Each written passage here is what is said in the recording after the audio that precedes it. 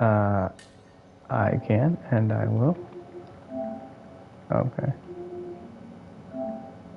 Well, fine then.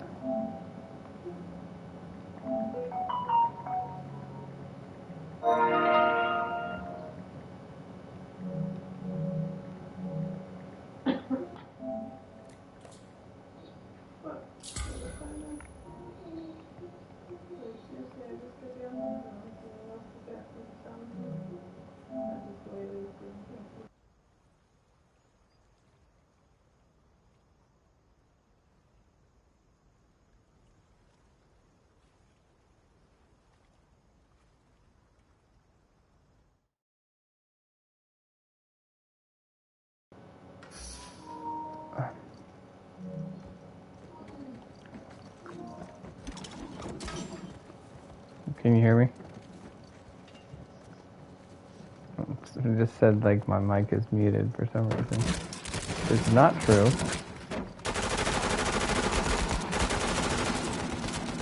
Uh-oh, behind us.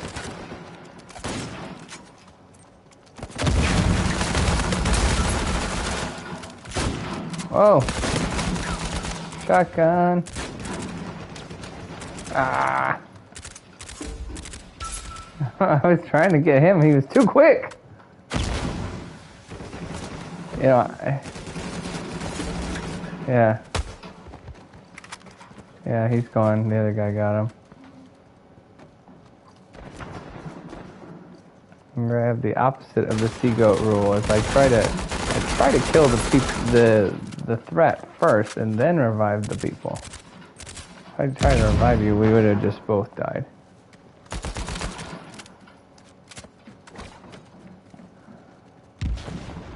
Yeah, you know, nothing personal, just business.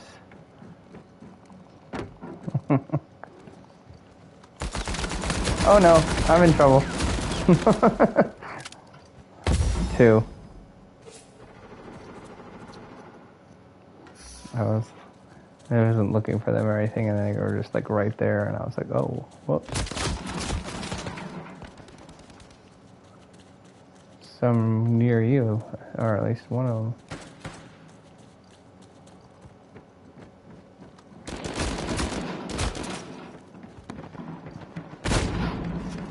Oh man.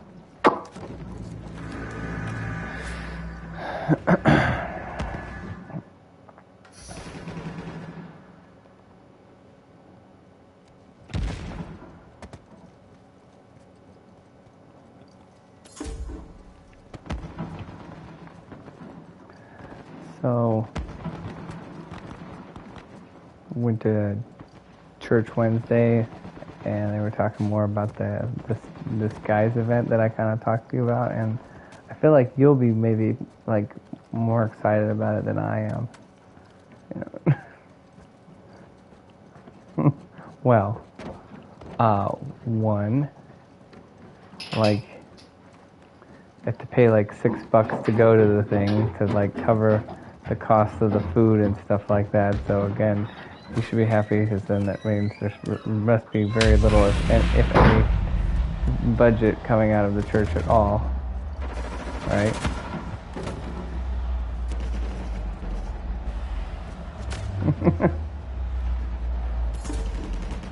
Okay. Well, it sounded like what you were advocating for. You're like, oh, well, things cost money, and you need to chip in for the lights because they can't afford lights. And anyway, but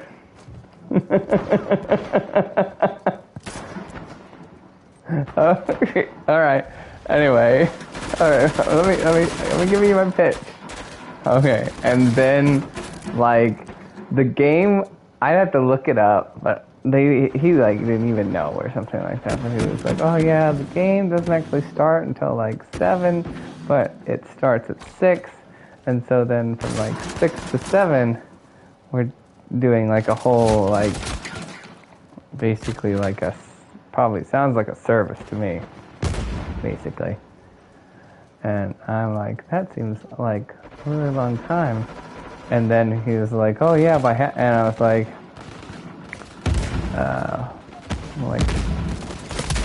Oh, I mean, I don't know how long things last normally. Anyways, I don't know much about football, but I was like, in my head, I was like, isn't like the halftime like a half an hour or something like that? Which it's not. It's like half of that. Um, so initially, I was like, why don't they just do it at the halftime? But anyway, uh, but then he was like, oh yeah, well they probably won't even make. A lot of people will probably be leaving by like the halftime anyway, because I expect a lot of people to just like not even make it. And I'm like, well, that seems bizarre. And then also like the game is on a Thursday, which I find really well. I mean, I guess again, I don't know much about football, but like that seems like a bizarre time to like have a guys thing on a Thursday where people are like, oh man, I still got. That's probably why people are gonna be leaving, because they're gonna be like, I gotta get that. I gotta get home because I gotta get to work tomorrow still. It all just seems kind of weird to me. So the point is that I'm not all that. I'm not that enthused.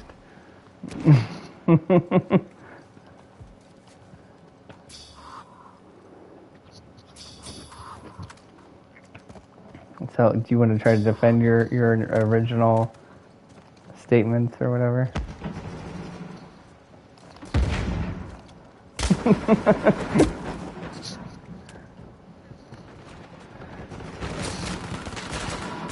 Mm-hmm.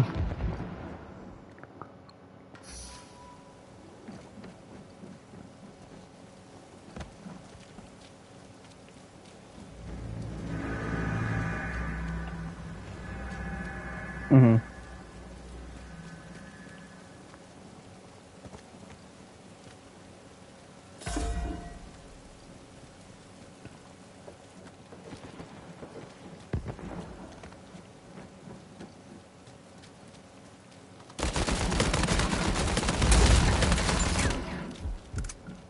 Mm-hmm.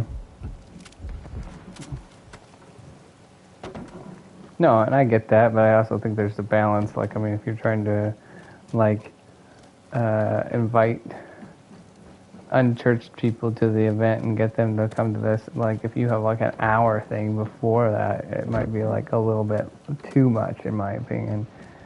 And also, if you're going to do that right out the gate, like, meaning, like, I don't know, like you're like people are trying to get to know these people, and like you don't have any time to like even like like, oh hey, my name's so and so and so and so, and you just do that right out of the gate. So like it'll be a little weird too. But again, that's just me. I'm not saying I'm right.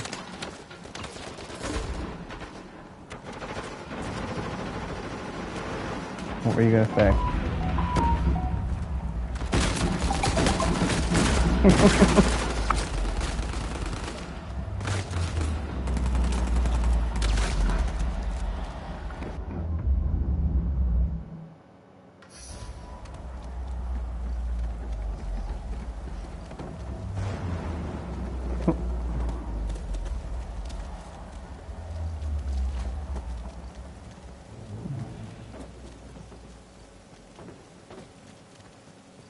Mm-hmm. Mm-hmm.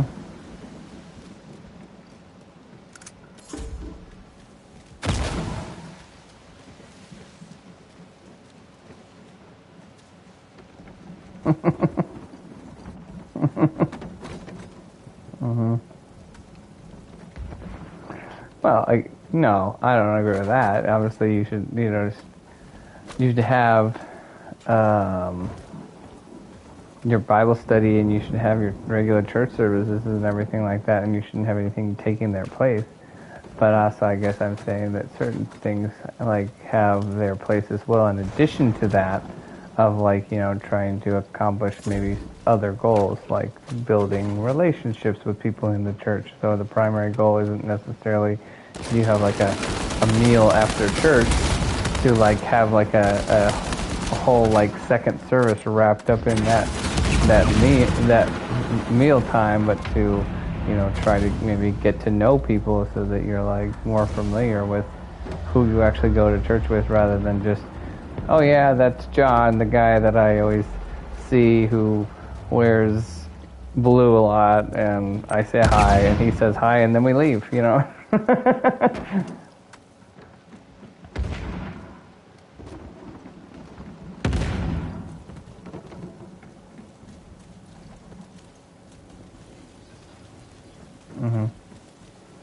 So you're saying that the church shouldn't have events where they try to, you know, facilitate getting to know other church people, or having, you know, like some sort of like Bible study, and that's also, or an additional like Bible study thing that's, you know, but shorter.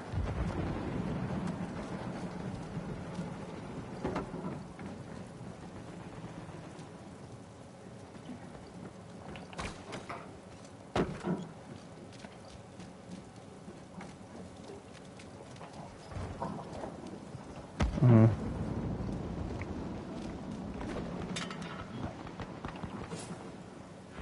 Mm-hmm.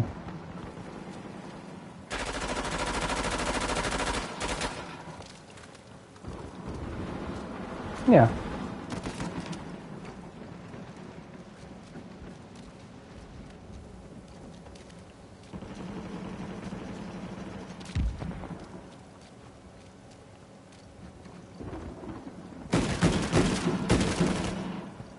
Mm-hmm.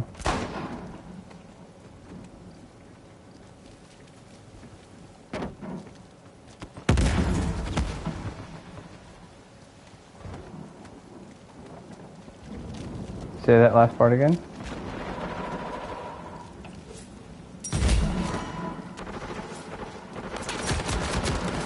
You said the primary like goal of the church is to do something, but not something else.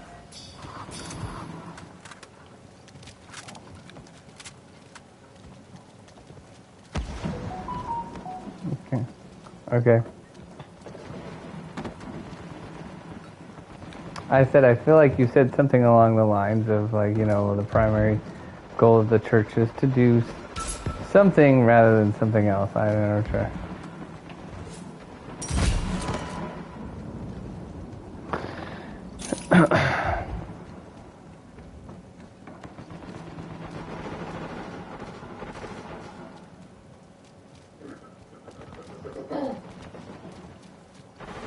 Yeah, you need to turn your voice on. Like, if you need to turn your voice on, then you could look at that, and then for all of those purposes, and you just be careful about what you're saying. Whose name do you use? You know.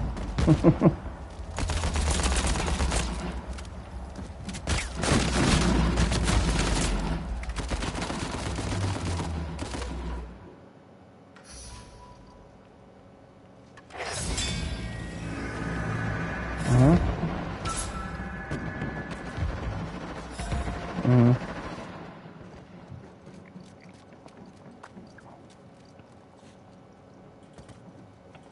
Mhm. Ooh.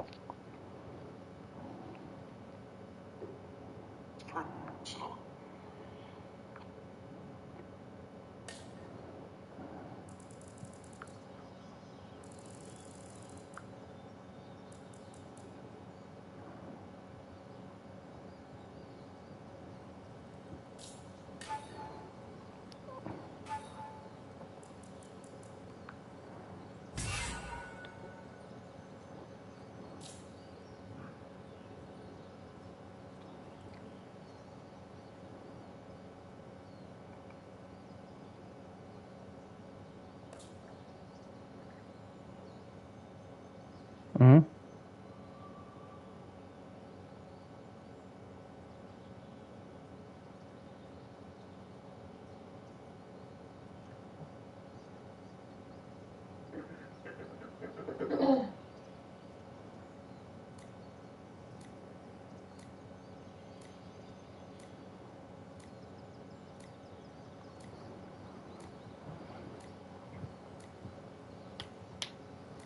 Mhm. Mhm.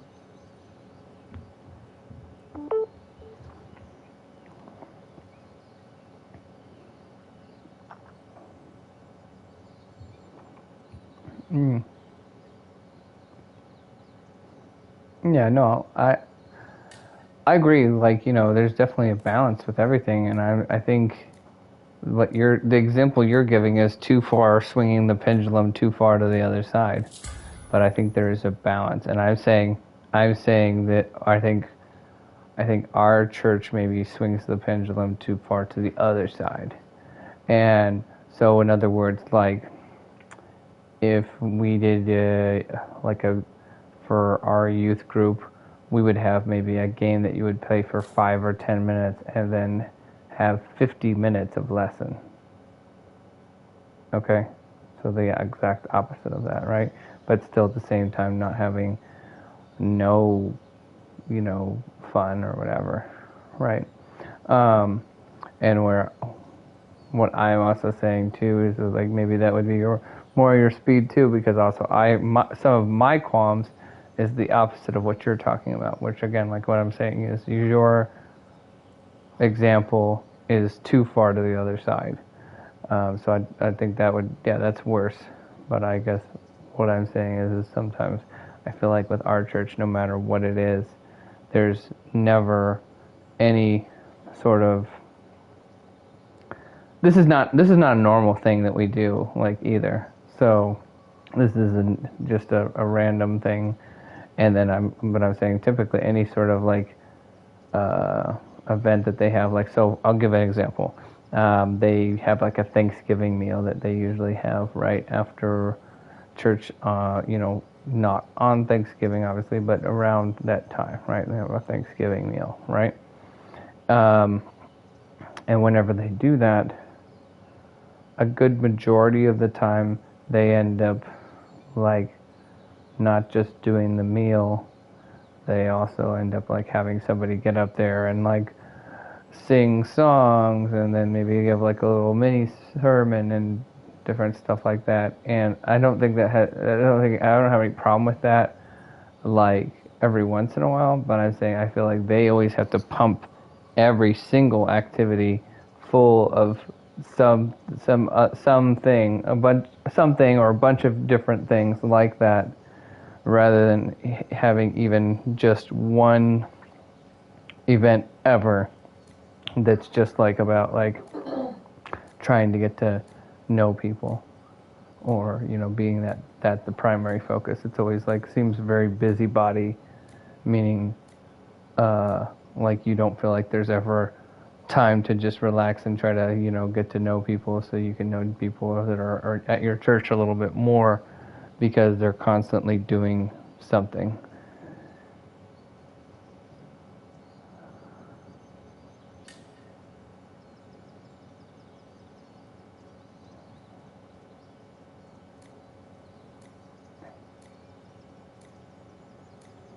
Mm-hmm.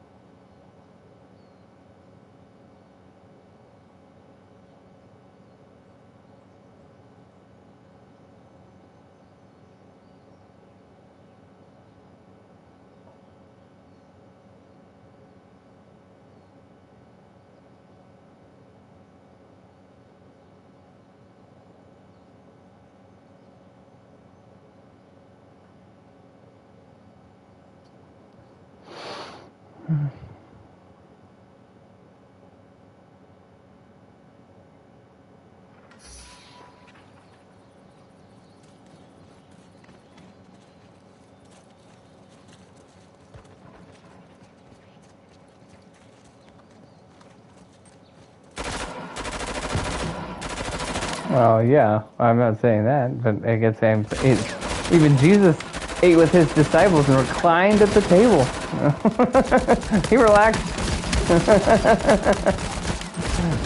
And I do that. I mean, people. Yeah, I think you should do that too. I'm just saying I think there should be a balance. So, I'm not saying I don't do that too. So there's people that I have over to my house and whatnot from church, but then there's just other people who are a little bit, harder to get to know, a little bit less accessible at times, and so and you can't get to know. It's hard to get to know everybody. So in other words, if you create just every once in a while an event that's not pumped with a whole bunch of other activities that are the normal activities which you already are doing, which is again, like I said, I'm not saying like, well, this Sunday we're not going to have church or Sunday school at all. We're just going to have a picnic. I'm saying I don't understand what's wrong with saying after, the Sunday school and the two services, then having a picnic, and just at the picnic, the only objective of the picnic is to break bread with one another and try to get to know them better after you've already done all those things that, are about learning, the word and scripture and all that stuff that, is the primary purpose, again, of going to church. But then why not have other activities, or every once in a while have just an activity that helps you, get to know your fellow churchgoer.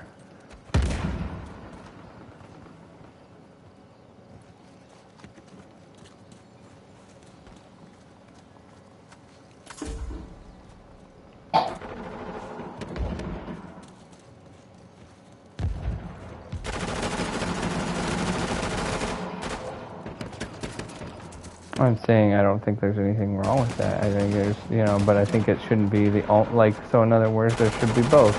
So in other words, there should be some time where it's like, okay, we're trying to bring our unchurched friends in here, and we should have a Bible lesson in conjunction with some whatever thing we're trying to do that's going to entice people to get through the doors, right? And then there's other times where if it's like a, thing where it's, just about like having a meal together, that's okay to just have a meal. It doesn't have to have an additional like agenda on top of that.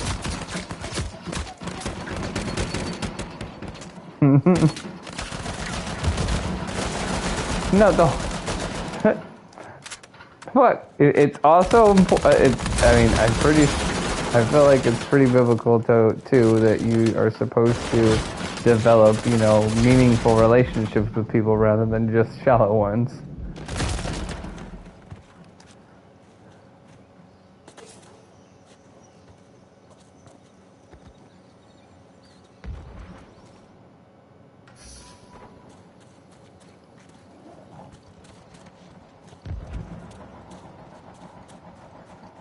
Mm-hmm.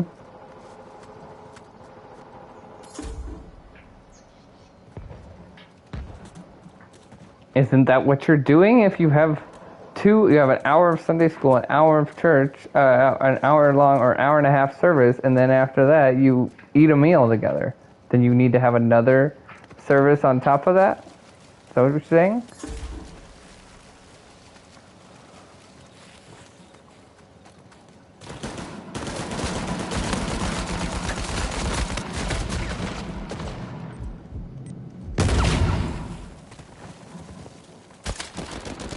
Okay, but you're saying that it's a bad idea then to, after Sunday school and after church, the church service, to have a meal that takes place at church that doesn't have like an additional service in it, is essentially what you're saying.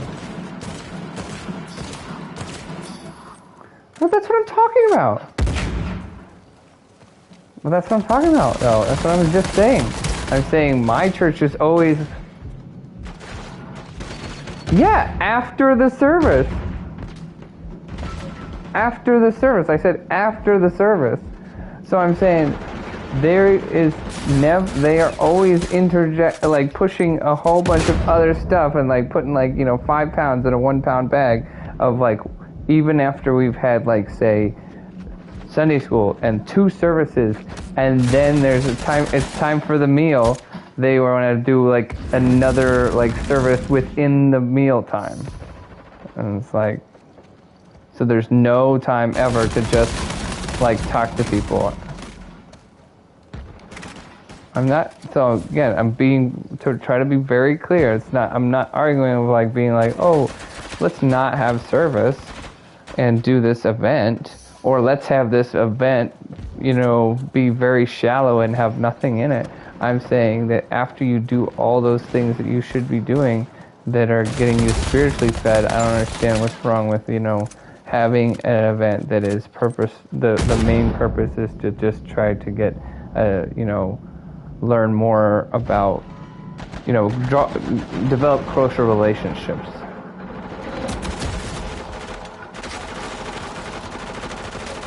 Does that make sense?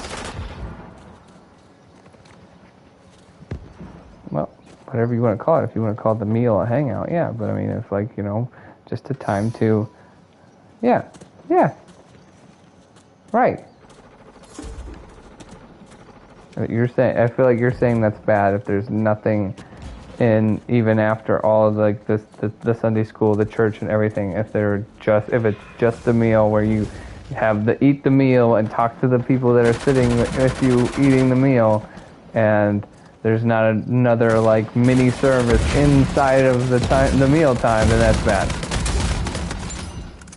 Well, that's what I was saying. That's what I'm arguing against. I'm just saying, why can't there every once in a while be a time where after all those other things are done, not having an additional agenda attached to that, that event after you've done, the other stuff that you're supposed to be doing. And you were like, oh, agenda.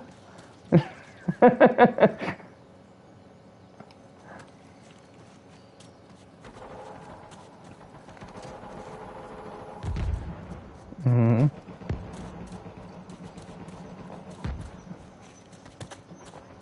Mm-hmm.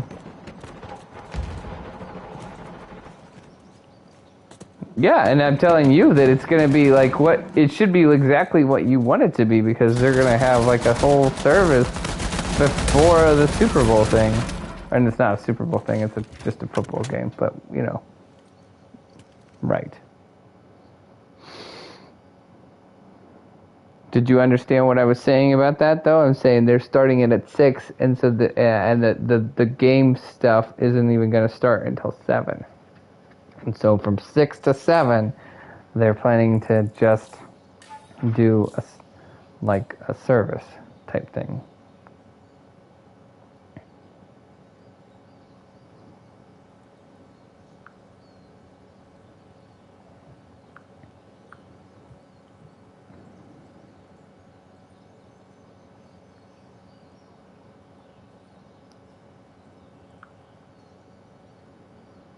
So are you saying then at that point that that's good, not good, still? I'm just trying to understand your position now.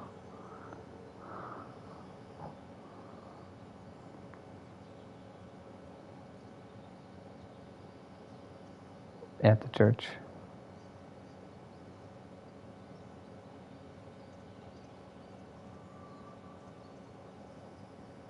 Hmm?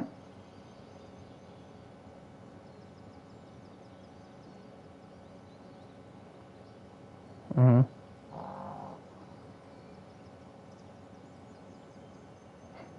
Mm-hmm. Mm-hmm.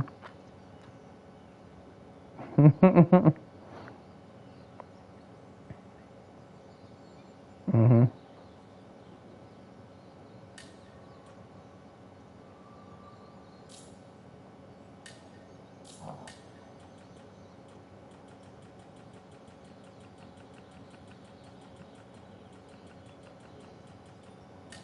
Mm-hmm.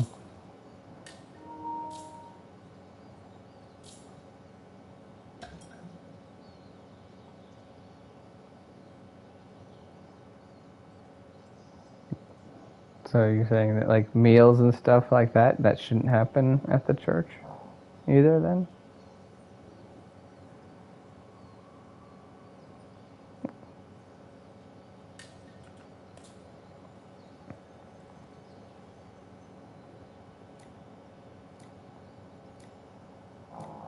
What? Mm-hmm. Well, mm-hmm. Mm-hmm. Mm-hmm. Well, I mean, there's people that do think that. I'm just trying to figure that out, because like there's people I had people at some of my old churches that I'd gone to in the past that like would get really bent out of shape if like they had any sort of like say event that was church related, but people are, or if it was like a meal or anything like that, and the sanctuary was being used for multiple purposes rather than just the sanctuary. And so like in other words, like they took like rearranged the chairs and put tables in and had people eat in that same room that's also the sanctuary. Then some people got really bent out of shape about that and be like, you should never be eating in the sanctuary. Is that what you're saying?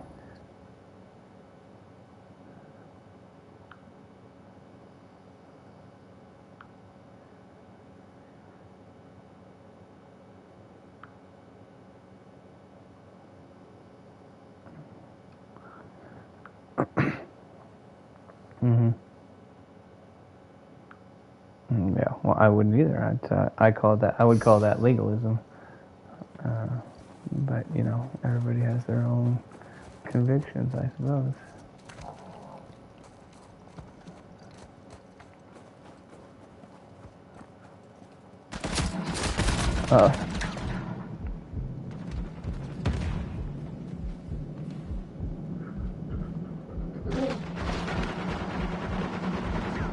Well, see, that's what you're talking about, though. If you're saying basically in the same vein, if you're saying, wow, you know, eating food at church, that's fine. But watching a football game and eating food and and having a service before that, and, you know, that's wrong. Yeah. I don't know how that's any different.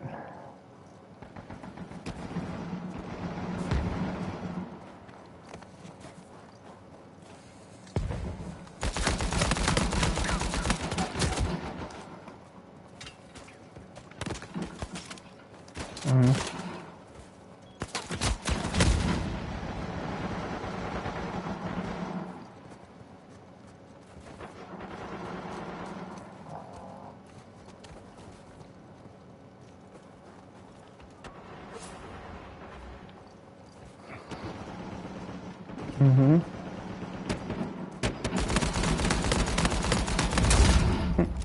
Nacho Libre. Okay, well, what if they watch a Christian movie?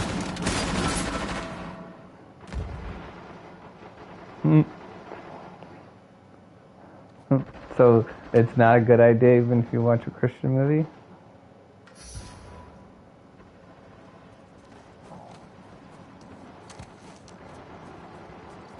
They're watching, I don't even know if you know what this is. They're watching the Jesus film. Do you know what that is? Do you know what the Jesus film is? Yeah.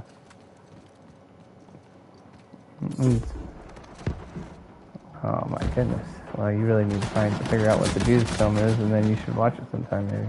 But anyway,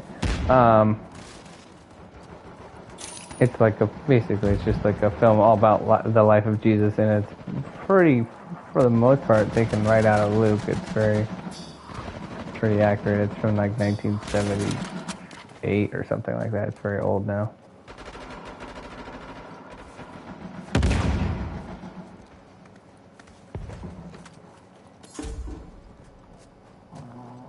And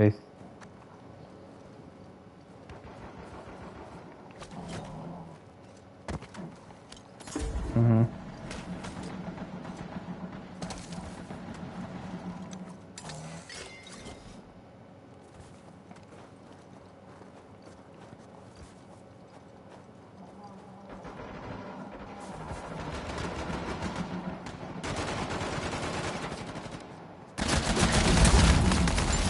Yeah.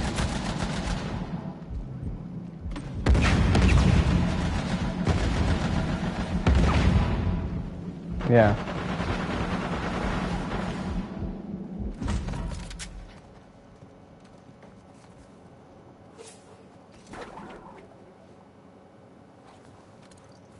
Yeah.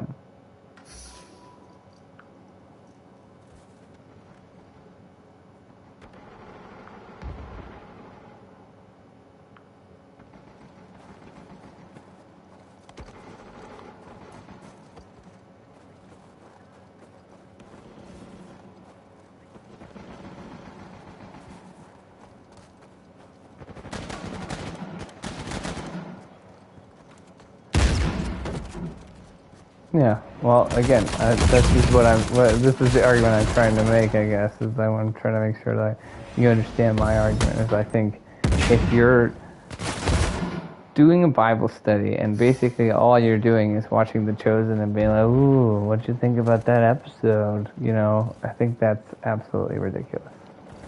Okay, and not a good thing. Okay. However, if you are doing a Bible study where you are reading through a whole like a chapter of, or like reading through a whole, book of the Bible, right? And at the like after you've gone through this book of the Bible after 3 months or whatever, you had like a special like event in conjunction with that, or just one time out of the 3 months that you got together and you watched something that was good. Because I have my comments with The Chosen. I don't think it's like I don't think it's a good. I don't think it's good. But anyway, that's another conversation for another day, probably. I didn't either watch it, but I didn't watch it for the reasons that I think that sounds like it's silly. Anyway, okay, but I'm saying if you find, yeah, I know, yeah, he's on our team.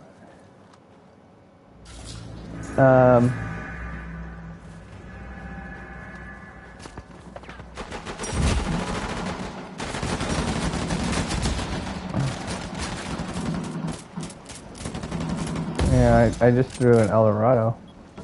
I don't know if it's gonna help or not. Kind of like, yeah, too late. It's alright, we're gonna lose this game hardcore anyway. Anyway, yeah, it's 25 to 36. It's almost over. Anyway, so the point is that I'm saying if you're just watching a movie or a series or whatever together, that's what you're doing every single time, I think that's ridiculous. But if you do a special event every once in a while where you're just like, hey, now that we've done 30 months of Bible study, we're going to go ahead and come together and do a special night where we're going to all get together and, watch a single movie that's kind of based on what we already read, of the actual thing that we read, and just for fun or whatever. I don't see a problem with that, assuming that it's actually good content-wise. So in other words, there are certain things that you shouldn't watch and that are, labeled Christian that I would say are not. And then there's other things that are considered Christian that are actually good, and worth watching. And if it's a one-time thing that you do, everyone, it's not the whole thing, I don't see a problem with that. Oh, that's what I'm saying. You should be reading the Bible all the time, and that you can do other things too in the same way, kind of like what we talked about with like this. I mean, you can't, like, I don't understand the question.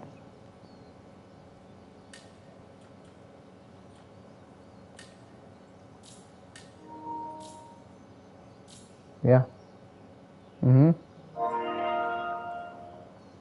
No.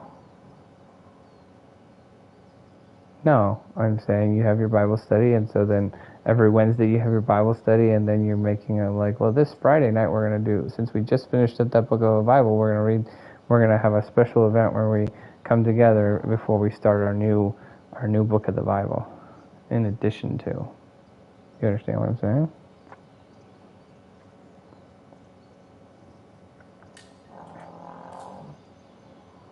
Are you one of those people who's like against like pictures of Jesus? Is that you? Or any portrayal of Jesus? You are, aren't you? Yep, that's why. So this is definitely, there's nothing you could do that would make you happy if you're that person.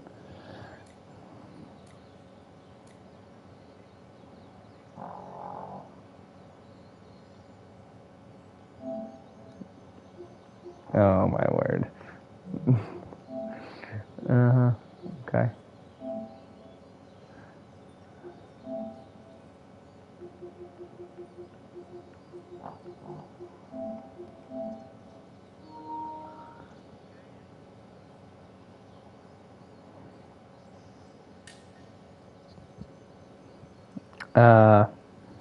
I should, but I also have a terrible memory, so to be able to name them off right off, I'm not. Okay. Do you want me to like give you like the paraphrase, or are you trying to get me to like say it as close as possible? Okay. Don't kill, don't steal, don't covet. Um, don't honor your father and mother. No, you do that. Oh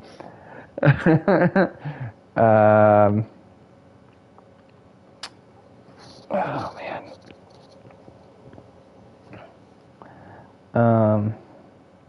See, I have a terrible memory.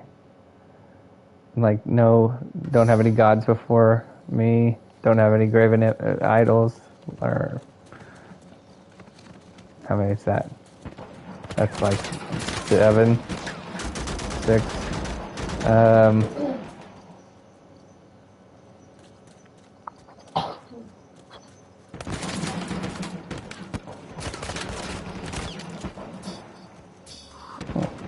Pike. Oh, watch out. Ah!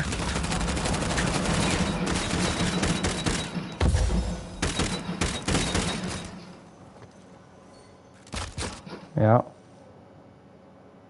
Don't steal. Don't kill. Oh yeah, I already said kill. Don't murder. But like I said, no idols and no gods before me. Those are two different ones. Said that. Honor your father and mother. Yeah. And then,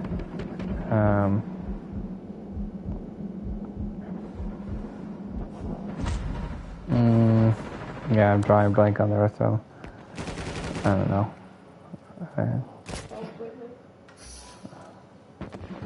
Oh yeah, duh, keep the Sabbath holy.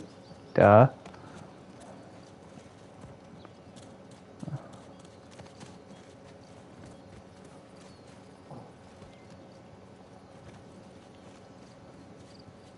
Oh yeah, no adultery.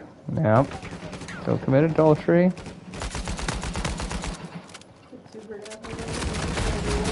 Huh? Because you forgot that one, so I'd be worried. I'm sorry, what were you saying?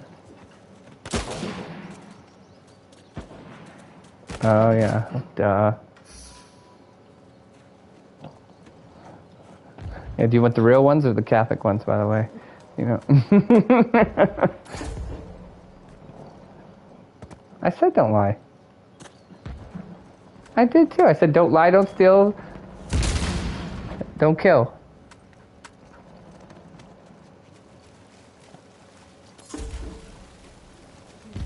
No, I said don't lie, don't steal, don't kill. That was the first 3 I said. So that's why I was like, I thought I had 7. Yeah. I said it quickly, but you know, that's because like that was one of the first ones that came to my mind.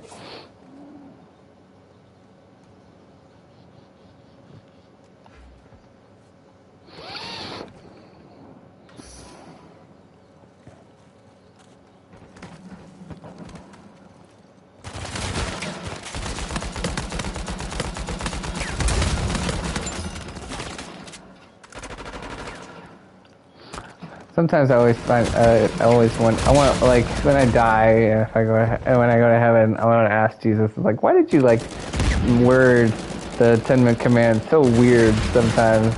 Because it's like, you know, don't covet your neighbor's like donkey or his like maidservant or his wife, and I was like, why don't you just say don't covet anything he has? You know? And why are you giving such specific examples? Then it seems like it's like, okay, so if I just covet like his chariot, is that cool? You know, his drawn carriage. You know, is that all right?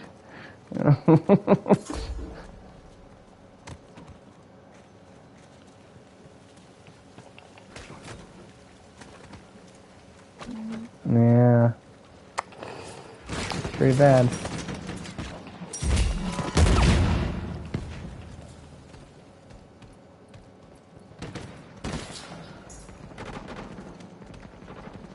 Yeah, maybe. Oh, I was coming for you. Why'd you go get yourself killed?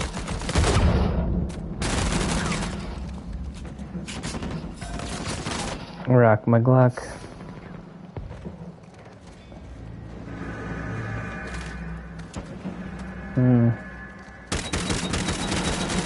Oh yeah.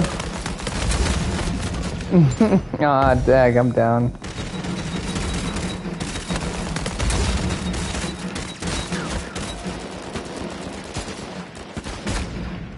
Ah!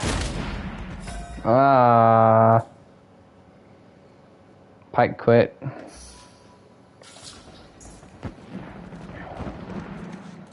He's angry too.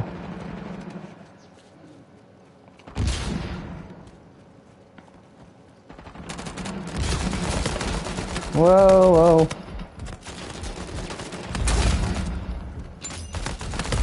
Yeah, that's what I'm saying. Just play it through. You're still like at 70 anyway. You need all the points, you know, so you can level up. If you quit, you don't get those points. Don't you? Maybe you're at like 72 now. I don't know.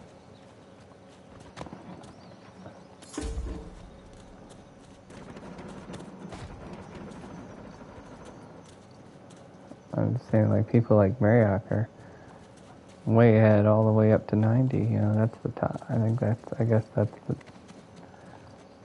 the highest you can go, I assume, because I've never seen anybody higher than 90.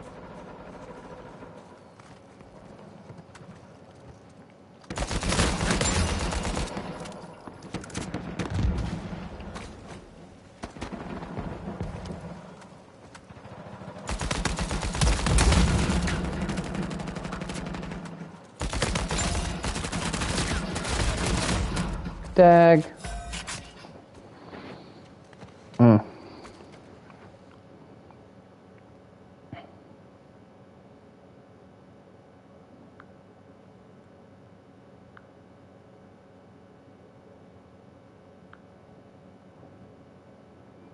Yeah, right.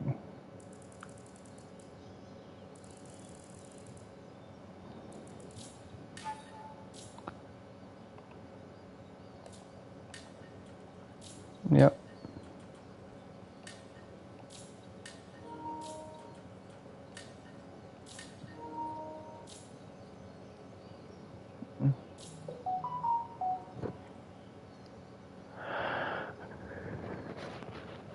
Oh.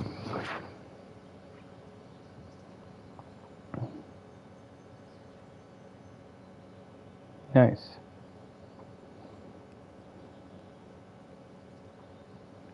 Now, you know, again, we may not agree on everything, but like I'm gonna say, there was a time where we were invited to watch the Super Bowl at someone's house. So it wasn't a church event. This was just being invited to this person's house who was somebody who went to our church, right? And invited a bunch of other people from church too, right? Now, what bothered me about this was the biggest, I guess one of the biggest things, well, actually two things. I think they prayed for the meal, but I'm not even 100% sure if they even prayed for the meal. Like, I think they did. I hope so. But I'm not sure on that. Okay, but I have been to other places where they just, like, basically, like, start eating. It's like, we're not even going to pray? What is this? Okay, and then second off, as, like, when it was the halftime show, like, okay, I figure you should do at least one of two things at the bare minimum. I'm being like, all right, this is my house, and, you know, I know what they do at the halftime show most of the time, especially this particular halftime show. I think this is the one it was like Shakira, yeah, and J-Lo, right? And so super inappropriate. There's a bunch of kids everywhere and everything like that, and they didn't turn it off or anything. So in other words, my saying is at the very least you should turn it off. And be like, well, we're not going to watch that. We're going to do something else. Well, that's going on, and then go back to the football game, right? Or some people I know that have done where they turn it off and they'll have their a little Bible study in between that time, being like, okay, we're going to do a Bible study now because we're definitely not watching that, and this is a great time to take advantage of the time, and do a little quick Bible study in between there, okay? They didn't do any of that. Which is, again, that was somewhat shocking. And again, but at least, again, it was happening at somebody else's, it was happening at their house. This wasn't at the church or anything like that. I just want to be clear about that. And I like to, again, go ahead. No, go ahead.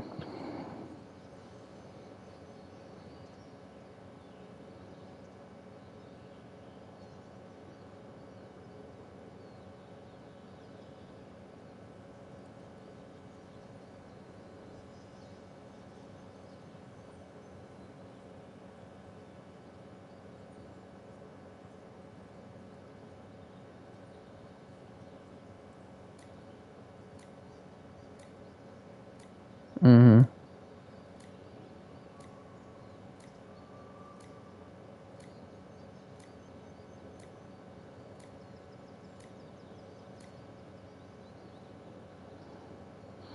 You were like, if it was Doja Cat, you could keep it on, but otherwise you should turn it off, right? I'm kidding. I'm giving you a hard time because you told me you used to like Doja Cat.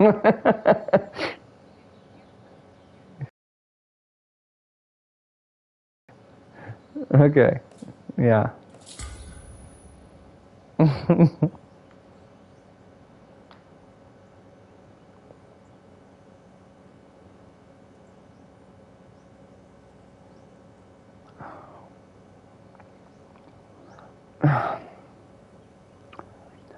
I think so, I guess. I mean, I don't really remember. It's been a while now, but I think so.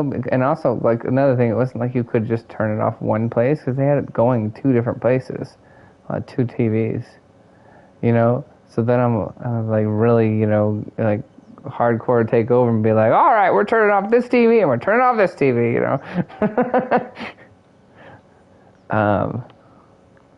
But yeah, I'm just trying to remember. And again, I guess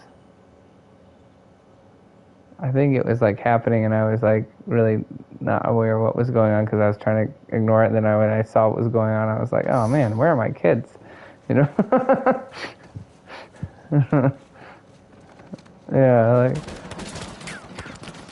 the only thing good is that again, at least all my kids are female, I guess, in a way. If I had little boys, I would definitely be like, cover your eyes, boys,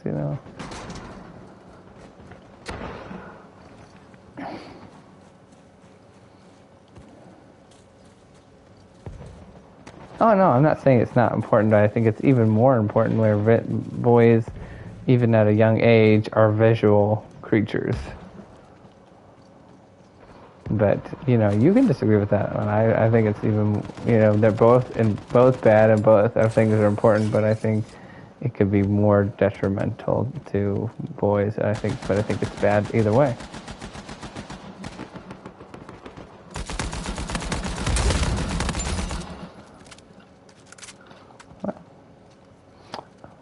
Yep, you're entitled to it.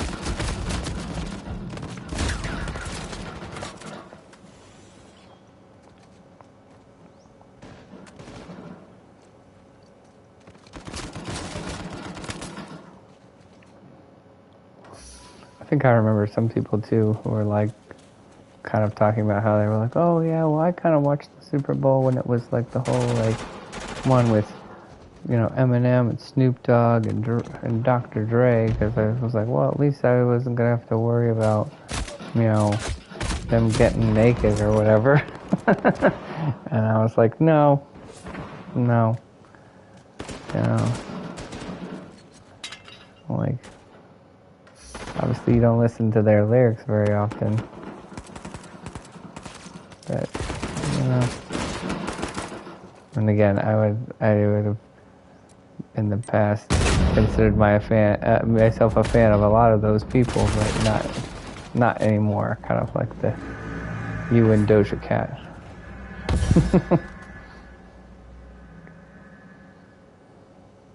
I also found that really funny, though, in a way, too. I don't know. Maybe that's just how we do things these days, but I was like, man, what is the deal? They couldn't find anybody that was, like, you know, a little bit more, like, recent artists, you know? Who was the last time that somebody was like, you know, oh, yeah, I'm listening to Snoop Dogg's music all the time. You're probably more likely to have seen him on a commercial, you know?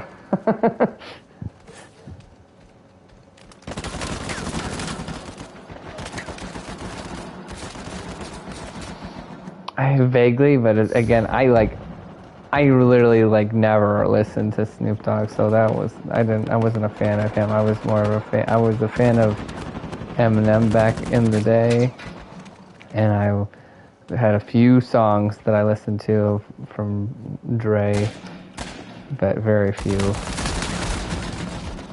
And that was it, you know. So, but I mean, but it sounds familiar and silly, you know.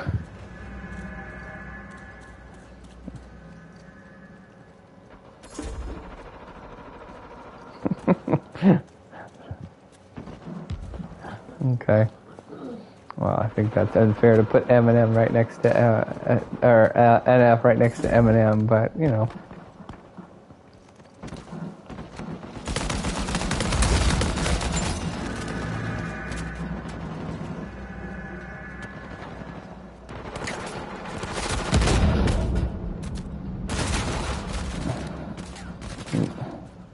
Maybe, but at least NF is you know, talking about how he's, you know, was sad when his mom was popping pills versus, and just how it like made him sad versus being like, I'm going to rap about how I fantasized about murdering her, you know,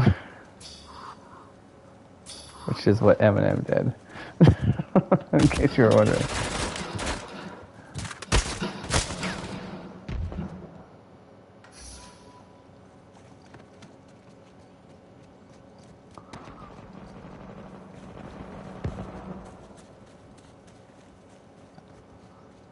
That 1,000 times more.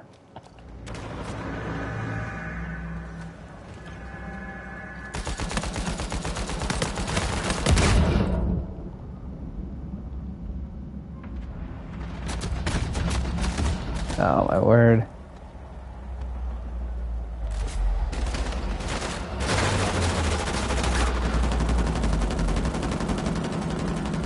You're sounding real quiet right now. I can't hardly hear you. It's a little better.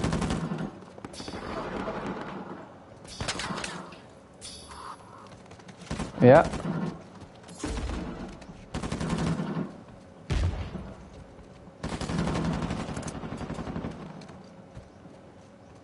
Mm-hmm.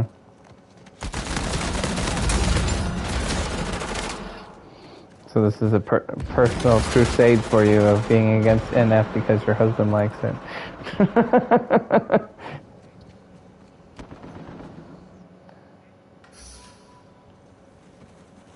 Mm-hmm.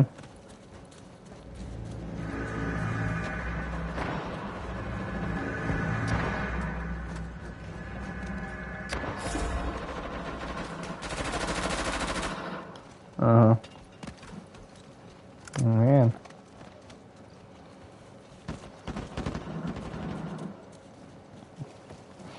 Mm-hmm. Okay.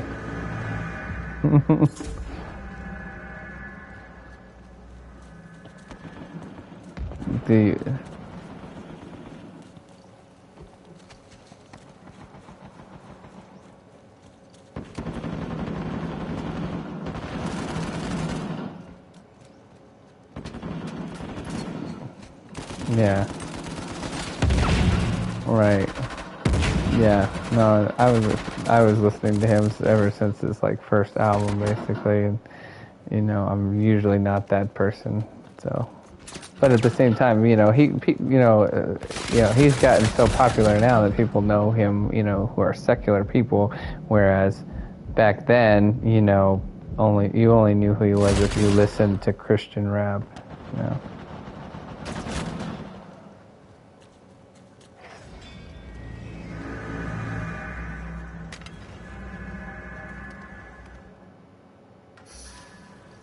Mm-hmm.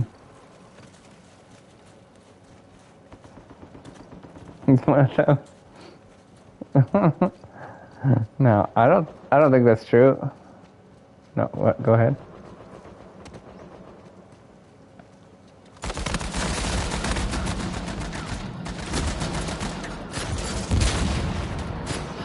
No, he still had a couple other hits, but at the same time, I don't think he has like changed who he is or anything like that. Because I think there's definitely certain artists who like start out one way and seem to kind of change over time to gain popularity and to get more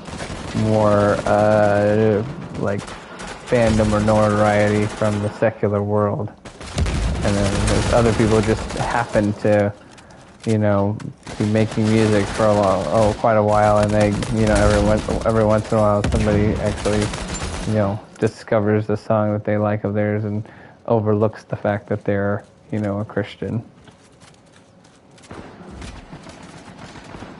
Yeah. I know you probably wouldn't, but I'm just saying I think so.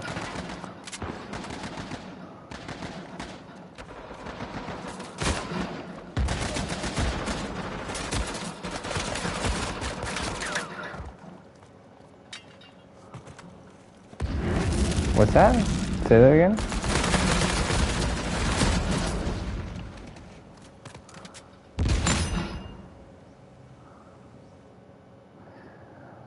Oh, that's not what I said.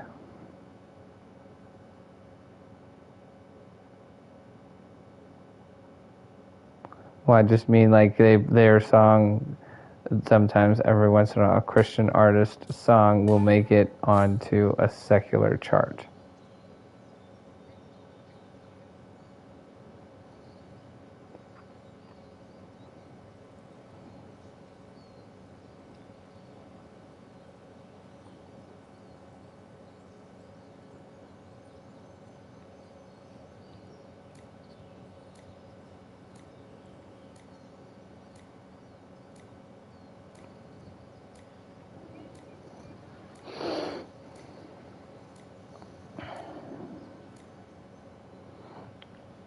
Well, no, I'm not saying that can't happen. That's what I'm saying. I guess I'm saying that you're saying that essentially, or like what I'm understanding from what you're saying is anybody who gets their song played on a secular chart is essentially going to become like a secular artist or is going to get into that world and is basically is bad at that point is what I'm getting from you. And what I'm saying is I don't believe that. I'm saying I think that sometimes there are going to be there are going to be Christian artists who are going to make songs that are going to make it onto secular charts, and some will chase that fame and become something that they weren't when they started out, and others will not. They just happen to, get their song on the chart, and it's, here today, gone tomorrow. It's because they're not going to change who they are.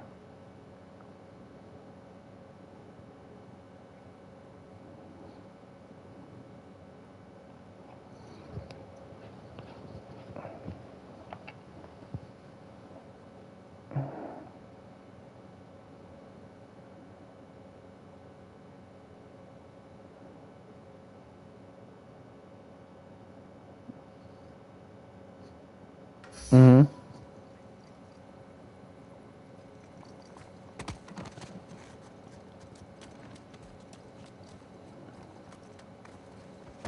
It's been at least two or three. I think it's three. Because he had a new one. Yeah, but he had one recently. He had another one come out recently.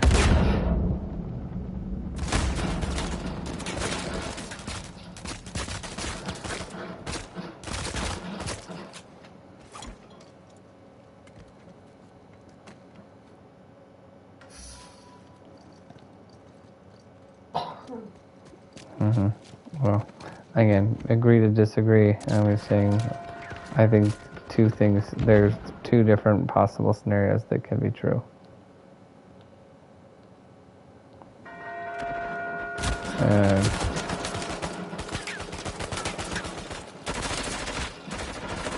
I think that certain Christian artists can get songs on the radio, but at the same time they're never gonna maybe reach the level of being like the next,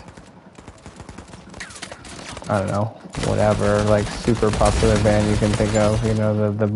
The most popular like stuff that's out there. They'll never reach quite there if they don't change who they are and their beliefs, but they can still get some songs on the radio every once in a while. I mean,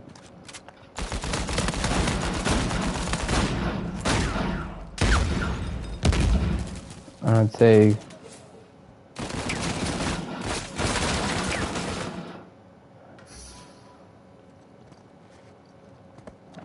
I think John Cooper of Skillet is a good example of that. It's like they've had a lot of songs that have made it onto secular radio, but he is very, very conservative, and even hosts a conservative or like a Christian podcast and talks about a lot of controversial things, and even calls out other like Christian artists when they're like doing weird stuff, things of that nature.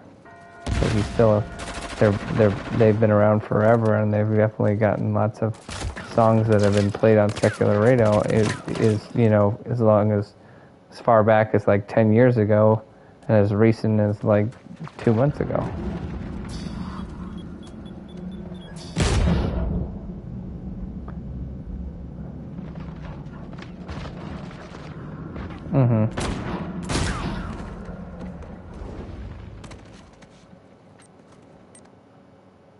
Okay. Well, I'm just telling you, like, right, if you go listen to his podcast, I think you'd be, be pretty clear that he was not one of those sellouts. Okay.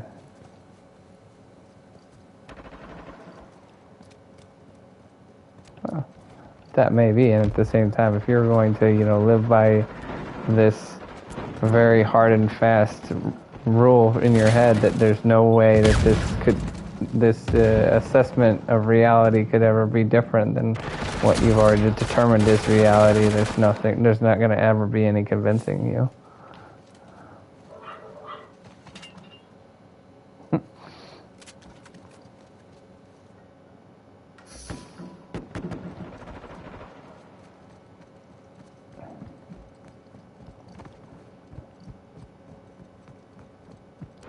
But you just said that you don't think that could be true. So you don't know anything about them, but you just say at the same time it can't be true. So that to me says that you... Okay, what did you say? Okay.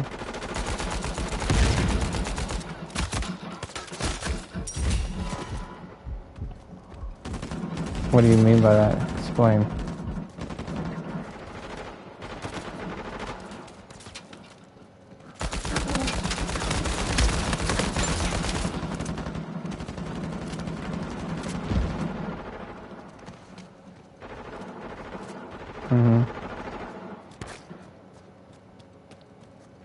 You think he's a heathen?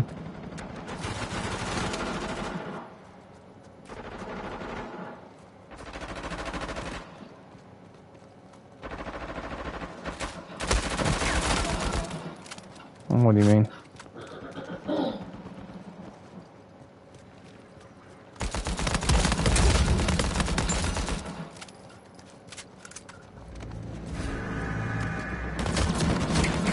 He's a deceiver, so he's trying to deceive people by saying that he's Christian, or just no, because the fact that he's Catholic means that he is not a Christian, because all Catholics are not Christians and are going to hell?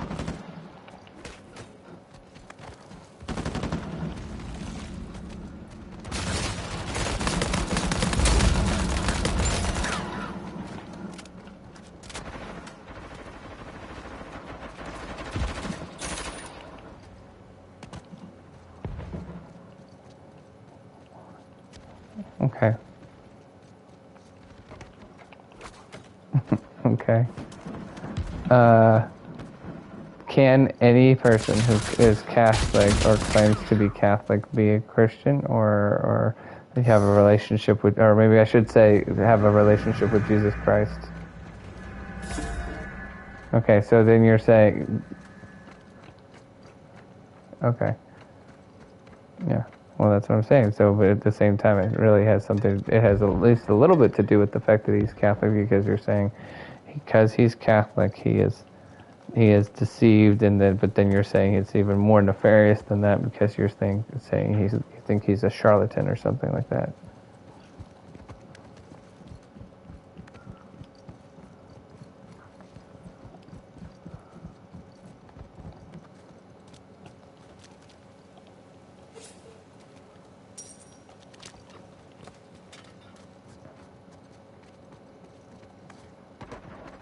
Mm-hmm.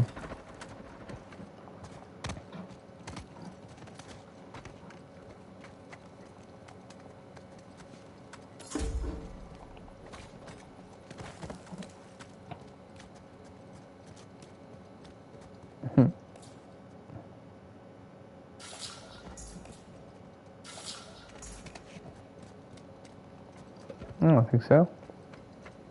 I'm just trying to clarify some of your...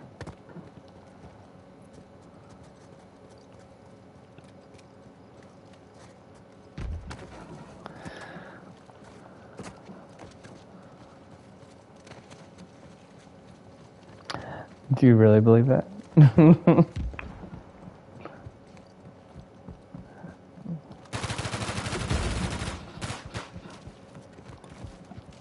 So, what did I say that was offensive?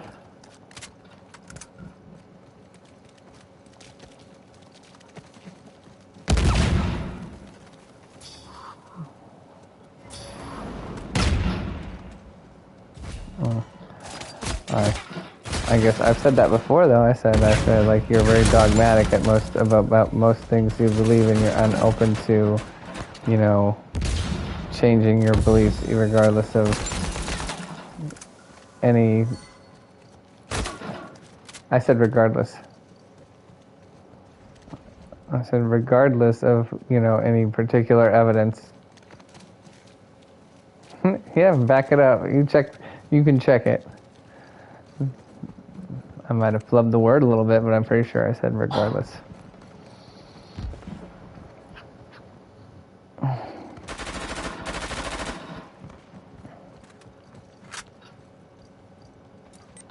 Ah!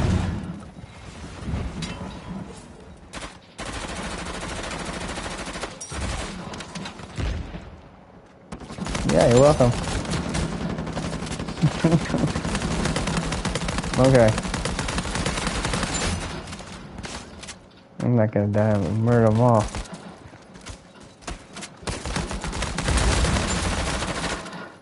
See?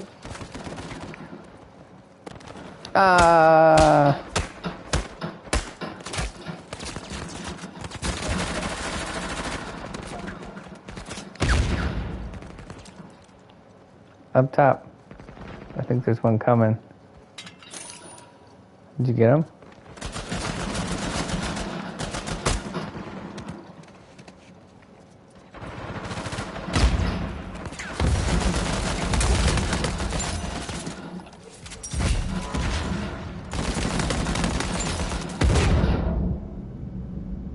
Oh, shoot. That wasn't actually my Eldorado. Nope, I've got one, but that one wasn't mine. I've got the Brute. I'll put out my Brute, that's it.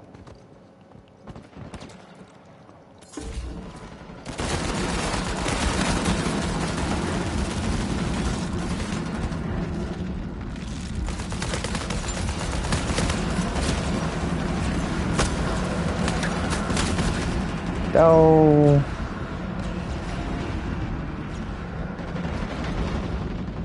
Hey, turn around. Oh, it's too late. Blast.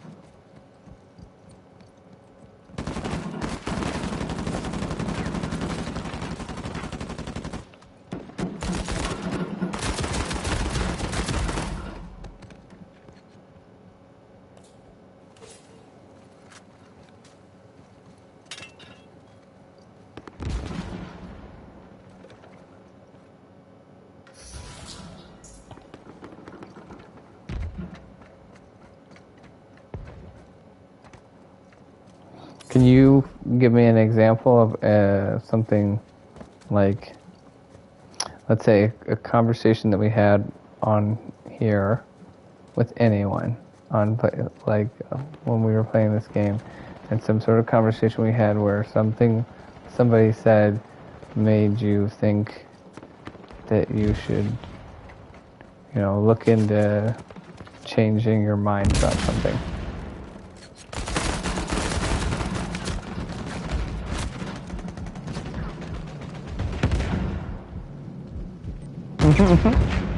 Yeah, there you go. A logical question to the conversation we've had.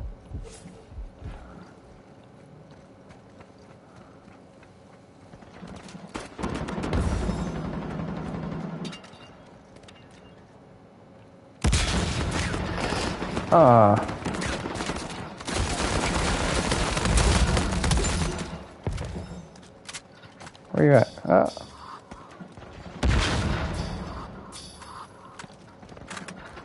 Yeah.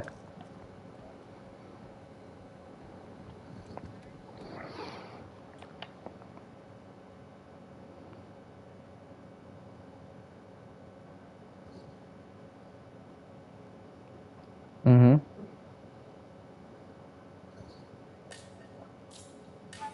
Mhm.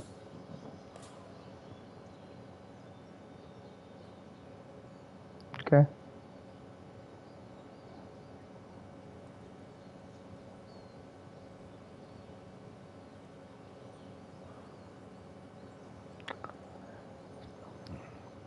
Mhm.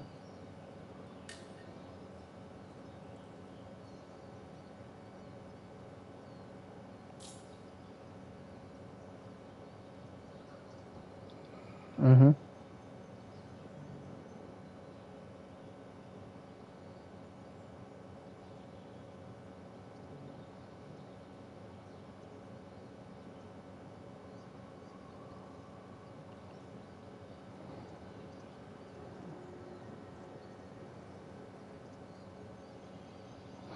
Okay. Well, I'm just saying, and again, I'm not trying to be offensive. I'm just saying I feel like you just strike me as a person who just seems to be very dogmatic and unwilling to consider, changes to your worldview, I guess. That's why I'd put it. So, meaning that whatever you think right now, you think that there's on most things you think there is absolutely no evidence that's even worth considering, to try to change your mind. Okay, well maybe I should put it this way. Maybe I should put it this way. Some things that you have very strong opinions on, regardless of, if there is new evidence brought to the table about that opinion, you seem very dismissive, I guess, of that evidence.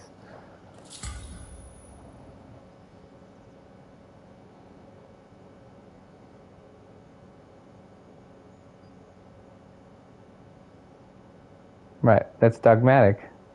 That's dogmatic. Yeah. Mhm.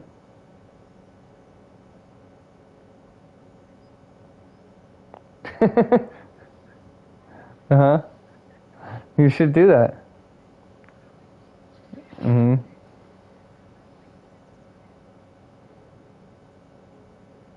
Mhm.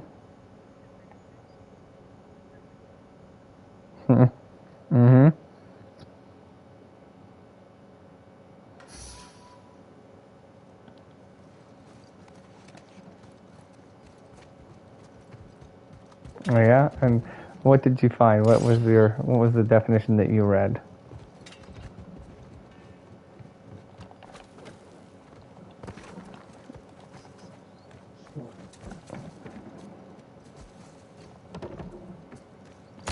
No. Well, at least that's not what I would say. Just that's not how I would. I guess that's what I was saying. That's not how I would define dogmatic. I'm saying, how would you define dogmatic? Or did you look it up, or are you saying you still need to look it up?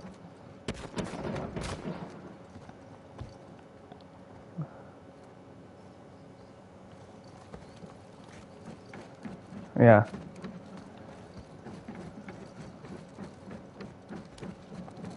Yeah. Well, yeah. Okay. All right. Well, I didn't understand by what you said of like whether you were saying you had already looked it up, or you just kept on telling yourself you look it up and you still haven't done it. That was unclear to me.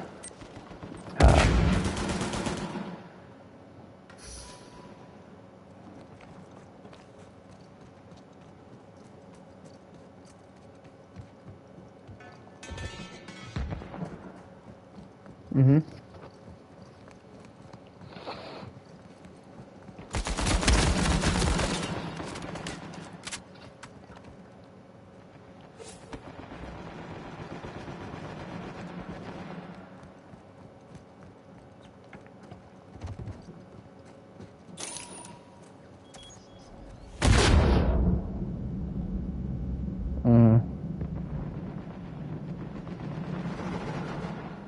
I don't think you actually believe that.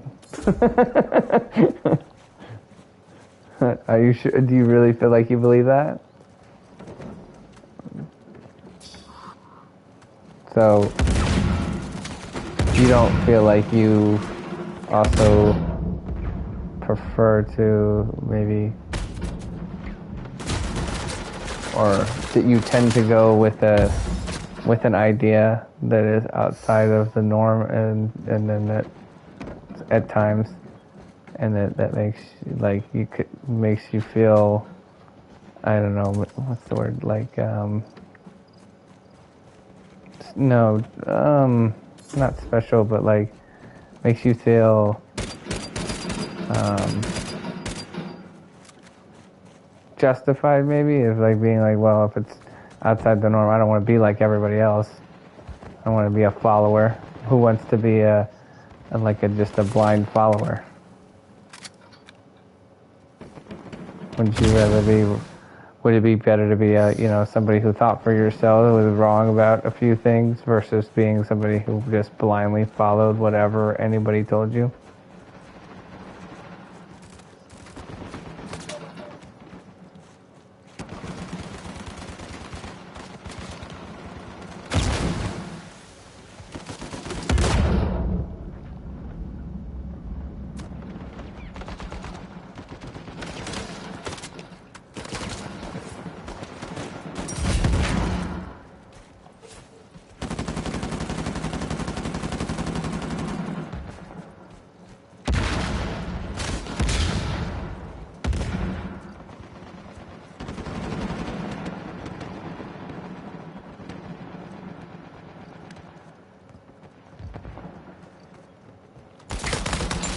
Mm-hmm.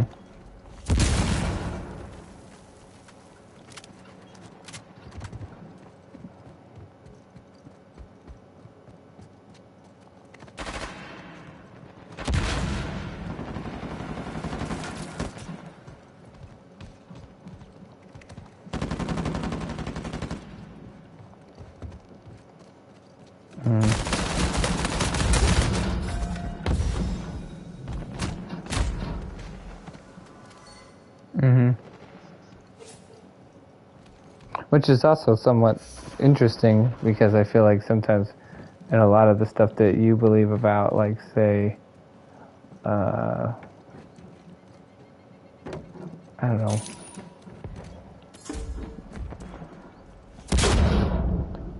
race and different things like that, I feel like that's one of the most things that you believe that is definitely like mainstream. and it's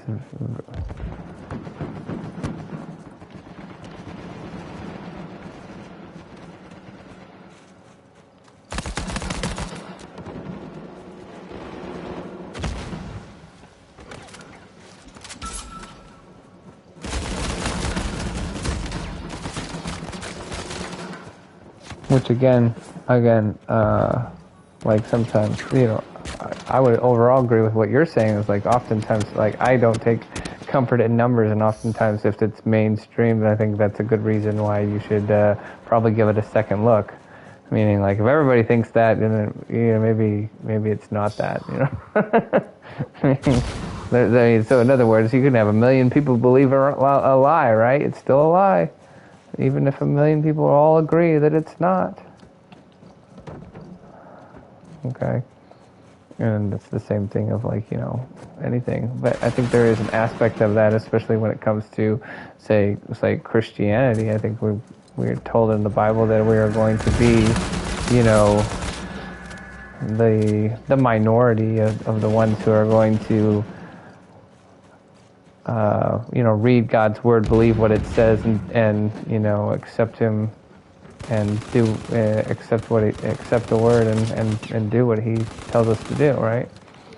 So I think that anybody who does that, automatically you're going to be on the minority, and then also you're going to be persecuted for what you believe, and just some people are going to have it a whole lot worse. If you're living in a, communist dictatorship or something like that, you're going to have it a whole lot worse than we're going to have it, but you're going to have your own aspects of discrimination or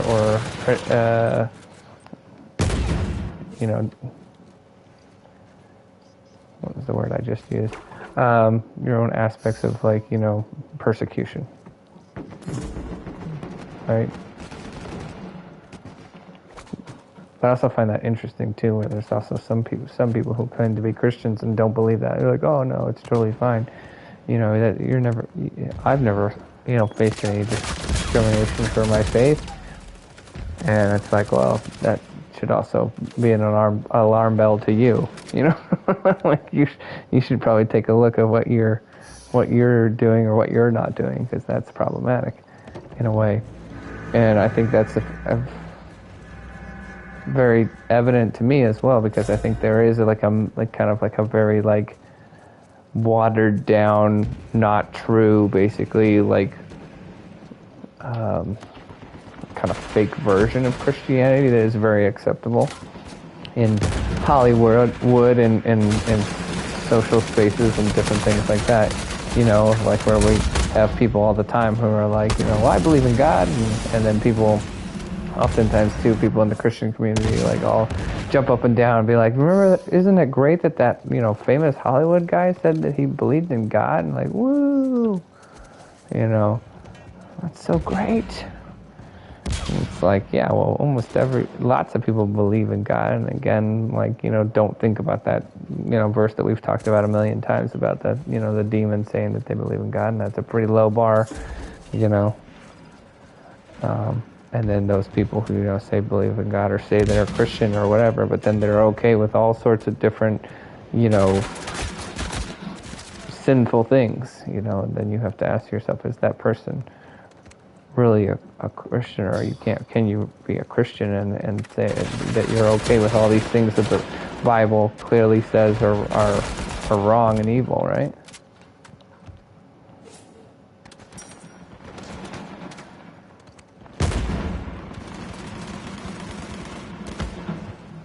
But I think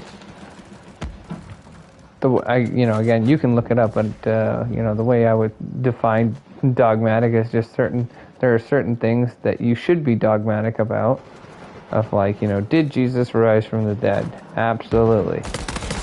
That's something you should be absolutely dogmatic about and unwilling to change, because if Jesus did not rise from the dead, there is no Christianity.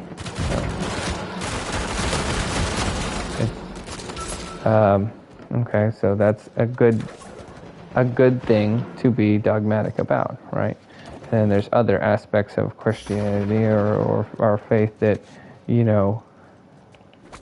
you may it can you may not want to be dogmatic about, or are harder to be dogmatic about just because it's more easily open to interpretation, kind of like what we're talking about with the whole thing of like once saved always saved versus the ability to backslide. I wouldn't be super dogmatic about it because I have agreed as well that some of the aspects of that conversation are like a game of semantics, meaning how we discuss them, where one person says, that guy, he got saved and he's headed to heaven. He's a great guy. Look at him. He's a Christian. He's always ever give me super good like a feeling about that guy's going somewhere. And then like a year later you find out that guy murdered 2 people, and the one guy who believes has a an Arminian or Wesleyan viewpoint, whatever you want to call it, right, is going to say, well, either he was either lying to us when he said that he accepted Jesus 3 years ago, or he was sincere and then he at some point backslid and decided that he did not want to follow Christ, and because of free will we know that that's possible, and so clearly you can't be going around murdering people and still be a Christian, right? Whereas the other guy who is a Calvinist is going to say, well, clearly his salvation or his conversion was never genuine. That's the answer, right?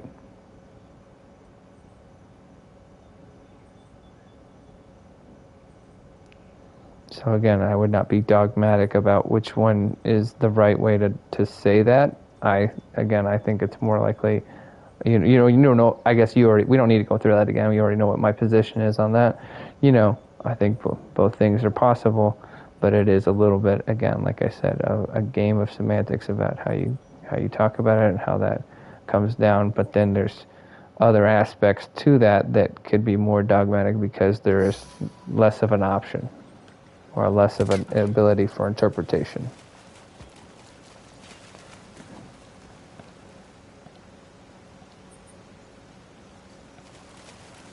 What's that?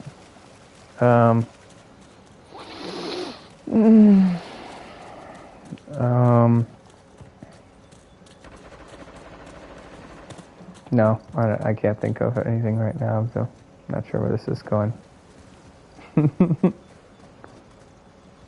Yeah, right. Only.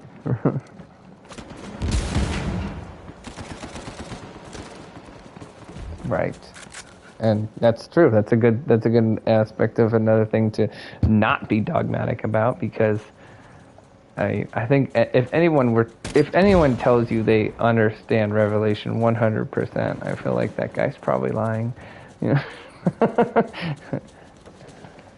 So super, it's not an easy thing to understand, and so if you're going to be dogmatic about that, that's kind of crazy. But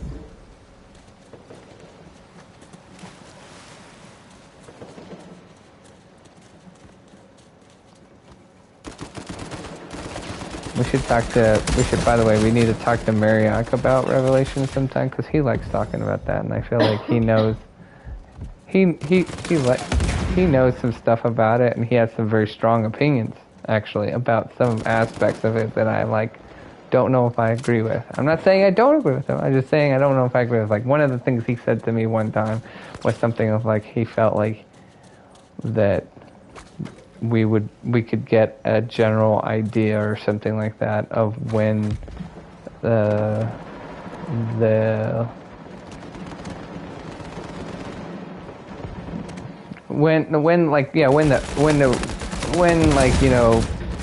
world was going to end, essentially, as we know it was going to happen, or how soon it would be, and I was like, I don't know. I don't think we're going to really know. And there's a lot of people who probably, through different times in history, thought it was like near, I'm sure if I was like somebody who was dealing with, was in the midst of World War II. That probably felt like quite a bit of a end time scenario. And I would have been like, I don't know, maybe it's coming up real quick, and that was like 80 years ago or whatever.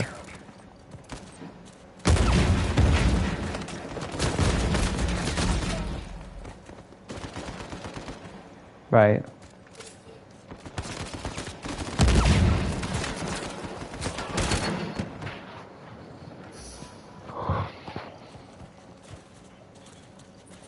Mm-hmm.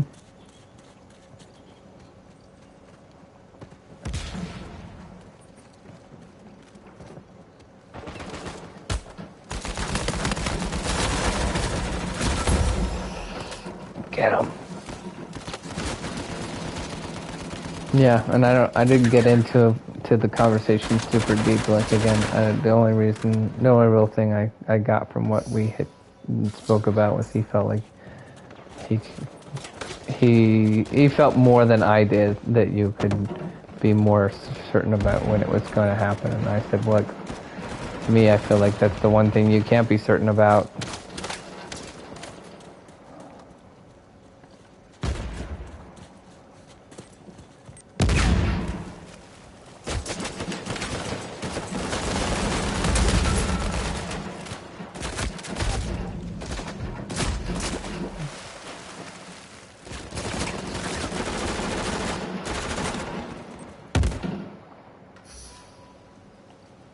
Hmm.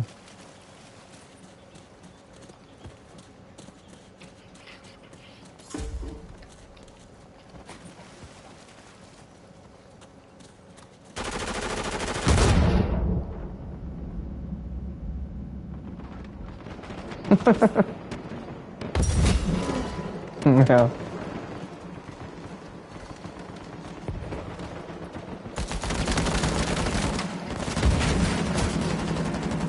Hey, well, it's good for you, right?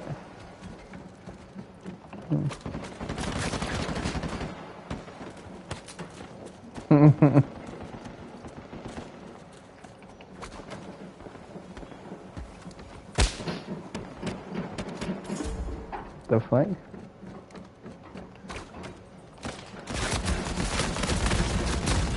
Oh, come on.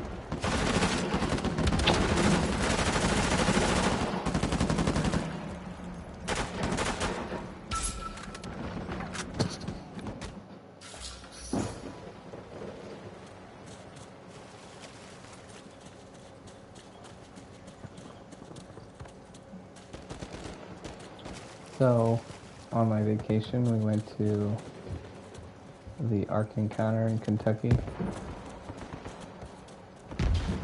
You know what that is?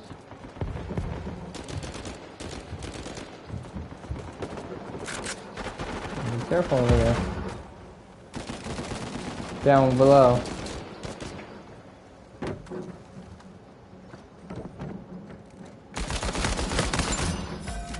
got one.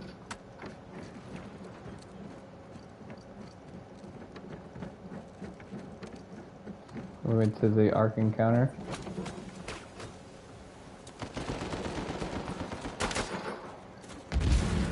Yeah. Anyway, the point is they had a little seminar there that I went to, and you would really enjoyed it. I think overall it was about it was about how silly it was to believe in aliens, essentially.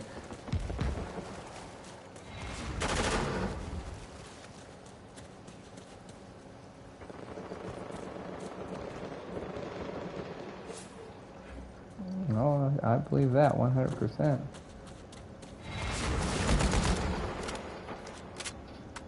Right. Well, probably so.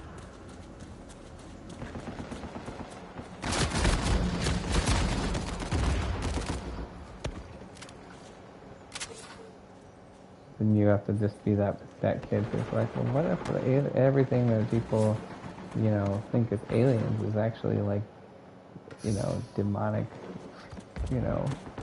forms or something like that, and then They'll be like, "Don't be silly," and then and then you're gonna be like, "Hey, I thought we were all about intolerance and inclusion. What happened?" You know?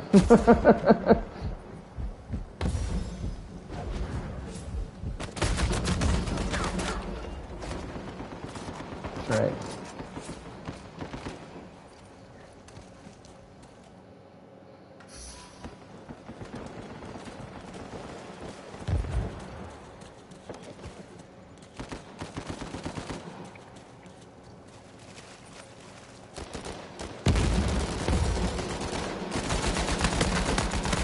I guess one person could say that you. Oh,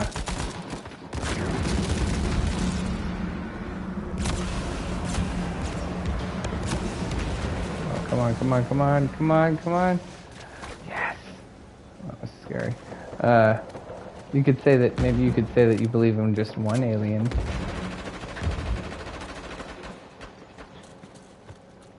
And you're like, yeah. You're like, I believe in one alien, and that alien's name is God. He lives in the sky. He's a lot more. He's a lot smarter than us, and has been around forever.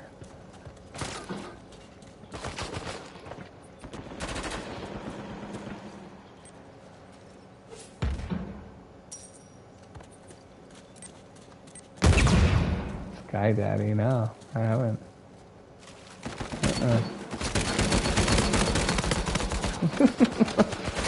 So old, apparently.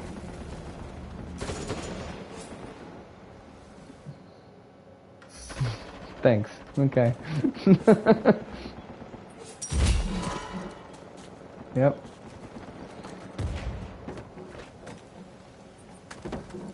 See, I would retort and criticize you for being so young, but the Bible says that you shouldn't do that. So I'm gonna be, yeah. So I'm gonna be the better person and not be like you.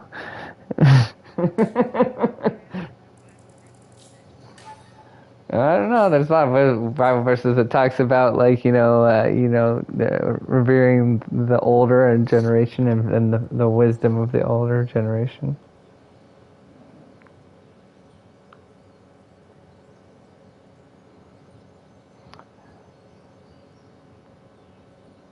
On Sky Daddy, go ahead and tell me about how all I've been missing out about how I should really brush up on my Sky Daddy info. Go ahead, regale me with Sky Daddy knowledge.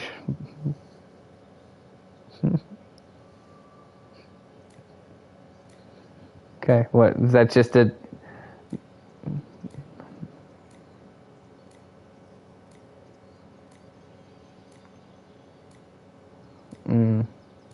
no.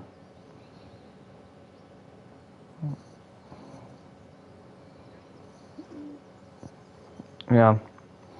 See, yeah. I have this thing where I definitely I have no problem with arguing with people, but at the same time I don't want to argue with somebody that I've typically I don't want to argue with somebody that I just met because I feel like it's pointless and they're not gonna probably listen, and I don't. Also, I'm a very somewhat antisocial person, and I just don't want to take the time for it. So in other words, in my head, sometimes I think about Jehovah's Witnesses coming to my house and being like, "Oh, this would be a great conversation," But then at the same time, I'm like, but I just really would like to get my lawn mowed, sort of thing. And so they're gonna come really early. Usually, actually, I don't have as many opportunities as you would think because of where I live. It's not like they can't canvas the neighborhood. They have to drive ways out to come to my house.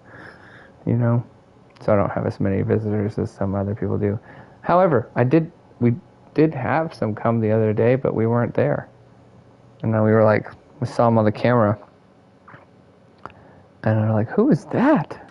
And then we figured we got home, they had left a little pamphlet. I was like, oh man, I missed the Jehovah's Witnesses.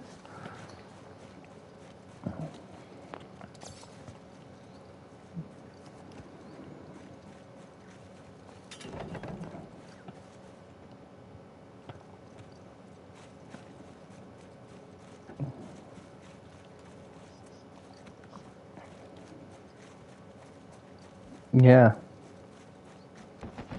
Yeah. Right.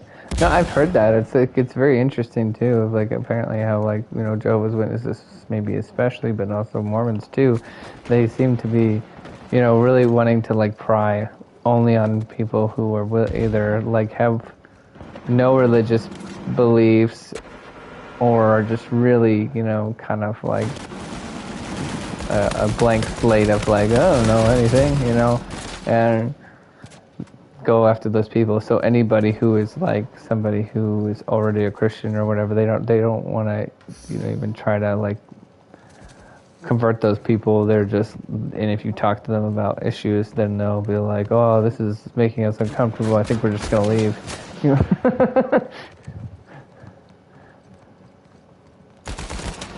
There's some yeah.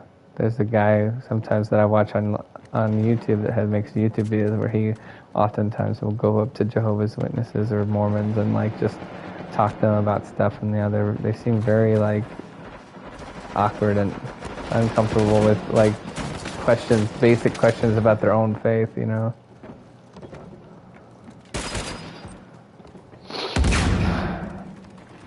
But anyway, what I was saying is like I don't know. Sometimes I feel like it's a waste to even try to talk to some of those people. I feel I prefer talking to like people who claim to be Christians but seem to either do very little to actually like live a Christian life or seem to believe certain things that I would say are unchristian.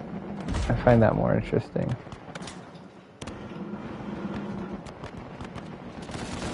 I don't know.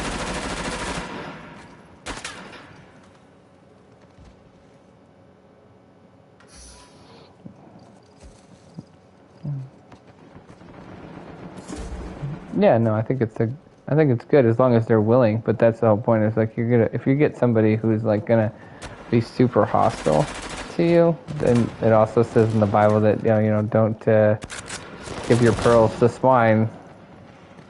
Yeah, so sometimes you might want to. Yeah, but also Jesus, sometimes would leave a place and not like knock the dust off of his sandals from that place and just be like, not going back there. It's pointless to go over there. So I think I would take that as a way of sometimes like there are people that are, worth trying to talk to, and then there's other people that it's a fool's errand. It's a waste of time.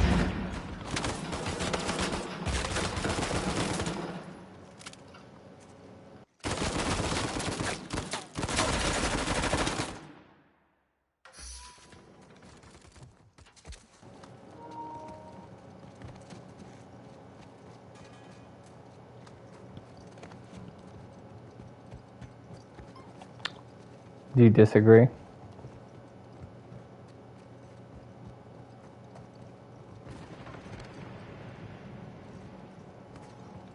Right. There are certain people that it's not productive.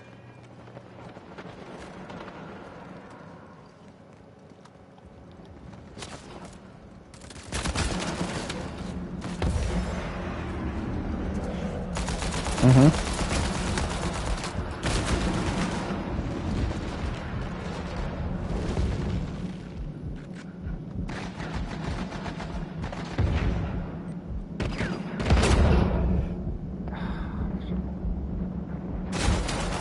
Last.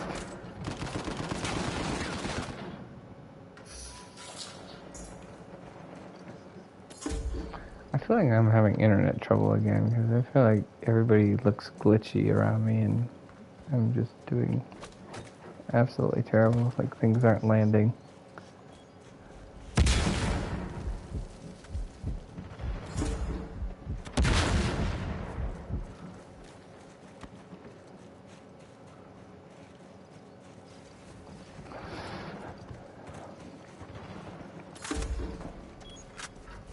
Whoa!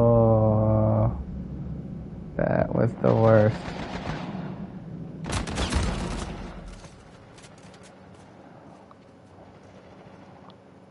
Guess if we're sticking together. Shouldn't stick that close together.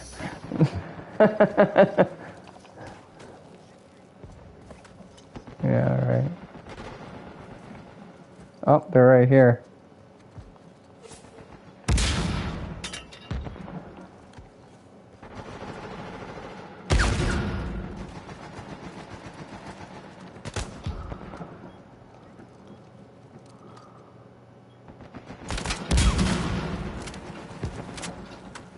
Are they?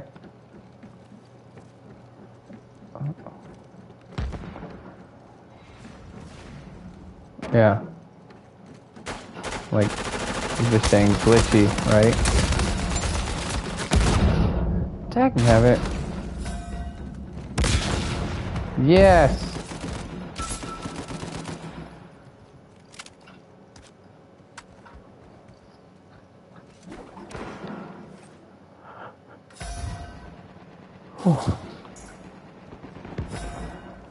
So, not to like beat a dead horse here, but like one aspect that I did want to talk to you about in regards to the whole football thing is I feel like one guy asked a question that my pastor didn't seem to really like.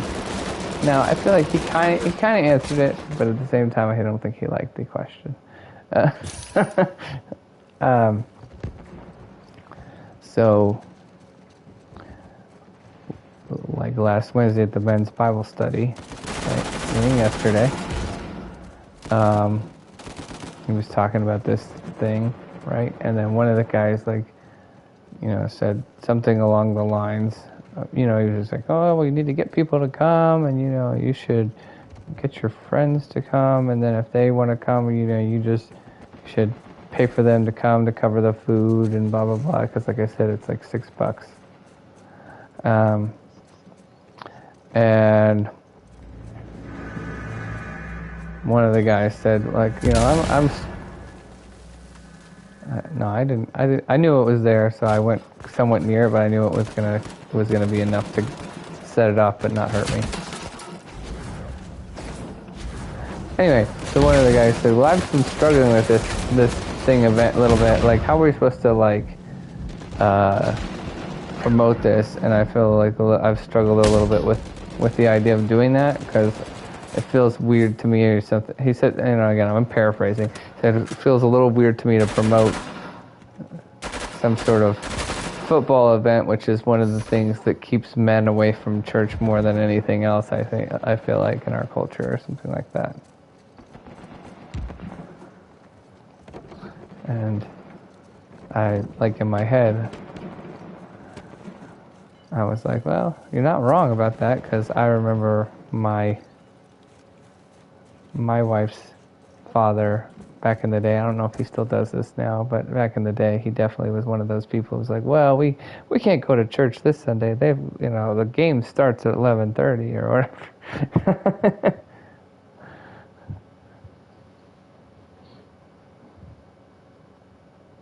No.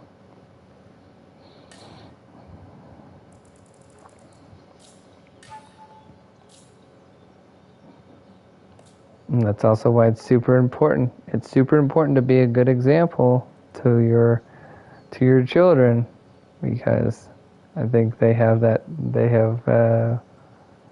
lot of their kids, I think, who share that same sentiment of it. I don't know if they feel like church is all that important to them.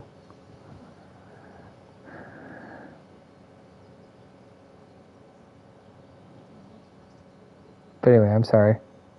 Were you going to say something in response to that?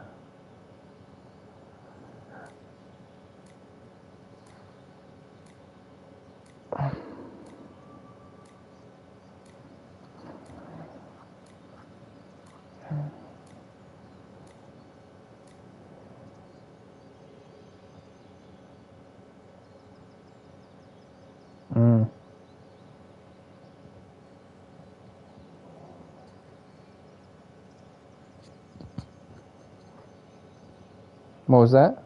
In God and what?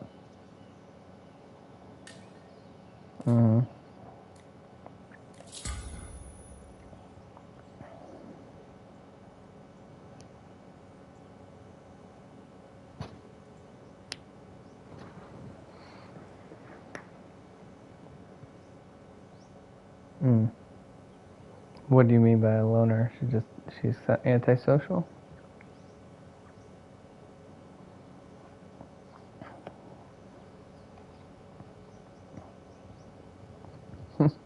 Okay.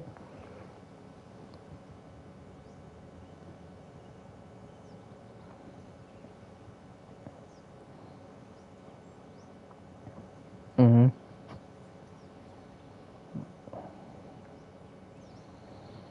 Mm-hmm.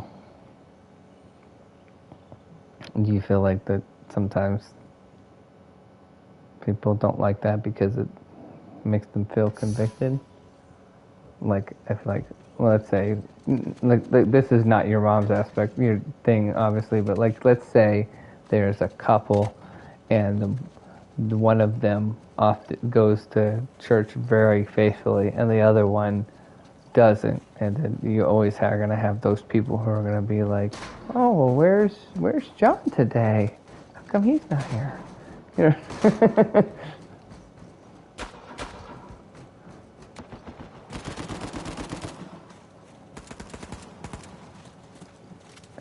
And then that spouse, yeah, then that spouse has to, constantly kind of say the same thing or whatever, or, come up with different ways to say the same thing. If, well, oh, he, decided to go golfing, or he, just wanted to sleep in, Right. But anyway, the point being is just like, so in other words, sometimes people who are at church can end up asking questions that need to be asked, but they're uncomfortable questions, right?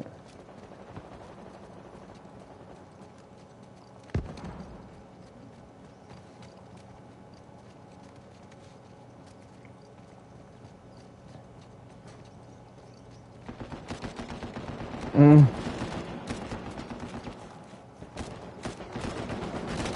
Mm-hmm.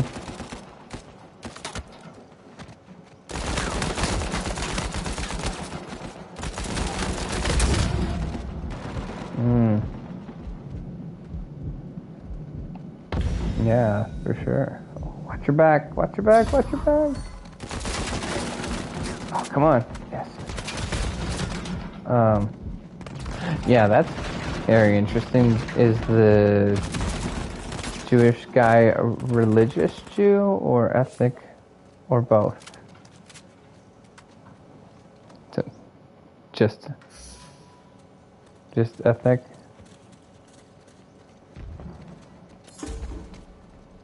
Does he goat somebody who is of Jewish descent versus somebody who is like very religious Jew, is like somebody who like doesn't touch anything on the Sabbath, so on and so forth. Okay. Jews are just like any other, like, just like Christians in a way, from the standpoint of there's different aspects of like Christianity, there's different types of Jews. There's the ones that are super, super religious and like literally on like Sunday they can't even turn on light switches because they're not allowed to, like, and then there's those, people who would still consider them, like, they just slap on a yarmulke when they get married or something like that, and they're like, oh yeah, I'm going to wear my yarmulke when I get married, and then after that they don't do anything,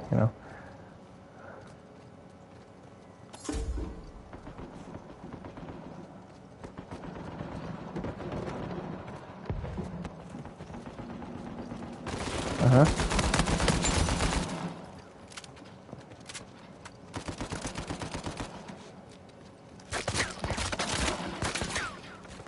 No, you can't gloss over that. And what does that mean? Oh, come on.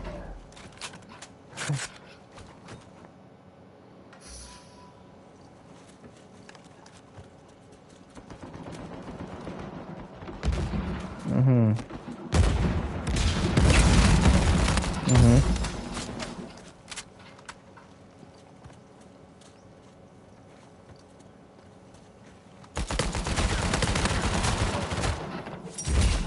Mm-hmm.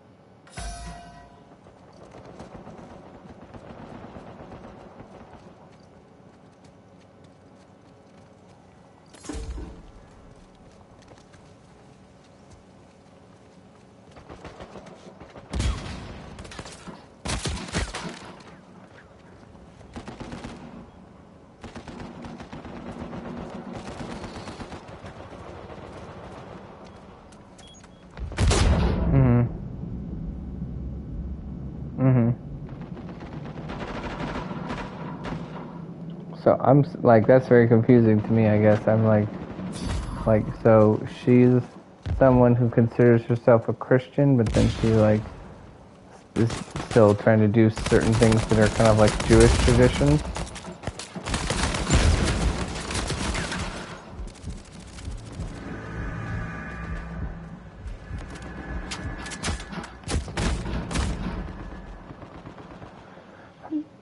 Maybe? I don't recall.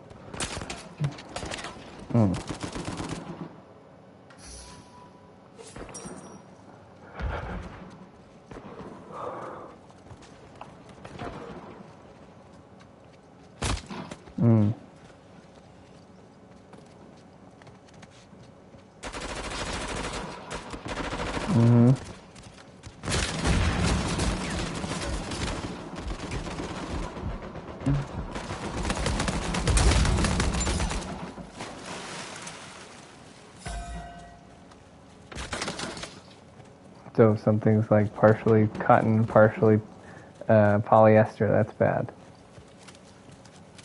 Okay. And what are the health reasons? I'm gonna have to explain that to. No, I actually really do care, because this is something that I'm like. That's why some of the things that you talk about and you believe are super fascinating, because there's certain things that I've like never even thought of, and so I find them amazingly like interesting. Okay, so I absolutely want to hear about this.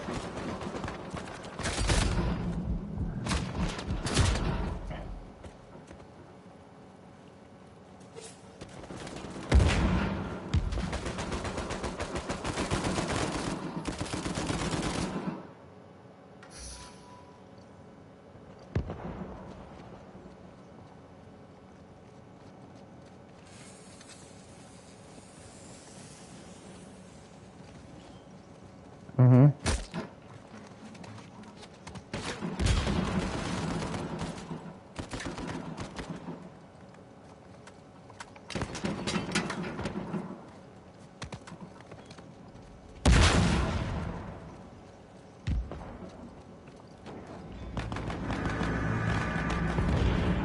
Mm-hmm.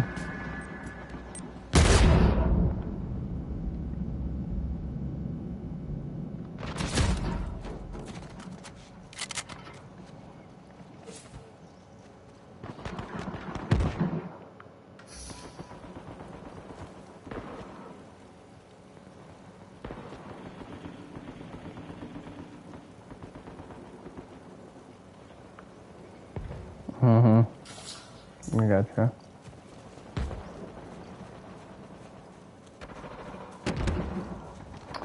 So, does your mom also believe in is she also a flat earther? Okay. So is she your biggest influence when it comes to that belief? Okay, so she didn't think that before, and you convinced her?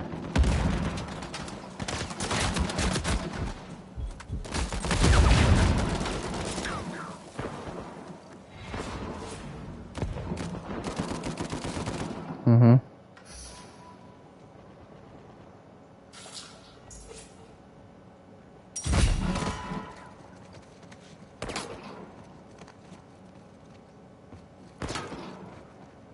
Dude, I was definitely getting um, like a red dot coming through a wall. Just there.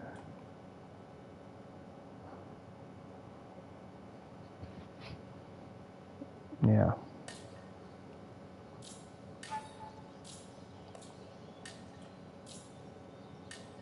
Let me see who else is on here.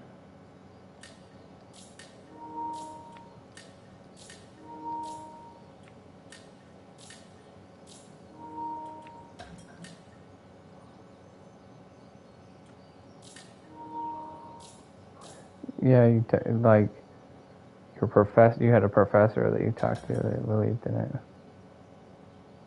Isn't that right?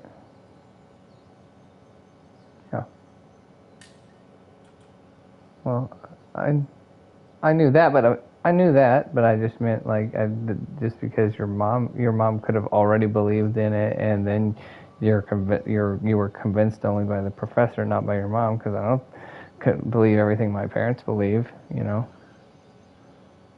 right?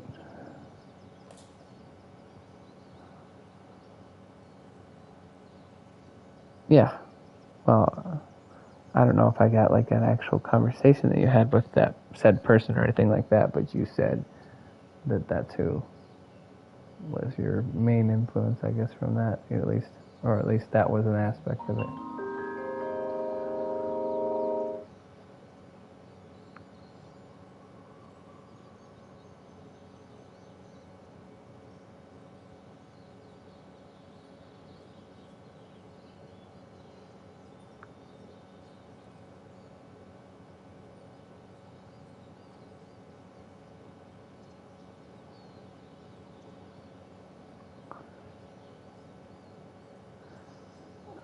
Yeah, he usually gets on right around now, so.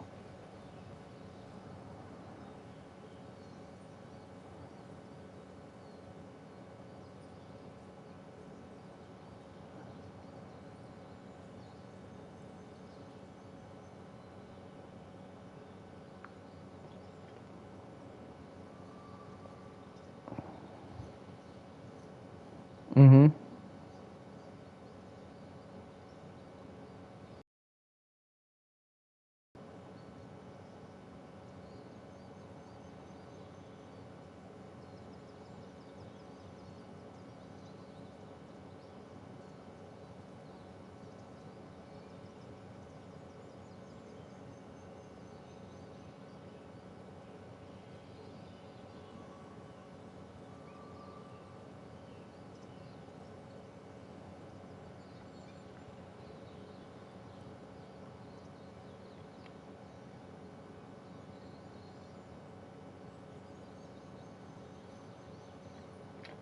Mm-hmm.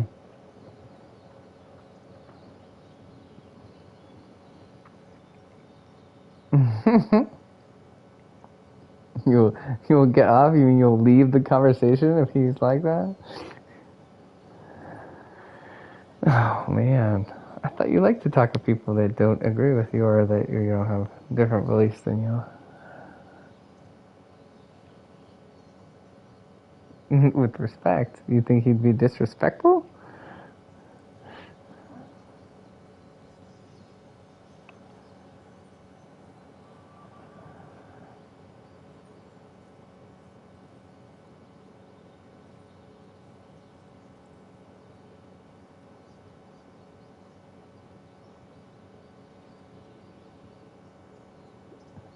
I know what you're gonna say, but go on, go on.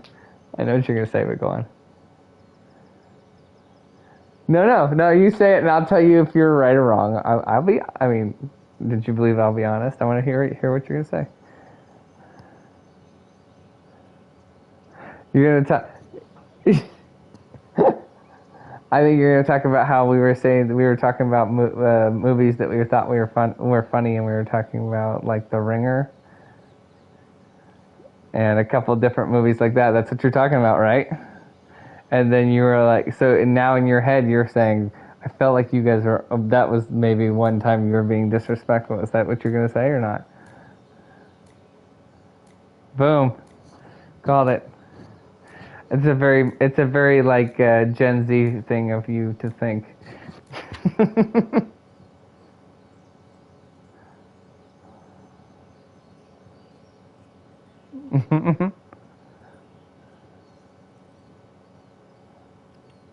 I think I already invited Pike and he never came.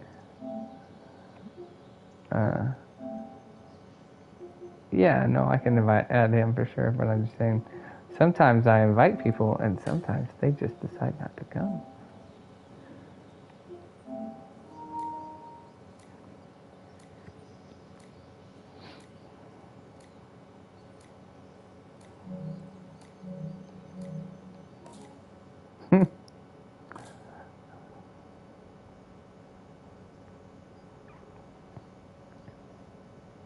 Okay, explain.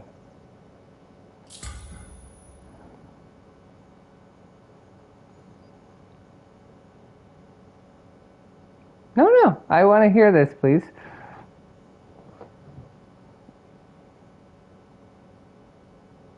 Okay.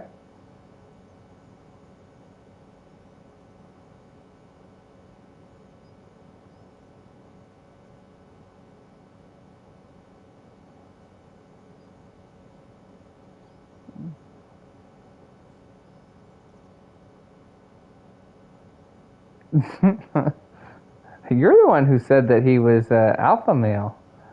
But anyway, let's decide.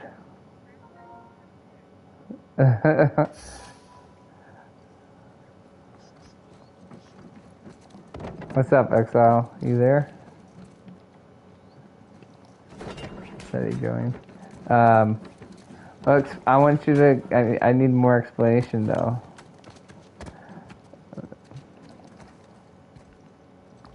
Ready to win? Oh, oh.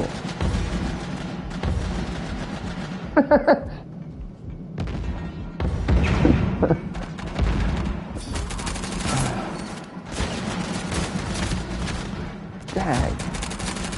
Stutters? When were we talking about stutters? I don't recall that.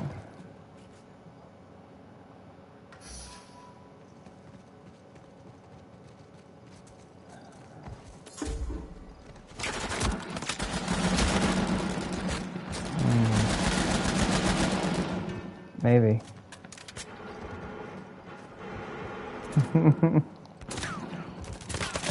There's some people who, used to be super fat and now are not, and they swear by the shaming that they got.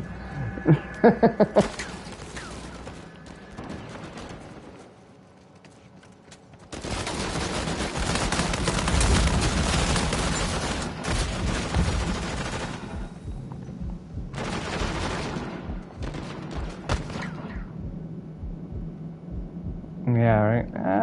Help. It's over for me.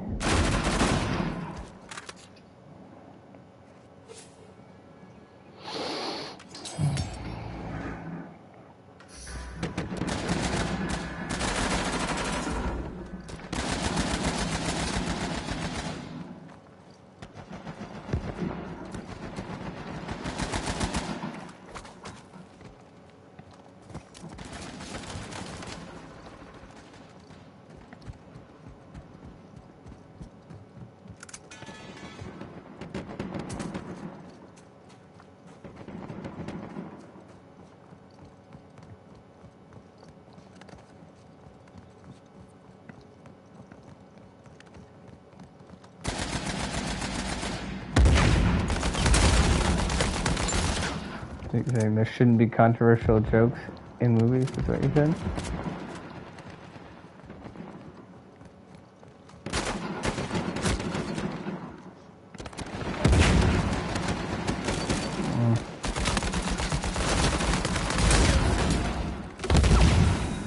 Well, I guess I would definitely not put rape in the same category as joking about certain people's, just things that they have to deal with, like aspects of reality, in the same way people joke about having OCD or autism, or, like there's a comedian named Josh Blue who, he has a, what is it? He has a disease, and he jokes about it all the time. I'm trying to remember what it is. I know what it is.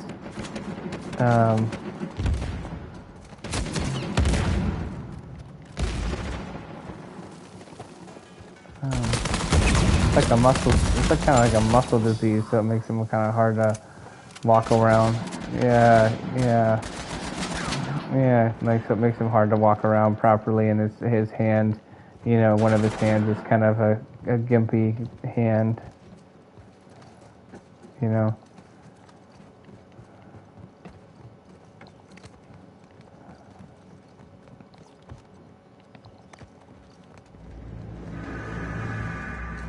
No, I don't. I think that we should just all be able to joke about those certain things. I mean, certain things I think should be, off limits, but I'm just saying I don't think that those are some of the things that I guess you're thinking are off limits. I don't think are the things that should be off limits.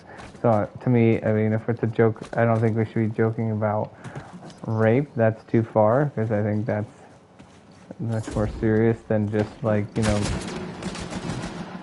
disabilities that people have, because everybody's got their own like things that they have to deal with, and so sometimes the best medicine is laughter and helping cope with that and just making light of it, because if you don't laugh, you're gonna cry type thing.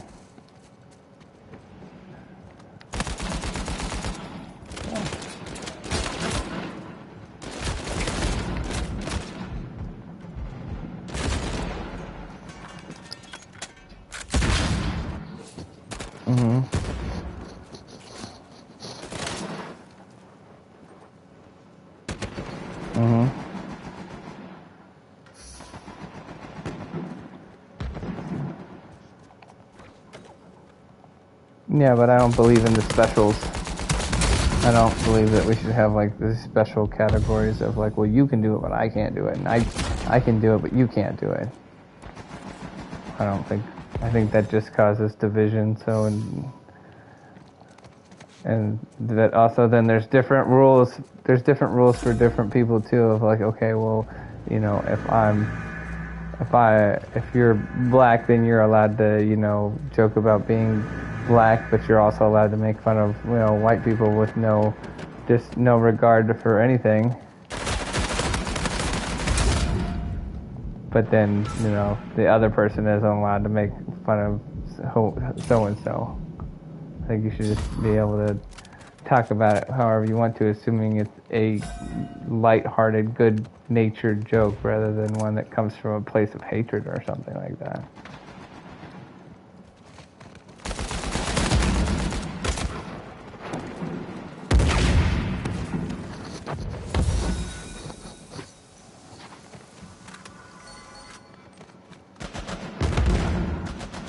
Okay, but that's the same thing. It's like, meaning, like, in other words, like, you feel like let's say, if you feel like you are able.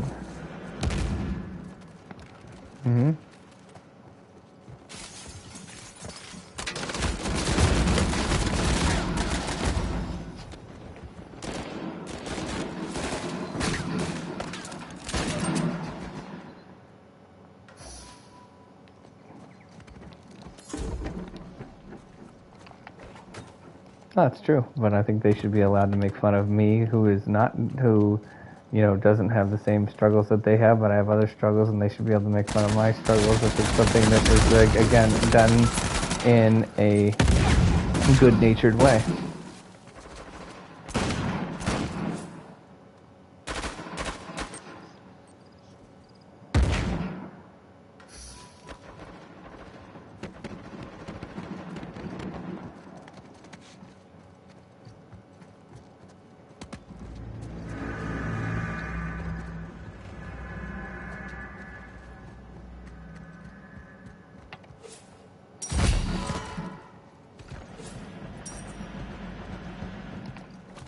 Yeah, freedom.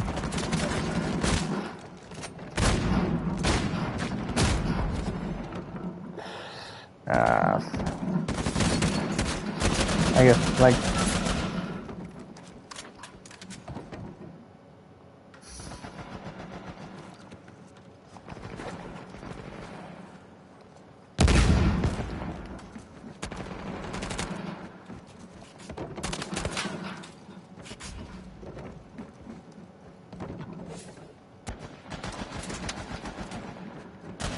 somebody right behind that, yeah. Oh no.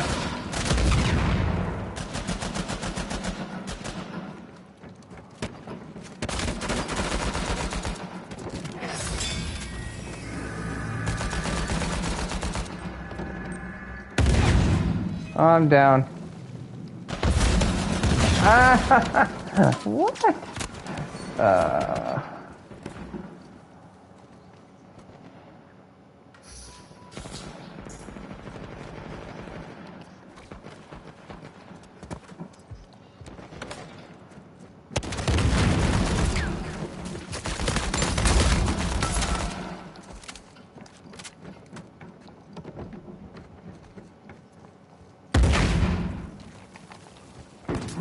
I just threw mine. Ah, dag.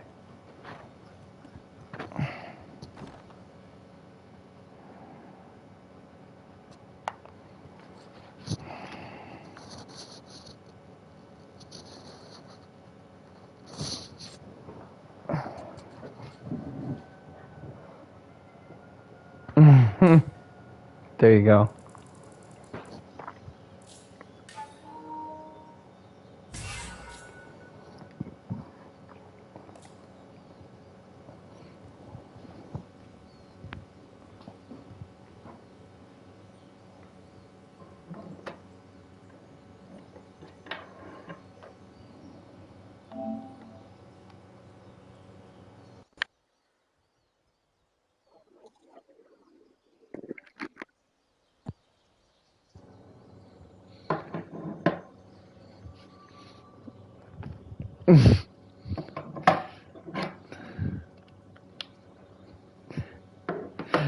See, that's exactly one of the reasons why my sister doesn't like me, because she was the one that had kids first, and I would always tell her kids to be like, hey, you know what you should do, and then think they're not actually going to do it, and then they would always do it, and then I would get in trouble.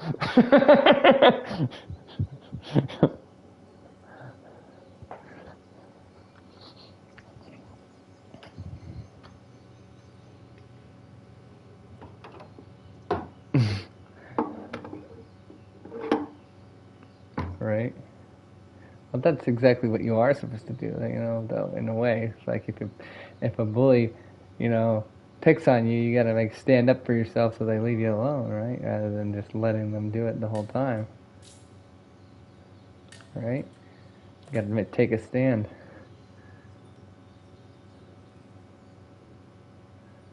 Most of the time, you know, the typical bully is a weakling. They pick on the weak. They don't pick on the people that are their same size. But as long as you know, are gonna put up a fight, then they'll find somebody else. You know?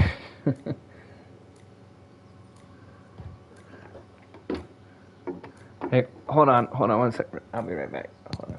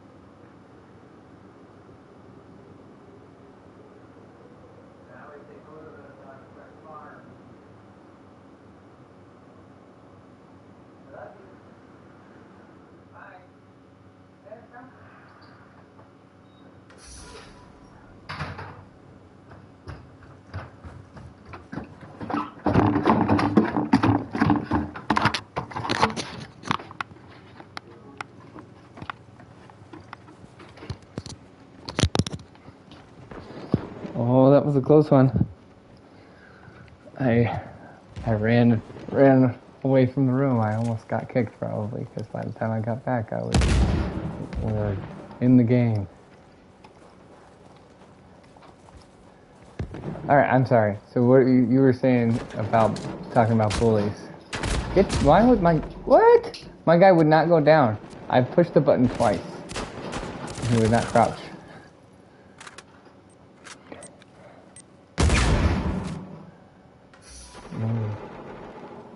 Maybe.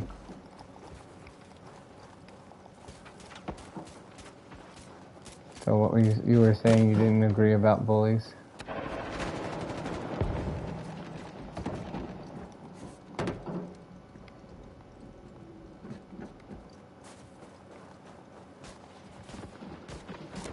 Or what?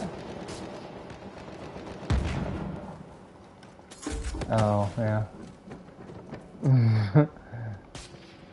That's the person who has little like person syndrome, and they'll push people around if they'll let them, you know. But again, you got to stand up to them.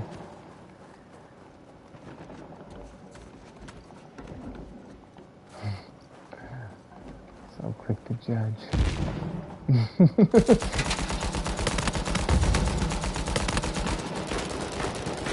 I'm shooting at him. Ah, dag.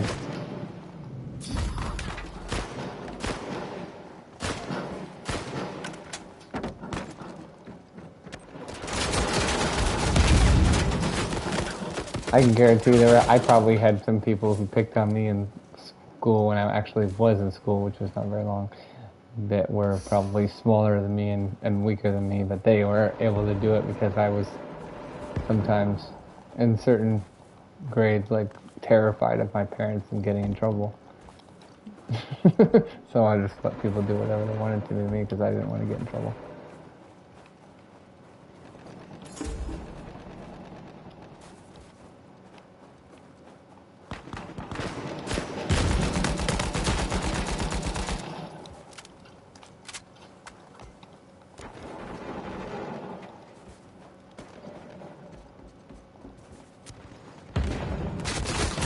Whoa!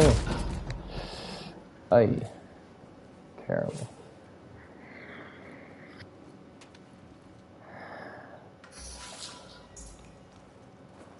Oh.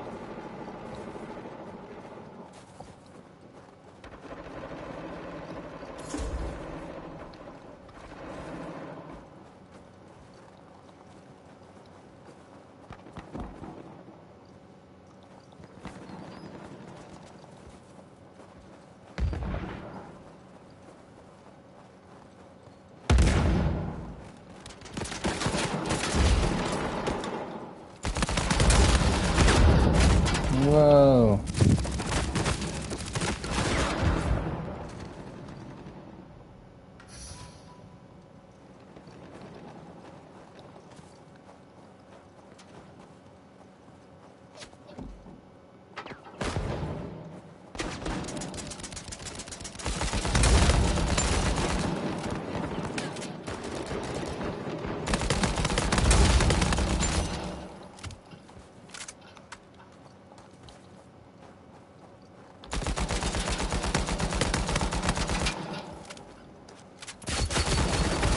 Ah! Wow.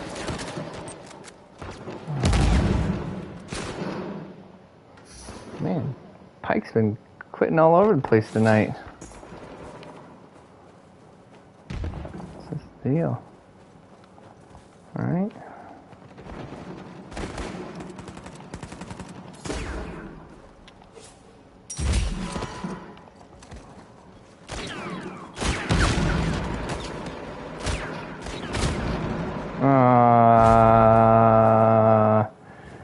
I went to try to like hide on the edge, but they saw me and they shot me off. Come down, Exile. Come down. Drop down. Drop down. Oh, never mind.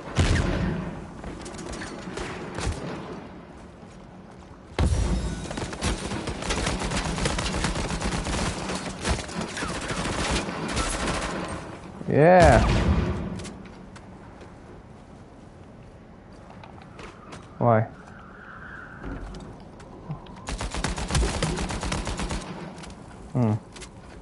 Yeah, like there's nobody here now.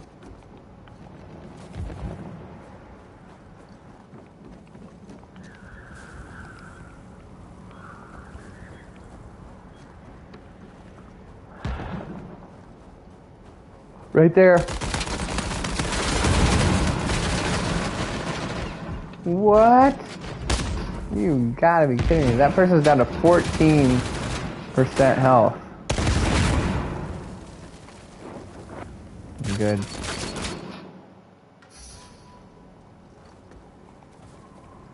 Uh-oh.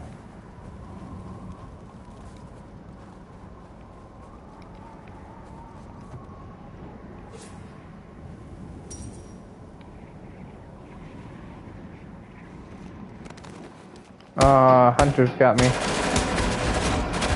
I'm dead.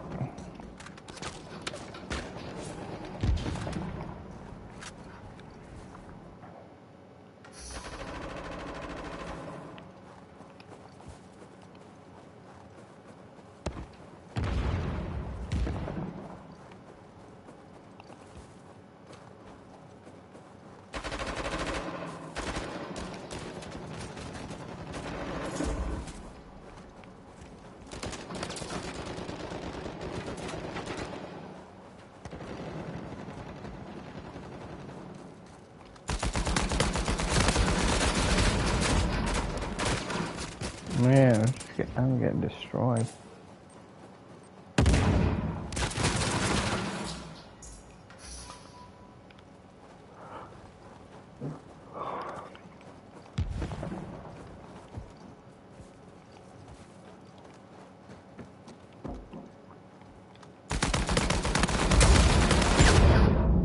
Yeah.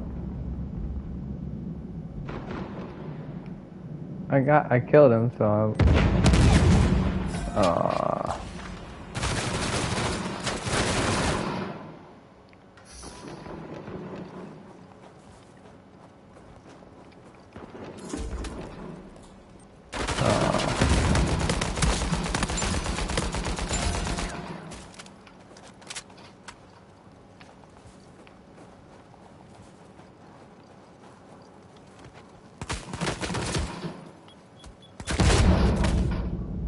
no. So Famor, do you eat like regular person pizza? Like like do you eat pizza or do you have to get like a special like organic pizza?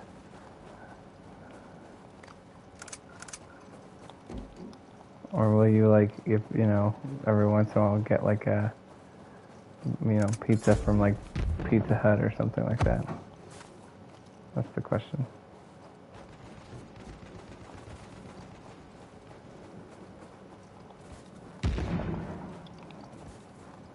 Right there.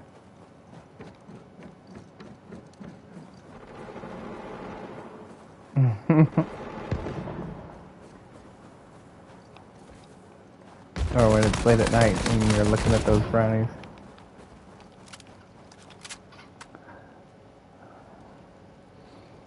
Basically like a vitamin brownie. It's totally fine. Yeah. Yeah. Okay. So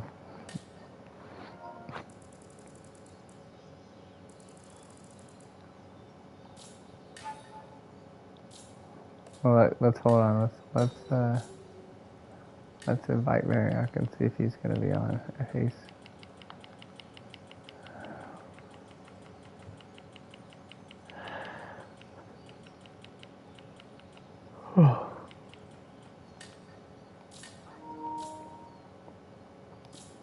yeah.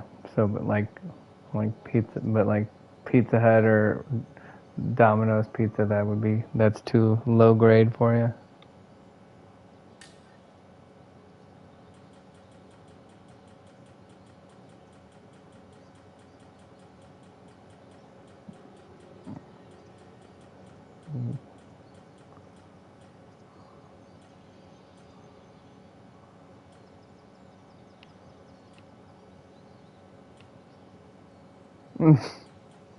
Uh-huh. It's cheaper, I bet. I'm sure. Save money. Yeah. Or a large pizza sometimes.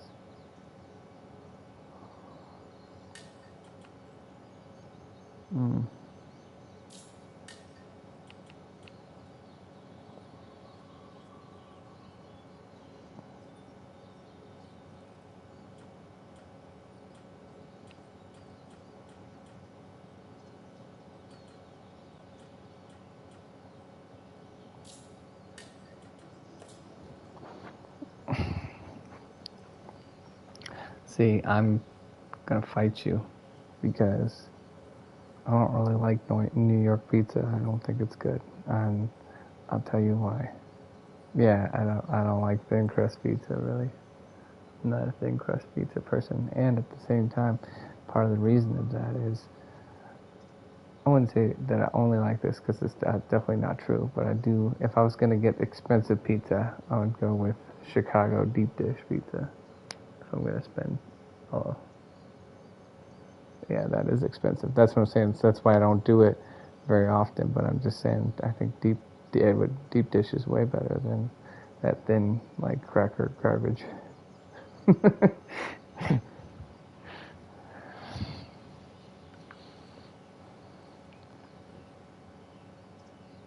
No, it's just I think it tastes good, and again, for me, honestly, that's just a every once in a while thing. But like, what's important to me about pizza is really just that it tastes decent and it has a lot of meat on it.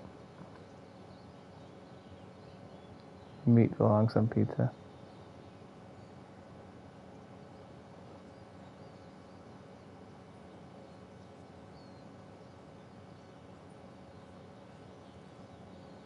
Mm-hmm. Mm-hmm.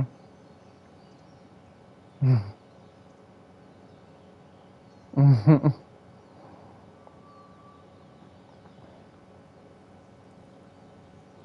Mm-hmm. I like how when you're talking about New York pizza, the New York accent is like coming out, like sauce. You know. Hey, watch out! There's a dog.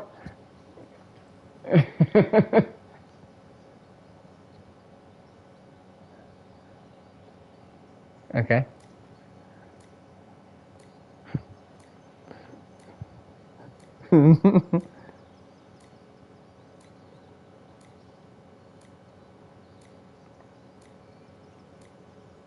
Mm-hmm. Like, literally, I mean, you're talking about the New York pizza, and I feel like this is one of the first times I've ever heard it like popping out. Really.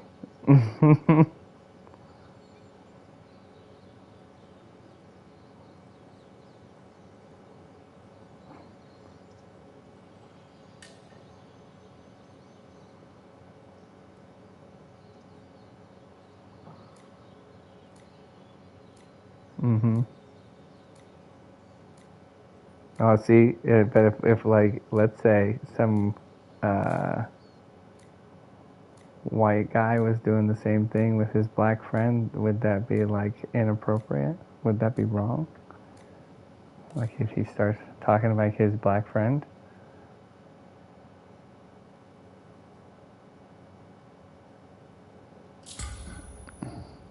Yeah, well, I'm saying some other people can't help it. Go on, deep dish, yes.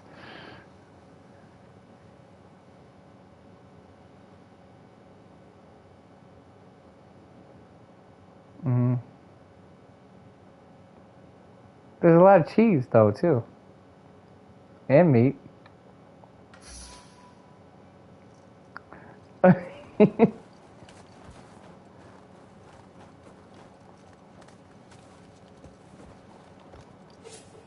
Mm-hmm.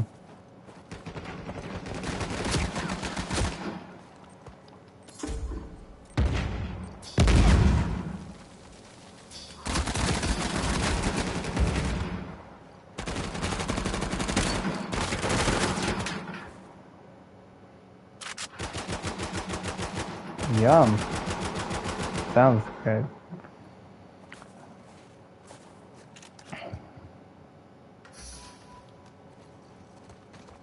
Mm,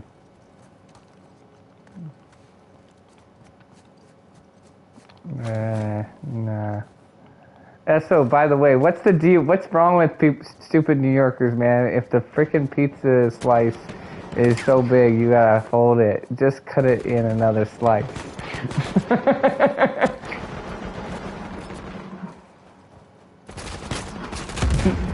No, it's not. That's just absolutely ridiculous.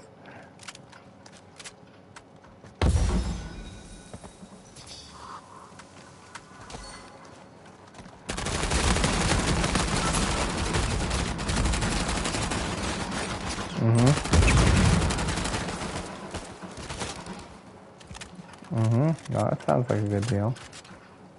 But that's another thing, reason why I don't like thin crust pizza, at least over here. It always seems like it's like the really expensive pizza, and then also I'm like, well, if I'm gonna pay a bunch of money, I want to feel like I'm actually getting a pizza rather than I'm getting like, you know, a cracker pizza, you know, with a little bit of, just a little bit of cheese and a little bit of toppings or whatever. Man, I want something that's actually gonna fill me up. And bro, like you can eat like a deep dish, like one piece of deep dish pizza, and you're like, I'm done.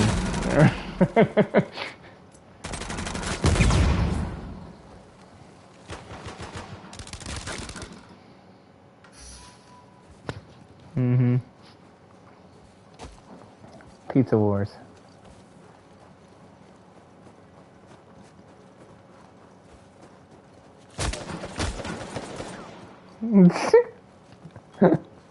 Uh-huh.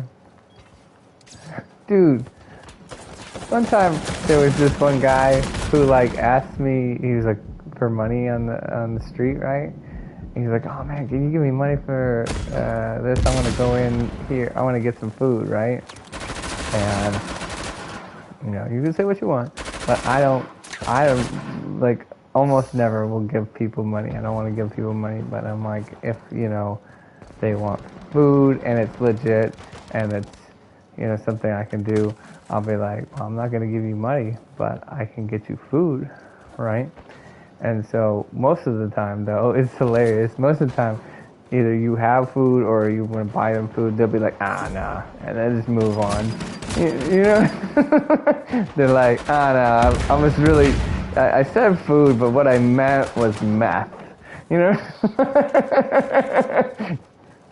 Yeah, they're very similar. I'm sorry, I could see how you get confused, you know. That's what we call it out here, you know, on the streets. Is when we say food, we mean meth, you know.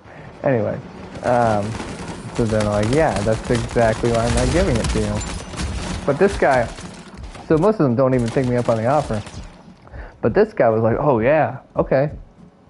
You know, but he like was very specific. It's like, I'm trying to get, you know, food at this pizza place that was really close by, right? And I was like, well, I'm not gonna give you money, but I can go get you the food. And he's like, okay, cool. And so I went in there, and he had like then it became like very specific. He's like, well, make sure you definitely get this one. I want this one, and I don't want any other ones. And I'm like, okay, you really sound like a very, you know, needy guy, but because you don't want anything else except for this one. And then when I end up going, I don't even know anything about it because I've never even purchased pizza at this place in my life. And so it happens to be that I'm buying like the most expensive piece of pizza they have. And it was like one slice that cost about the same amount that I would pay for a pizza from where I normally buy pizza. Which is fine. It's fine. But I just thought it was funny. And I was still, yeah, I just thought it was funny, and I thought it was interesting that, you know, like, it was so specific, you know, and this is interesting. But then another funny story was like one time we saw this guy who was like sleeping like on a park bench, right? And we were on our way to church, right? And my wife had just made like I think it was like pumpkin bread or pumpkin cake or something like that. I think it was pumpkin bread, right? Which I really like. Okay, one of my favorite things. Okay, and so we were like, oh, we should, you know, it was like literally just made it. It was still hot and everything. And we were on our way to church, and it's like, oh, we could stop and give that guy something to eat. I mean, he's sleeping on the park bench. He probably would like something to eat, right? So we stopped and go over and like we had picked up somebody to come with us to church, and so it was like a teenager, right? And we're like, hey, do you want to go over there and take that to him? And he's like, yeah, okay, cool. So he grabs it. He gets like a couple napkins, we put the piece on there, and he runs it over there, and he he talks to him for a second, right? And then he comes back and he still has it. And we're like, what in the world? And uh, he comes back and he's like, oh yeah, I tried to give it to him and then told him it was pumpkin bread. And he's like, oh yeah. The guy was like, no, I don't like pumpkin. It's like I don't want it. I was like, okay, I guess he's sleeping on a park bench, but I guess it's not that big of a deal. He's got standards.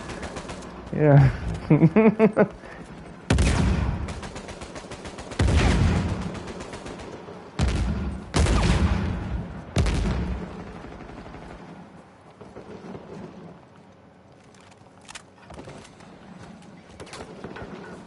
Mhm.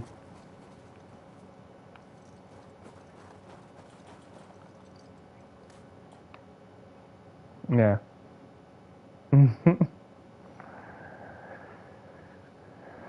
No, why would I give somebody money when they're just gonna? That's what probably people giving them money is what ended up getting them, for nothing is what oftentimes got them on the street in the first place. And I'm not saying that's everybody, but I'm saying they're wanting money to feed the habit, whatever it is. And it's not just drugs. It can be alcohol. It can be whatever. Yeah, but I'm not gonna participate. I'm saying. Gotcha. What's that?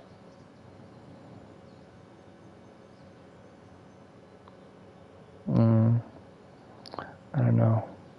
I would play one more and then I might be able to get in one with him and then quit.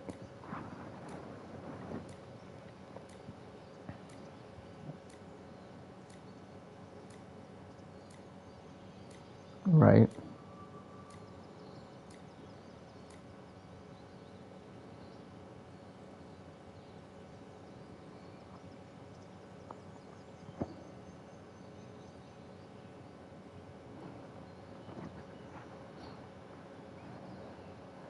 Mhm.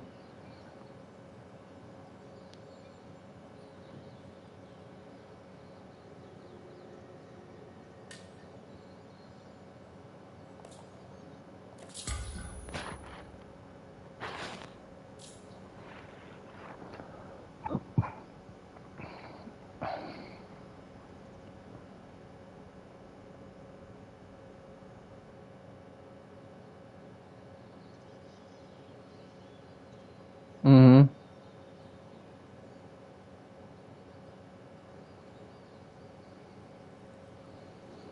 Right.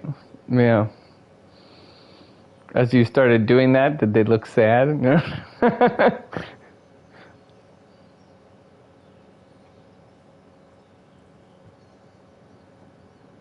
Hello? Still there? I can now.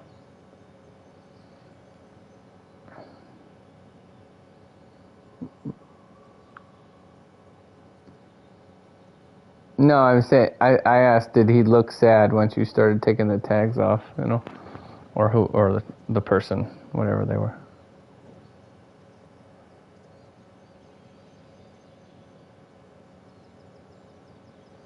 I can't hear you again.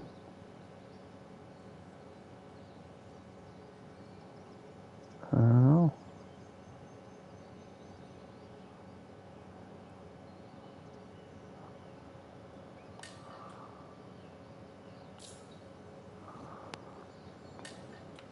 Okay.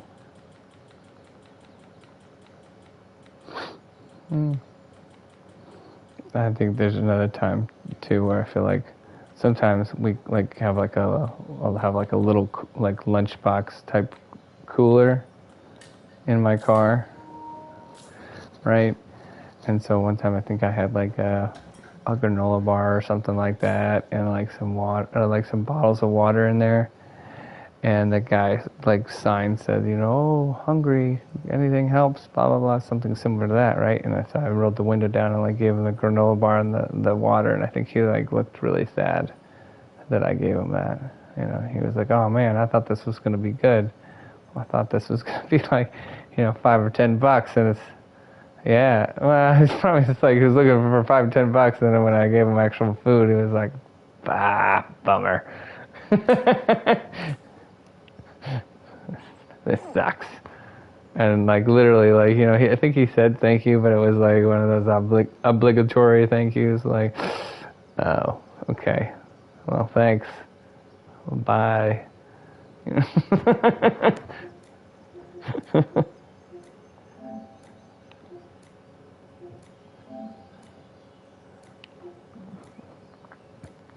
I'm gonna invite Mariaka into the chat, and then you can ask him your little question.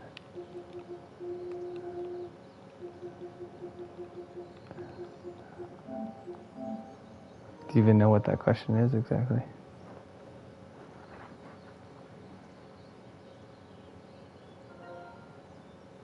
Okay. Hey, y'all. How's it going? Doing all right. How's your streaming going? Oh, we'll see. I don't know. I've been MIA for like almost a week until this week, So it's out, so we have to try to work it back up. It's dead. Dead. Man, you're not gonna believe this, Mariak, man. Like Famore, she just can't stop talking about you. She's been talking about you for like the last hour. She's like, "Oh man, I want to talk to Mariak about this thing that I brought up." She's been waiting, What thing? waiting. She's waiting.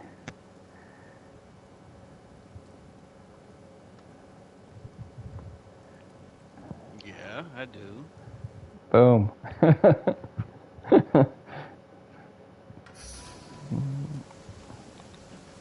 It's like one of the I one mean, things that she doesn't have strong opinions on, like out of the 800,000 other things that she has strong opinions on. I've got thoughts on it, but I also have like I like to put like scripture to it, and most of the time, everything that I have prepared for it is typically on my other channel. Oh no! I have a video I'm trying to work on that I haven't finished yet. That's cap it off. I have to try the long fire gun.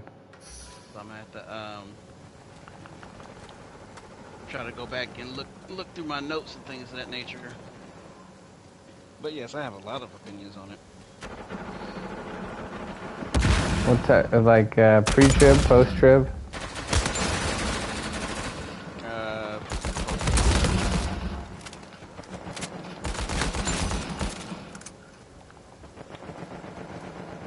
See, every time we talk about that, I'm like so out of it. I'm always like, I always have to be reminded like what that even means. I think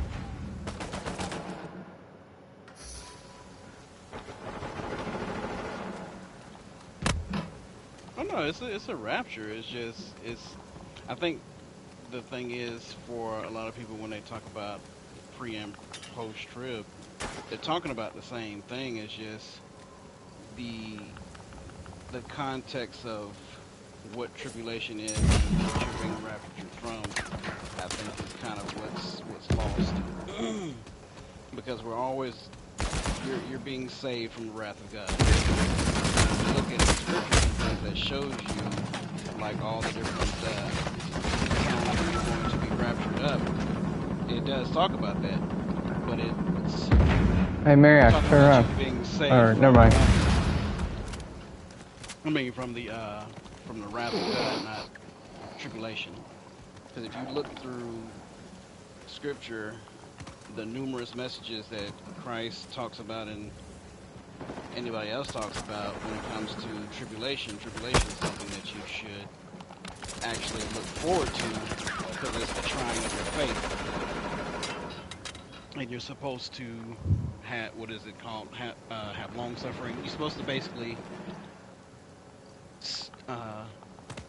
stay the course, time frame, because it's going to test you.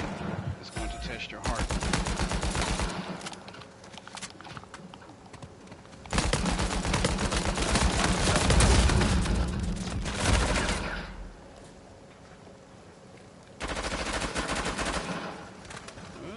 that's the thing. It's not his wrath.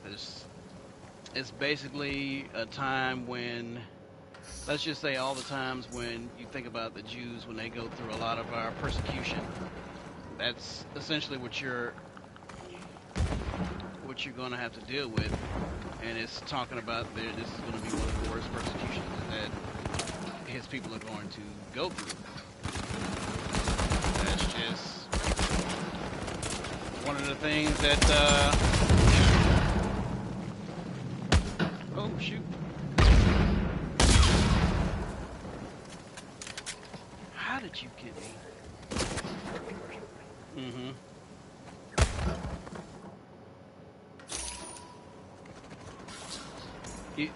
Now, what were you saying now?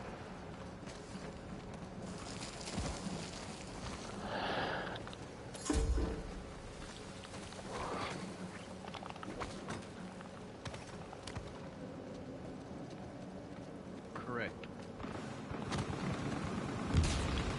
Correct. So yeah, the wrath of God. I mean, that's where I think, like I said, people get things. That is for those who basically made their choice to not be with him. So I gotta suffer his wrath. That comes after the tribulation. It comes basically. It comes as soon as Christ comes. When Christ comes, he ushers us in. Because if you look at the scripture, it talks about him coming, and he's in the clouds, and but he's there because it comes with a shout. It's basically, I guess you could say almost like a coronation, where he's led by his angels and things of that nature, and he's ushered in. That time is when he comes, where he sends out the angels to get his elect. So thank you. that's when you're being raptured out, and then all of a sudden the wrath comes. But the tribulation is all before that, before he even comes on earth.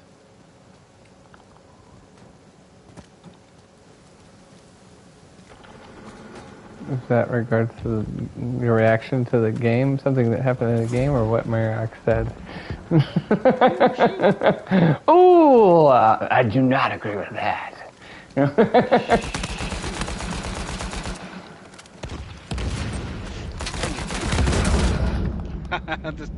That still got him. No. Is not what? No. No.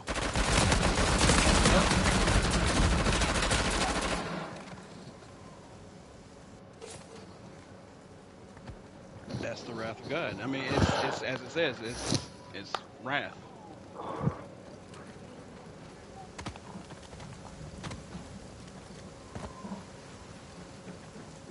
So that's not necessarily well, let's just say during that time frame, he's basically setting up the earth for him to reap it. So it's all about gardening. You're reaping your harvest. You're pulling out everything that's good. And you pretty much destroy what's not good, what's dead. And that's all that's what's happening. So everything's being prepared when the angels are coming down to, open up things, unseal things. Everything's being prepared for the end. And once he comes, he's basically, like I said, you have that whole coronation. He's being announced. Then he gives the angels the decree to basically go and get his elect. And after they get the elect, that's when he descends fully onto earth. Oh, come on, pick me up. Come on. He ushers in the wrath of God. Dang it, how did they... We were healing you. And it was two of us. Me? No, fan more. Oh. So I got a question, and again, like I said, I'm very ignorant in this area, so you have to forgive me. But like, do you believe then that there will like be a way for like so? Okay, so people go up, you know, there's the rapture, right? And people are taken up to heaven, correct? Are you kidding me? Wait, say that again. So there's the rapture happens, and the people that are, you know, have a relationship with Jesus go up into heaven, correct? Yes or no? I don't know if they actually go up into heaven. The way it's described is they're standing on a sea of glass. So it almost is like it's there's when he comes in the cloud, it's almost like that's where his the elect comes. The difference is I don't think that we're supposed to be able to look down and see, because if you look at any other judgment that's happened, those who are saved are not supposed to look down at those who are being judged. Mm-hmm. Yeah. But the ones who are being judged can see the ones who are being saved. So it's like this is what you missed out on. Yeah. So I don't know if we're technically going to be completely in heaven, but I do believe we will be in the air somewhere. Mm-hmm. At least that's what Revelation talks about. So Right. Well, I guess what I'm trying to get at is, do you feel like there will be like kind of like a first judgment and a second judgment, meaning like there's a time where like people who are following Christ are going to be like, you know, taken to be like with him, and then those who are not, are they going to get like a second chance at repenting, or is it just one and done? no, I think it's one and done. So like the thought process behind that the second chance and stuff like that comes from fictional books, Yeah. and that's where the Left Behind movie came from and stuff like that. So there's nothing in the Bible that ever says anything about that. Mm-hmm.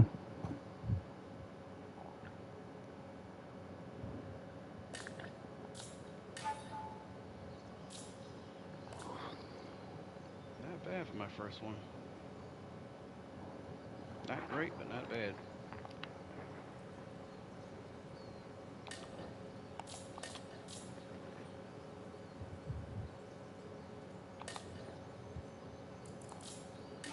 But yeah, like I said, I have a video I'm working on with that pretty much ties all the scriptures and stuff in with it, because you got scriptures from Old Testament and New Testament that all talks about the same thing, and they're like pretty much, you know, it kind of gives it actually a pretty plain answer.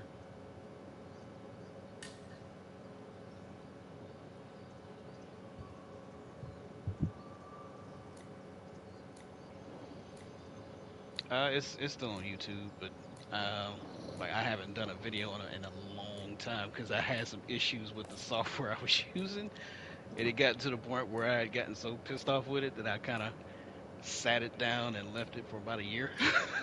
So, but yeah, the video I've been working on, I've got 75% of it done.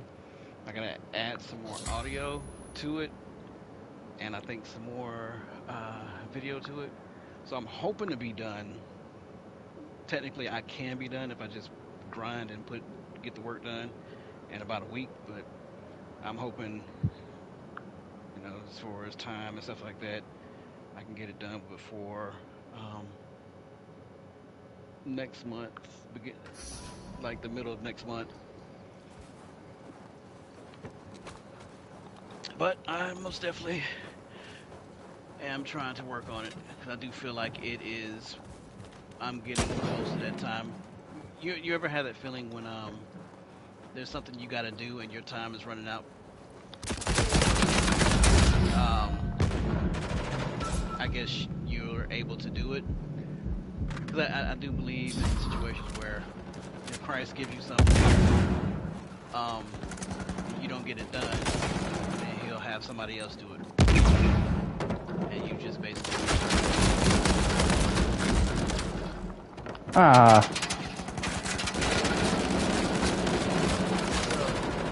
I feel like the more time I waste on it, the more time I waste on not doing it, that's what's happening to me. Oh my goodness, no.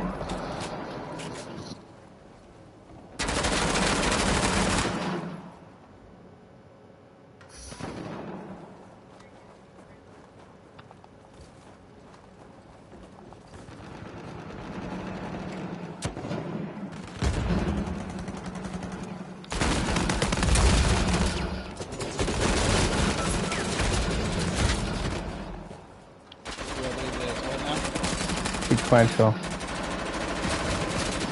What do you mean?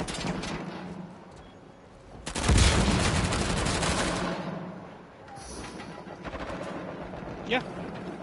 Yeah.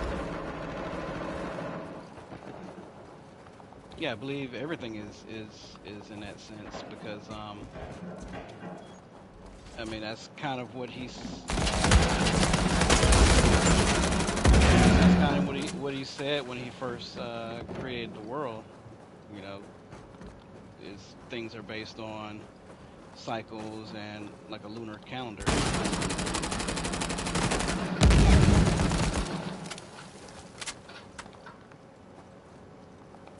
And so you also have to think too.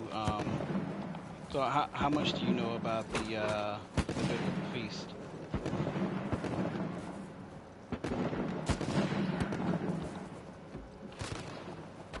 So I think I've mentioned this before, but I told you out there like two laws that God gave. Finger and then the law that he told Moses to write down. Basically. You got Moses' law and then his law, which is the Ten Commandments. Well, Moses' law is a set of ordinance that was basically created and set to be a charge against us for sin. He also created a set of feasts that tied with that law. And the ironic thing also about those feasts is that those feasts are also they are a timetable for events. So every major event that has happened biblically has happened. Dagnabbit. They have coordinated with. Hey, Fanmore, can you pick me up? Fanmore, right here. 7 feasts.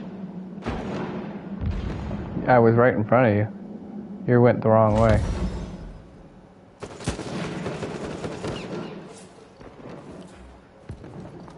Huh. Yeah, I was right down and right in front of you to the left.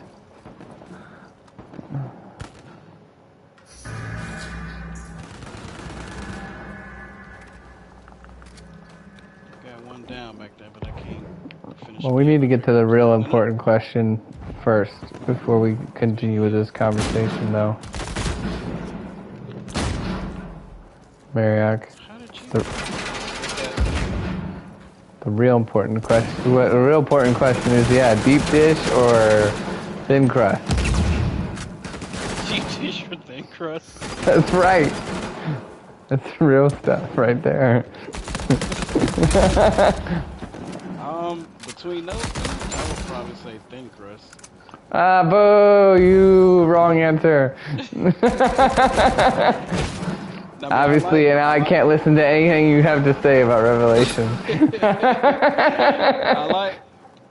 I like hands-on, probably, but if between those two, I do thin crust. Yes, but My hand tossed is like the middle, like in the middle. It's a little bit thicker than thin, but yes, it is thin. But you gotta think, like, I can understand why she says thin because she's a New Yorker. Yeah, well, yeah, she's super biased. Because you're wrong. Wrong. I I love New York pizza. New York pizza is the bomb. Eh. Why you can't mess up a good thing? Why go against it?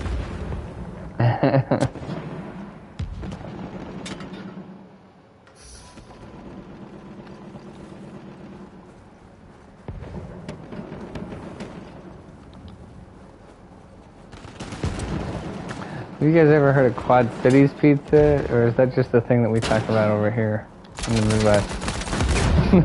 Heard of what? Like Quad Cities pizza, or just Detroit style pizza too. They got like so many different like names for different styles of pizza, and I'm always like wondering, like, do we just talk about that? It says there's one that's Detroit style, and there's another one that's Quad Cities pizza, and both of those, I'm not 100% sure what those even are. I have no idea, but I've heard that Chicago style not necessarily deep dish. I heard that it's like Chicago style pizza is something. It's just everybody else outside of Chicago thinks it's deep dish. I'm like, oh really? I hate it. Well, there's I Chicago wouldn't know. deep dish pizza that's like very different from any other deep dish that you would get on like a menu. But like there's like Chicago style deep dish, and then the just regular deep dish.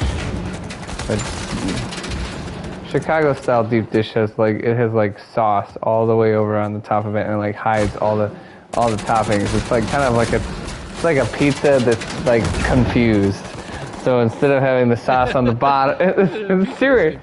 It is. It's like instead of having all the sauce on the bottom, they have the dough, and then they have like all the toppings on the bottom, and then they have like cheese on top of that, and then they have the sauce on the top of that. So it's like upside down pizza basically, but the sauce is like there's lots of sauce, like a ridiculous amount of like, tomato sauce or whatever you want to call it.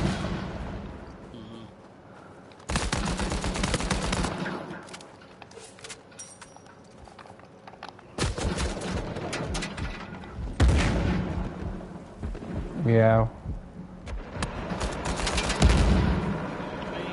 Homie's not in this element until he is. Good thing I had your back from way back here. I threw an El Dorado. I was hoping that El Dorado would help me out. And it did a little bit, but not a lot.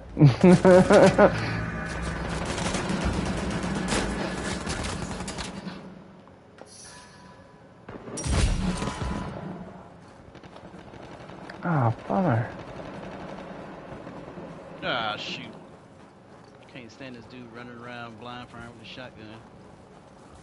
He's coming behind you, Fanmore, with a shotgun.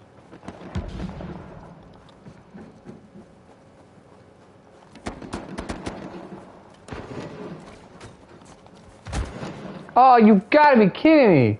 I was so far away. We're down by freaking one. He's hiding over there. Ooh, got him with the line. Got somebody with the line.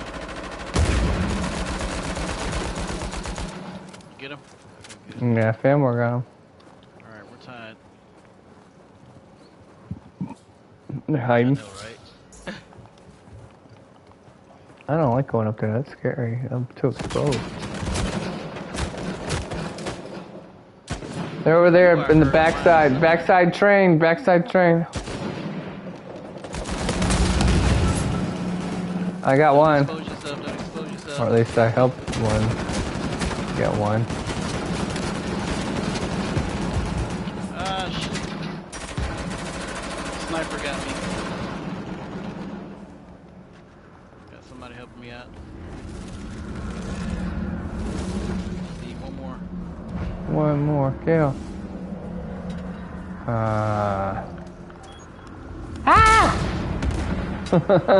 Hey, I helped find the mine, but I didn't go down. Uh-oh. Oh, no, no, no. No, no, no, no, no, no. Ooh, Woo! That was a close one. I see that people left anyway. Ouch.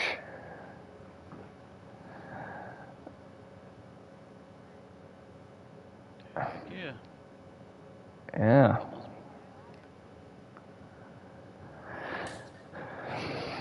Most definitely. Well, see, The most I've ever it's when had is I, 21.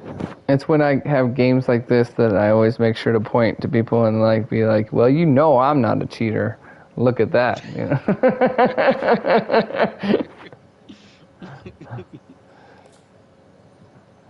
I know. It's got to count for something because it definitely doesn't count for good play sometimes. You know. There you go. Pat yourself in the back. That's right. All All right, right. we're gonna do Revelation Part 2 next time. Yeah, I'm gonna right. try to. I'm gonna try to Right. get it done. There you go. Now that I've told somebody, is y'all gonna make me do it even faster? Mhm. uh I was gonna say don't hold me to it, but hold me to it. Give me mid-September. So let's say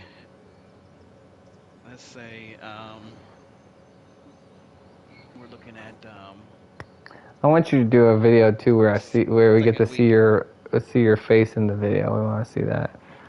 Yeah, nope, nope, not at all. Yeah, that's right. There That's you go. true. It's probably whatever it is. It's gonna be totally wrong, or we'll be like, that's not even him. You know?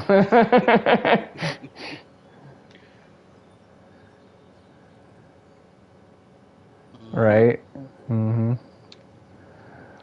Yeah, my wife had talked about it at one See point. ya. Talking about some yeah, yeah. Good night.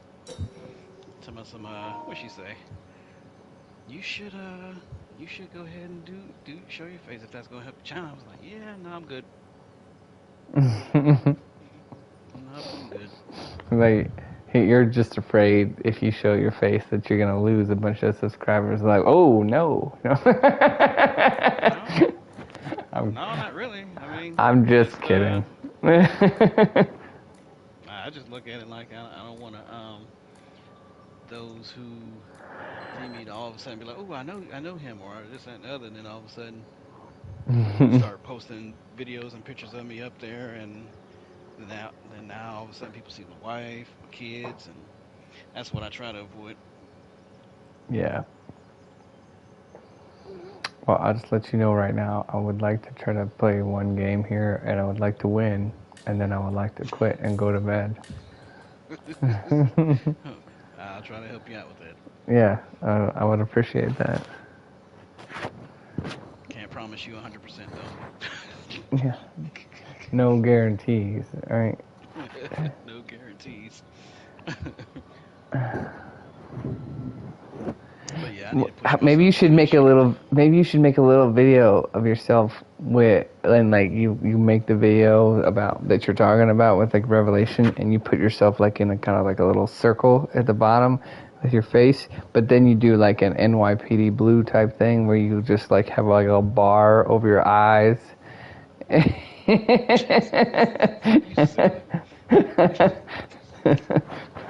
I mean, like it's so then we get a little taste of what Marriott looks like, but maybe they still won't be able to it won't be you'll get some of that anonymity still.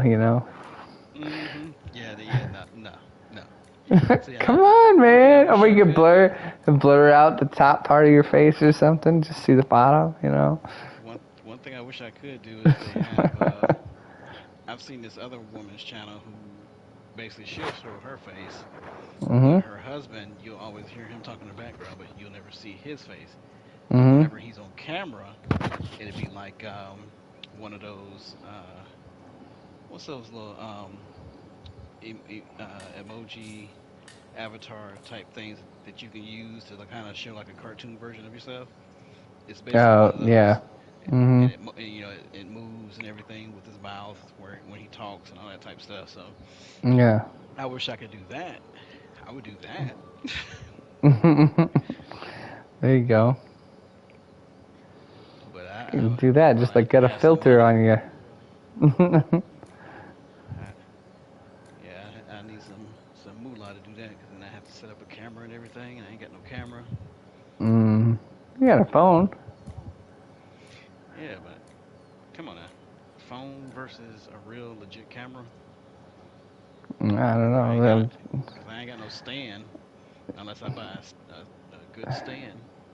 Well, I'm saying that's what I'm saying. You can get a stand and put and use it with your camera too. Just get one that'll attach with your camera or your phone.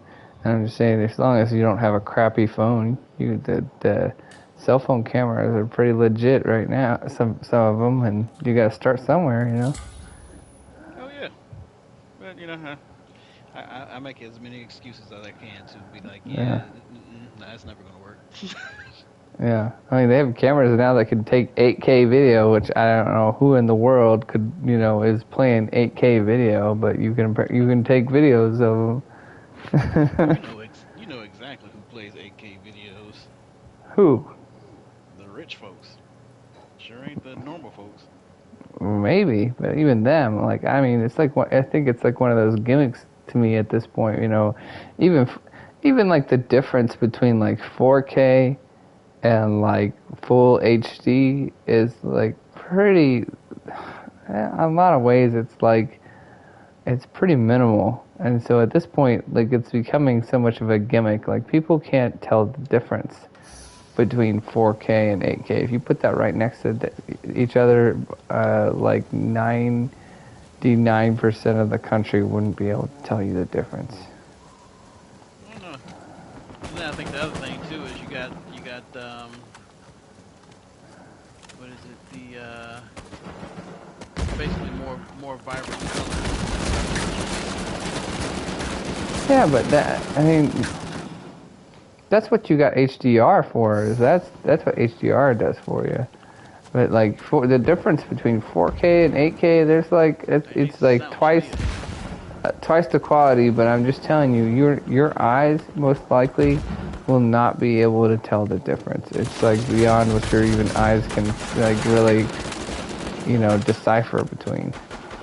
Now the only reason it makes any difference in some of it is if, like, let's say you're blowing up the picture, like you're close to the screen, and you're blowing up the picture, like in a projector type scenario. Okay, but if like you're watching it on a regular TV from a regular distance, there's no way you're gonna know the difference. Oh, come on. Freaking ran out of bullets. This doesn't look like a winning game right now.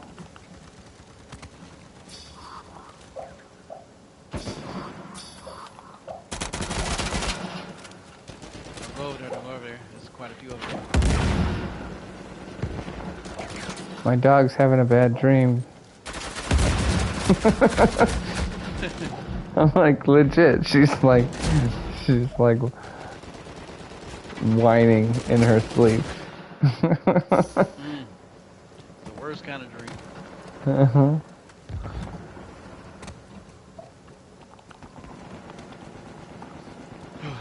Don't you hate like one of the worst things in the world is like when you're really tired and you go to bed and every once in a while you're like just almost asleep. You're right on the cusp of being totally asleep, right? And for some reason you like have like that falling sensation that wakes you back up and you're like, oh crap. Uh-huh. You ever done that before? Yep, but no, I haven't had anything like that in a long time though. But yeah, I used to have those. Yeah, it's not something I do very often at all, but every once in a while I've had that when it like wakes you back up and you're like, oh man, we're so close. Can't believe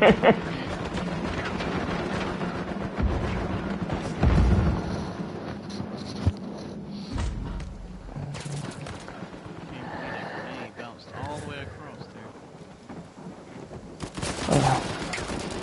I didn't have that same thing happen today, but I had like Ouch. I had something I was going to do for like a meeting. I had a meeting set up with somebody today, right? And they were supposed to be there at 3. Okay, they did. It was like 3:05, and I hadn't heard anything from them, and they didn't show up. And so I called them, and they're like, "Oh no, I thought we rescheduled it to Saturday." And I was like, "No, I don't think so. We don't. I don't remember doing that." And it'd be very rare for me to have that type of meeting on Saturday anyway. So I'm like pretty sure like they were confused. Anyway, the point is. So they were like, well, I think we could still come as long as that's okay with you guys, you know, and we'll be there, you know, and just as soon as we can. And I was like, okay, that's fine. Right? So then I was just waiting around for these people to show up, and so I sat on the couch. It's 3 in the afternoon, and I was like, I totally fell asleep. But, you know, I knew I would wake up because, like, we have, like, a Ring doorbell. Right? But I was sad because then I was, like, right as I, like, basically right at the point where I went to sleep, then it was, like, the person showed up, and I was like, oh, man, I wish I could have done that a little quicker. That was going to be a good nap.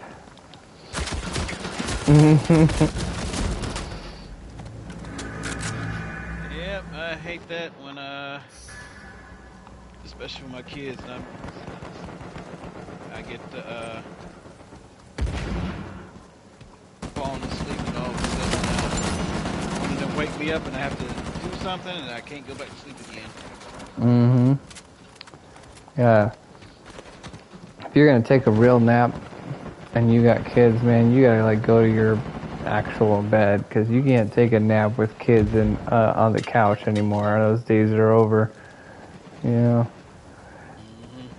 You know, every time you're just, like, about to go to sleep or you are asleep, then they come up to you and, like, poke you and be like, Daddy, are you sleeping? Yeah. Like, what? Until you poke me, get out of here. What's wrong with you? Mine's just yelling and screaming, running around yelling and screaming.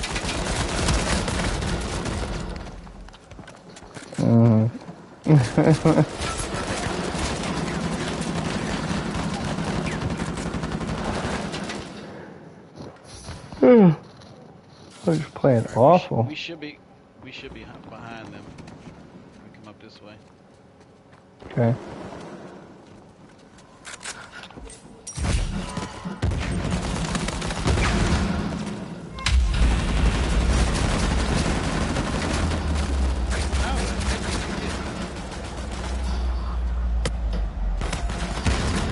Behind you. Oh!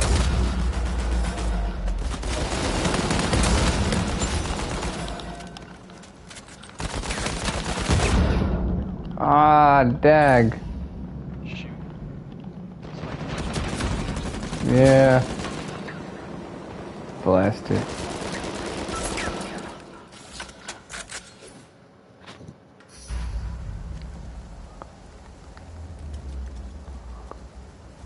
Oh. Ah.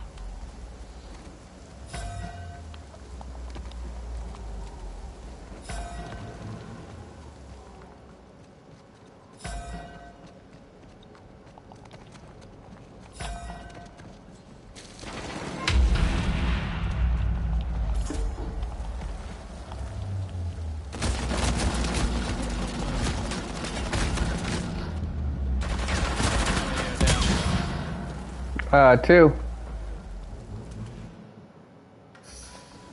I had one down. They revived him already, probably. Oh my goodness.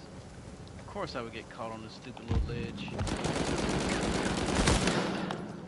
Ah!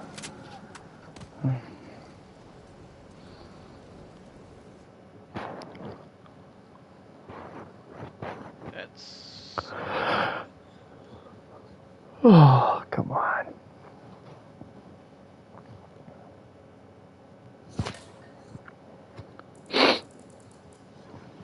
yawn so doggone hard, my whole body shook.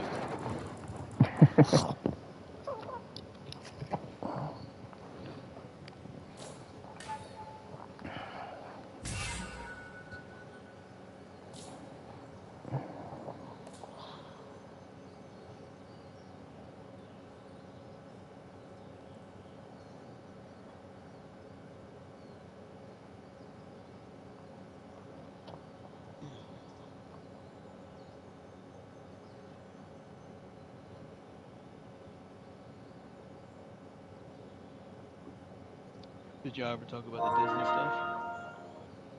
No, we forgot about that too. But I mean, again, I would have wanted to talk about that with you there. Yeah, I had y'all a bunch of just catch up conversations. Hey, yeah, let's Yeah. talk about everything that we've been missing for the past week or so in one Mhm. hour. Right. Get it all out in an hour. You need to get on sooner so we can talk about it because you get on too late. Yeah, I try to make sure I do at least 3 hours, 3 to 4 hours in my streams. But now that baseball season started, some of my days are I'm getting on a little bit later Yeah. because of practices and things. So it's kind of throwing me off again. But either way I go, I'm gonna have to get myself situated because I gotta get ready for this crazy multiplayer league season too. I was like, I got baseball season, I got this season, I got. Whew, my wife's back in school. I just got a bunch of stuff going on. Right. Crazy times. Yep. Oh, one thing we did talk about that involves you and I. Uh, it's so funny because I called it before she even said it, right? And Mhm. I'm trying to remember what brought it up. And like, well, first off, one time I said something to her, and she was like, "That's super offensive," and and I was like, "What?" But anyway, I was saying something about how I said I thought she's really dogmatic on a lot of things, meaning that she just certain things. It doesn't matter what kind of evidence you would bring to the conversation about a particular topic. If she's decided that she's made up her mind on it, she's not going to listen to really whatever you say about it. Anyway, Mhm. she doesn't like that. But then another time, she's like, well, I don't feel like you've really actually said anything particularly um, offensive most of the time, or ever really that I can recall, or you guys most in general. And then she's like, except for one time. And then I was like, oh man, I know what this is going to be about. What's that? You don't know? Mm-mm. Okay. Well, I already knew. I was like, I know what you're going to say. And, and she She was like, yeah, talking about from you. from me and you and Burger. She Oh, you was talking going to about that talk. whole black woman thing? I think she might have forgotten all about that, but no, that was not it. Remember that one time when we were talking about movies that we thought were funny, and like we ended up like talking about like the whole thing about like The Ringer, and there's something about Mary, and like that, and I'm sure at one point said that I thought it was, like I'm sure Berger was saying something like, "Oh yeah, you couldn't make that." Him and I were probably both saying we couldn't make those movies today, and I was like, "Yeah, that's true." And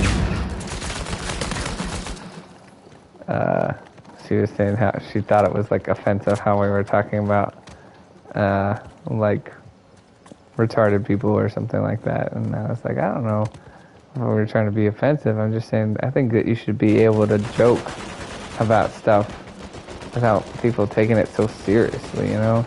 Oh yeah, that, and then I think we talked about what Tropic Thunder and any other movie that had something to do with that. Yeah, and like again, I can't really speak to Tropic Thunder just because I have never seen it, but yeah, I knew you guys said there was some guy that was in there that's like kind of special or whatever. But Yeah, yeah, Ben Stiller, because Yeah. Okay. I mean, he was also in something about Mary. Yeah. All right. You never go full retard, man. Yeah. And the way he played it too was so stupid. Oh god. Right.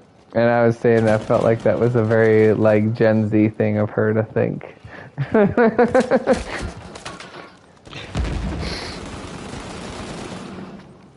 And then she was saying how she was like, well, I think there's just certain things that you shouldn't joke about or whatever, and or if you do joke about them, it should only be the person that certain people that are allowed to joke about it. So in other words,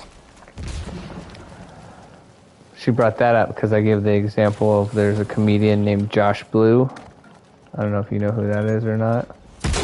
Oh, Hey, you saw me drop down? yeah, I saw right. it and I dropped down.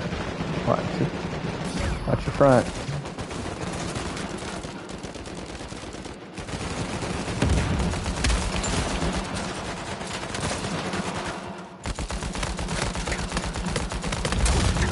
Yes.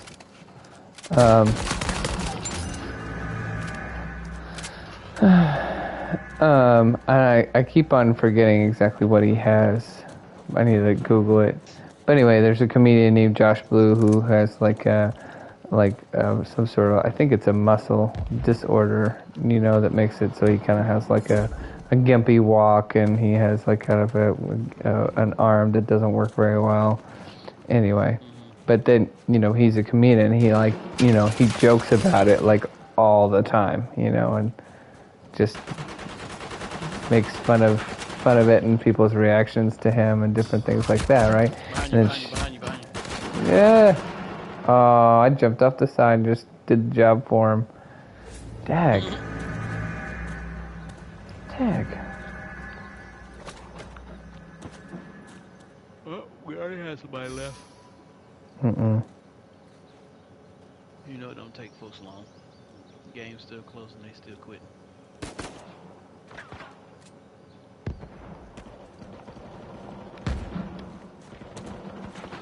So anyway, but the point is that she was like, well, maybe it's okay for them to joke about it, but other people shouldn't be allowed to joke about it. And I was like, well, yeah, see, I just don't believe that. I don't think that. I think you should just be able to joke. Everybody should be able to joke about whatever in the same way, like, I think that, if you're a white guy and you have a black friend, your black friend should be able to joke about how much white people like mayonnaise and whatever other stereotypes about white people that black people think are funny or whatever. I don't have a problem with that, right? And the same way I should be able to joke with my black friend about some other thing, whatever. If we're friends, I don't understand. It's lighthearted. It's not it's not mean. We're doing it good natured. I don't understand why you can't joke about it, right? Mm-hmm. At least that's my opinion. You can disagree with that opinion. I think the thing is, too, is if it's an agreement between friends where you can joke about something, an agreement between friends. Nobody else should butt into that. Yeah. Well, If two friends thinks that something is okay or fair game, then who is anybody else outside the thing? That should be just between the two friends. And if that, if somehow somebody else gets added in, then if another person gets offended by it and gets pissed off about it, then people should understand that, because whatever's allowed between friends is not allowed between everybody. yeah, and that's the whole thing is like a comedian or whatever. There's certain things that I think you should be able to talk about. You should be able to talk about whatever you want to talk about, basically, because that's the whole point. You're trying to make people laugh, and you're trying to do something in a lighthearted way to make them laugh about it. In the same way, like that's what Josh Blue does. Like he makes fun of like his disease that he has. you know. And I think, you know, you can, you know, when you have something like that you have to deal with, you can choose how you want to deal with it. You can, you know, laugh about it and, you know, make jokes about it, or you can be bitter about it, right? And which one would you rather do? Yeah, of course. You know, so at that point, you know, yeah, why is it not okay to joke about? Because it's, you know, you can't do anything about it, and sometimes there are certain things that, you know, if you don't, if you don't find ways to laugh about it, you know, you're just gonna be depressed, or you're gonna, you know, be angry, right? Yeah, but you know, again, it's between if the person thinks it's fine and okay to do it, Right. and they can And handle that, then that's on them. yeah, and even I'm just saying, I think, me personally, I think there's certain things that you probably shouldn't joke about, but just there's certain other things that it doesn't bother me, you know, and it's, you know, I don't know, like, so one of the things like example she gave was like rape, and I was like, yeah, I don't think it's appropriate to joke about rape, but I'm not also the world police, so I'm not going to say that, you know, somebody should be arrested or something like that for making a joke about that. You know, that's up to them. I think I'm for freedom of speech, but at the same time, yeah, I wouldn't do it, and I wouldn't think it was funny. But at the same time, you know, I think to me that's completely different than just joking about, you know, say, you know, like difficulties that people have to go through that are like, you know, physical difficulties, like, you know, like the Josh Blue, you know, like joking about his physical disability in the same way some other person will joke about some, you know, like, I don't know, their depression or something like that, right? Hmm. Yeah, but you also got to think too. You got just like you were saying, Gen Z and all these times change. Some people are more sensitive and can't handle things like previous generations could. So you got somebody Gen X, you can sit there and say stuff like that to them all the time. They probably okay, yeah, roll off the shoulder, laugh and giggle about it, or if it bothers them, just whatever, just won't talk to you no more. You know what I'm saying? They handle it better. But then you got a newer generation, boy. You say anything wrong, these kids literally will flip out and either commit suicide or just something. Like they just can't handle anything. So I mean, sometimes you gotta know your audience. You gotta know what they can handle and what they can't. Yeah, well, no, I definitely agree with that in a way, but that's what I'm saying. I think people that are like ones that are always ready to get bent out of shape, first off, are oftentimes the people who are getting bent out of shape on behalf of others rather than the actual people. You know, like if you were like, so I just looked it up. It's cerebral palsy. So Josh Blue has cerebral palsy, Hmm. and it's a congenital disorder of movement, muscular tone, or posture. Cerebral palsy is due to abnormal brain development, often before birth.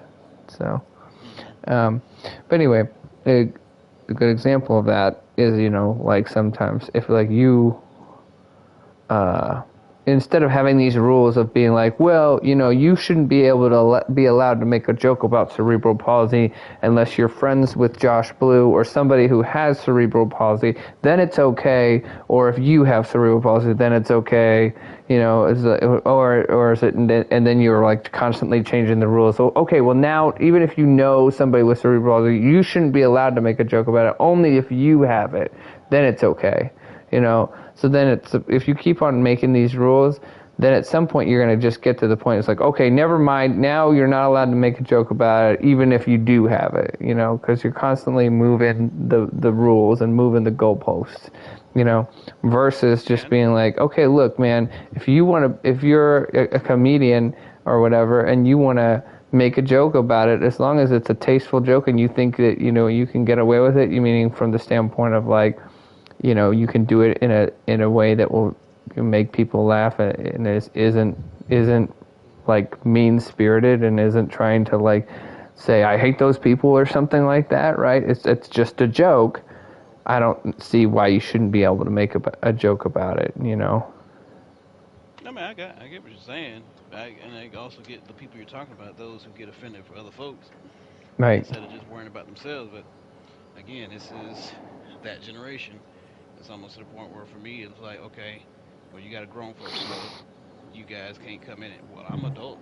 That just because you are an adult in age does not mean you're an adult and can handle things like an adult can. So, you know, Yeah. unfortunately, you can't come in here. I mean, do I think that yeah, they need to start putting certain things like that in place? Yeah, because yeah, you're gonna have those who are gonna get offended for other people, and then it's like, first off, your opinion matters to you and those that truly care about that. If the ones who are in here are cool with what is going on, then you need to keep your mouth shut or go find your own place with your own people. That's to me where it comes down to, like, don't be offended for me, don't have a say so for me. But if you got a problem with what's going on and you seem to be the only one that has a problem with what's going on, then you need to maybe take yourself out of that situation and let those who don't have a problem with it continue to sit and chill with it. But Right. common sense isn't common for everybody. Yeah, well, and that's what I'm saying. It just seems kind of ridiculous, and just it's usually, again, it's always more about some of these people who are getting offended on behalf of others rather than the actual people that it supposedly affects. And then that's how you get silly stuff like people changing, sports teams' names, to the Washington football team. Yeah, trust me, I know. And keep in mind, I coach sports, youth sports, and the way it is with this nonsense of yeah, everybody gets a trophy. We got last place in the league. Well, we're ordering trophies for the kid for what? You got last place. What do you get a trophy for when you get last place? Like seriously, what are you celebrating? Yeah, just So participation trophies, man. That's the generation now. You should get a that's prize for just being there. that's kind of where we are. But the thing is, like, for me, um, like if I'm not mistaken, I even heard that there's a Native American group that I think is trying to take Washington to Well, court over that.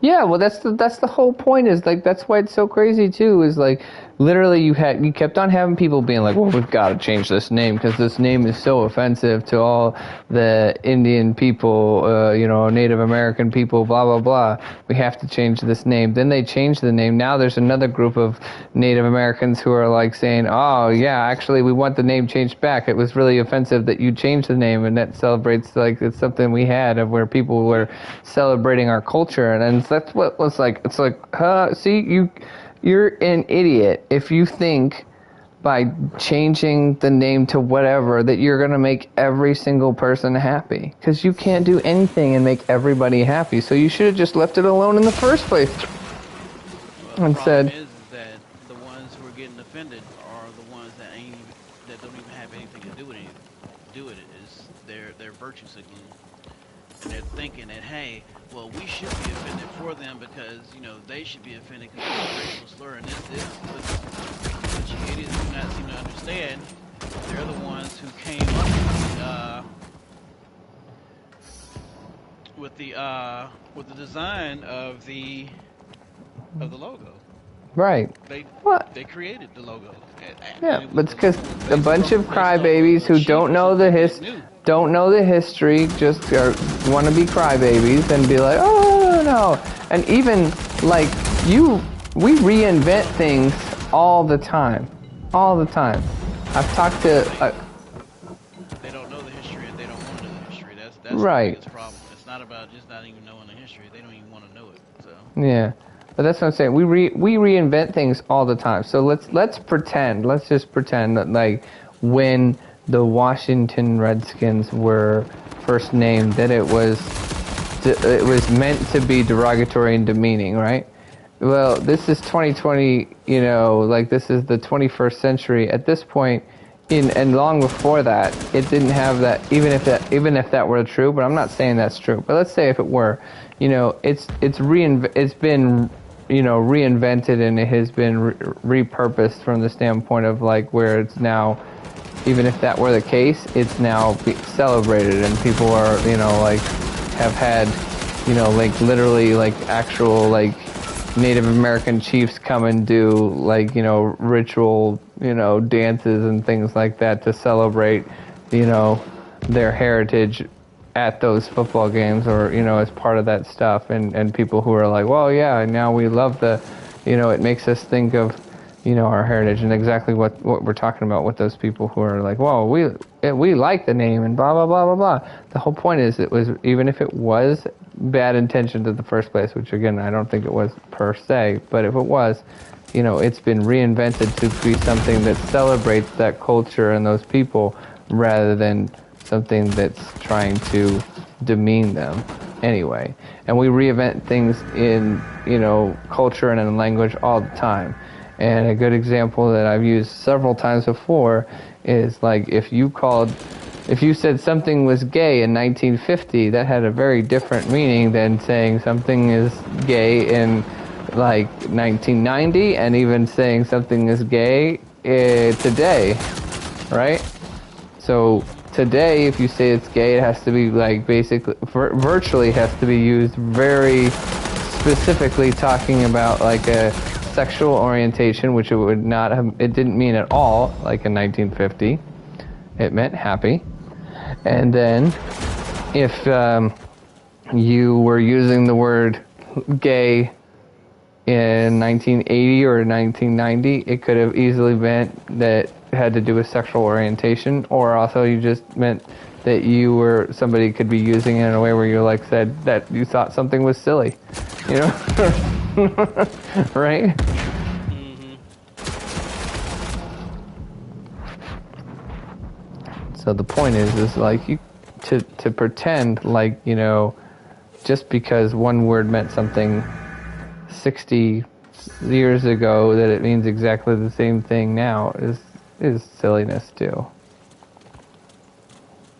Or one name of a team or whatever it is.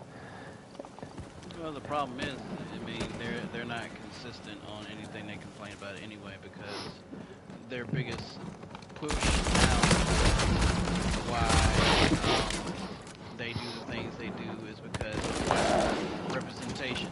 But yet you take away something that was representing. Was representing, right. But then you change it to something that is more representative of something that is white, exclusionary of another race. Instead of just being like, okay, let's change it from Redskins to is it the Commanders? Yeah, the Commanders. What is that even supposed to mean? That doesn't mean anything to anybody, really, does it? It's like such a generic name. It's a generic name, but it's more so a name that is neutral. But when you look at it, and that in the context of the word, Commanders isn't used in any other racial culture except for white folks. Mm. So, like, they could have been like the Washington Native Americans. So, you know what I'm saying? Keep the context of what it is, and but that's the whole point, though. In that sense, right? But they would never think about doing that. Is okay. Well, we're going to change it to something else. But that's the whole point, though, is that if they had half a brain in their head, they would know that even if they did do that, it would never work, because they would always backfire on them at least a decade later or something like that, because the term of whatever the term is that is acceptable is constantly changing in our culture. So, meaning, in other words, like we say, oh, that guy is an Indian. Then at one point, and another point we say, oh, that guy's an American Indian. Then another point we say, oh no, that guy, he is a Native American, right? So in other words, it would never work for them, because if they were like, oh yeah, we're going to rename our team to the Washington Native Americans, like 10, 15 years from now, they'll tell you why Native American is now no longer culturally sensitive, and we need to change the name again because now Native American's bad. Hmm. Yeah, I mean, yeah, we already know it doesn't matter because at this point, the objective is basically to create um distance and animosity between people. Yep. And some people have actually speculated that the whole thought of the scripture where it says nation against nation is Hmm. not talking about country against country, but People group. uh, yeah, it's because when you look at the context of what's going on now, this is exactly what's going on. It is a push to create a division between racial nations. Yeah.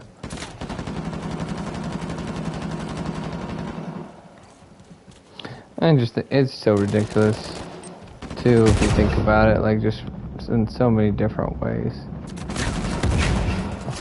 And even when we talk about different races, like really all we're talking about is like different like features. Hmm. Because if we can see somebody like it's just so crazy because like for instance like my wife is like partially Mexican, right? But she doesn't really look at all that much, right? And sometimes some people will get her confused with other things and be like, oh man, are you like Lebanese?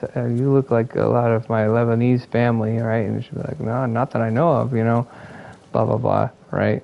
So they're always like just kind of like assigning different things on her if they ever like think that she's something or whatever else. But then in her whole family, Walk right in front of me. I wouldn't say any of them look particularly Mexican, except for her brother, right? Her I had brother. that grenade well placed until you walked right in front of me. Made me Mm, throw it at myself. me? Yes. Sorry. Anyway, but then it's funny because like her whole family doesn't look like they're like what you I guess typically would think is like Mexicans look like, I guess, right? But then her brother like is really way darker than the rest of them. So probably if people just see him walking down the street, they think he's like 100% Mexican, right? And it's like Hmm. in the same family, you have so many differences in this. In the same way, even in my family as well. Like all of our family has like dark hair and like dark eyes, except for my brother. And when the whole family basically, and he's got blonde hair and blue eyes, and we're all like, what's the deal with him? In the same exact family, right? Hmm. Well, I mean, even beyond the racial colors, people are a product of where where they spent the most time at, where they were raised at. It doesn't matter if you're black, white, Hispanic, whatever. Yeah, but I was just saying, You're a sometimes it's product of just about what you're. genes too. It's just genes are weird. Yeah, but I mean, just for as the way you act, I'm talking about like your mannerisms and things of that nature. Well, Mm-hmm. all black folks act like no, no, all white folks no. You're a product of where you were raised. It has Yeah. nothing to do with race. Right. But can't tell people that sometimes. Yep. Yep. I just think it's just funny how we have that one of this very specific ideas in our head of like so and so looks like this and so looks like that, and that's another thing too. Just like speaking of like, you know, Mexicans or Hispanic people in general too. Sometimes people have like a very specific picture in their head of what that looks like, but then there's the huge variations between those groups of people too, if like, there's Hmm. Mexicans literally who look very, very fair skinned, and then other ones who look almost black. Hmm.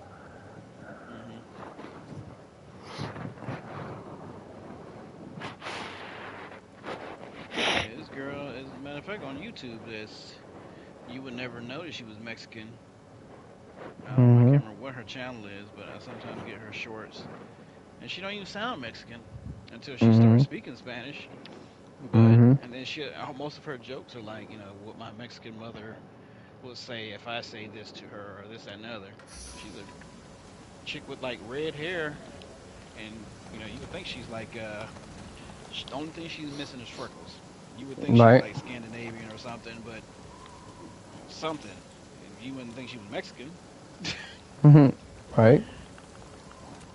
Well, that just shows you how silly it is in general, and we were like, basically, you know, we're all the human race, and we have a lot of different variations, and very quickly and very easily. Well, I mean, we're all the human race, and we all came from Adam and Eve. So essentially, it And doesn't matter what the fuss is, because we're all from the same place. exactly. No, I 100% agree with that, and I think if more people like actually believed what you just said, there would be a whole lot less like prejudice and racism in the world if they all acknowledge that. And the crazy thing is, like, for me, is like it shouldn't even be that hard to to really even think about, because whether you believe in Adam and Eve or not, we all came from one woman and one man. The whole human race came from. Whether if you don't want to call them Adam and Eve, whatever. If you want to believe in evolution, just like somebody else actually did, like what was the ass? Some person had some debate with the pastor, like, yeah, I don't believe in Adam and Eve. He said, well, Mm. okay, you believe in evolution or whatever the case may be. Everybody evolved from apes or this, that, and the other. But he said, whether you call them Adam and Eve or not, didn't everybody come from one man and one female? They didn't they evolve into, at least, if that's your thought, you have one of each? It's like, yeah. So it's the same thing. It doesn't matter what whether you call it Adam and Eve or not. Even though that is the truth, you just don't want to believe it. The thing is, we're still talking about the same thing. Yeah, well, wouldn't some people though argue that, like, oh well, it was just we evolved over time from multiple different primates, not just two, one single couple. Whatever they tell you, it's always one situation where you had a start that came from somewhere. You're just talking about And like again, once they became like if an evolutionist is like, okay, well once they became a man and a woman, then those two people had to come together to make the next man and woman, mhm, right? mhm, Right. because then you had they had to be able to create life together. So it doesn't matter if you think it was like, maybe two or three of them evolved or whatever the case would be, but it Mm. doesn't mean that their chromosomes matched enough for them to have kids either. So you still had to have two that connected completely in order to create life and Mm. it continue. So you can call it whatever you want to call them, but it's the same thing. And then let's speak about the truth. And no matter what, all is God. You still basically you can't disprove it, and now you basically have no choice but to deal with that simple fact that, hey, we all came from one man and one woman. Right. Yeah. No. Yeah, they come up with every excuse in the world, but the thing is, they can't deny it or disprove it. Yeah, but I mean that's the whole point. Is like we don't want to. They don't want to talk about it though, because there's if you talk about that, then you're gonna realize that there's a lot more that we have in common than we do have in different. We have that separates us. You know what I mean? In a Mm-hmm. way. And I'm not saying that there's not differences between people. Obviously there are, But I'm just saying, a lot of that is, more cultural rather than like actual differences of like, when they want to try to, put these labels on it, like, oh, you're a different, that race and this race. And it's like, it's like not really race. That's like a poor way to even phrase that. It's just, different people groups that have again, like adapted over time to have, different skin tones and yada, yada, yada. Yep. I mean, they want to believe in climate change so much. The climate changing is what's going to create different races.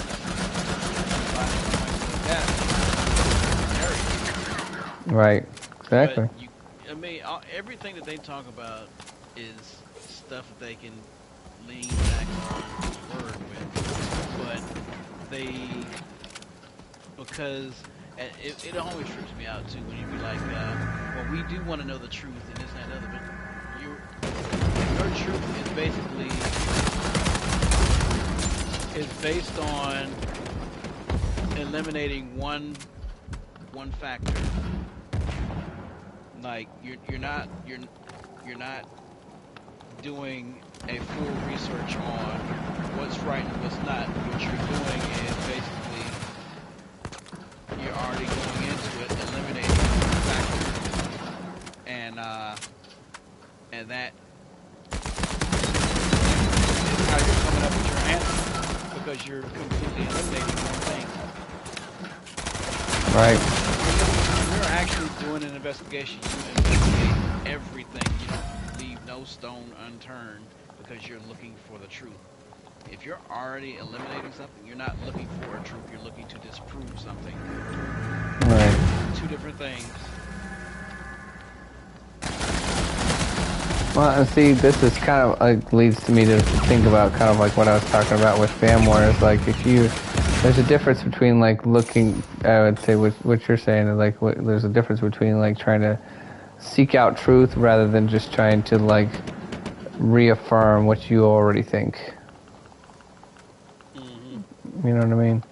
And I'm not saying whatever it is that you believe isn't already true, but I mean if it is, you're willing to like, consider other evidence and test it against it. And if it is true, it'll stand up, right?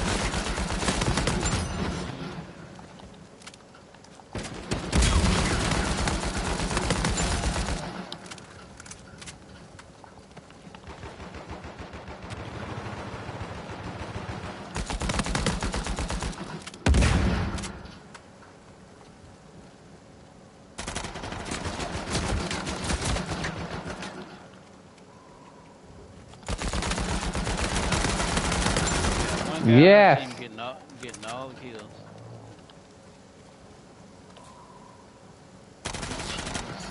Mm.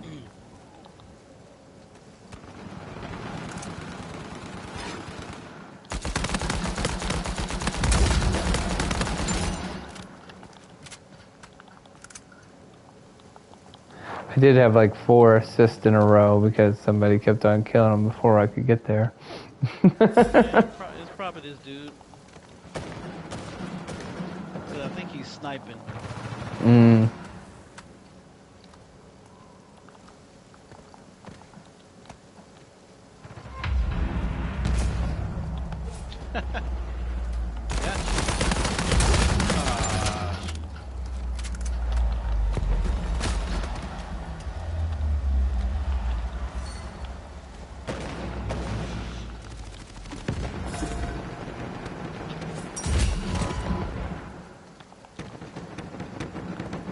This is it, Marriott. The one who finally won. This is the final game I was looking for this whole time. After 4 games later. People will quit anyway. Yeah, it's the mercy rule because you got like, oh, that's why he's been doing so well. He's speed glitching. Well then I don't feel so bad. He's just a cheater. Yep. Jesus, straight up cheating. China Lakin, sniper. Yep. taunts on you. Mm-hmm. Mm-hmm. Dude, must be the worst kind of person. Or at least we won this time, and I didn't do like great, but I did a lot better than the last couple ones. Yeah, I've been trying to struggle through, so we did alright. Right. Well, until next time. Sounds good. Well, thanks for playing, man. I'll talk No to you later. problem.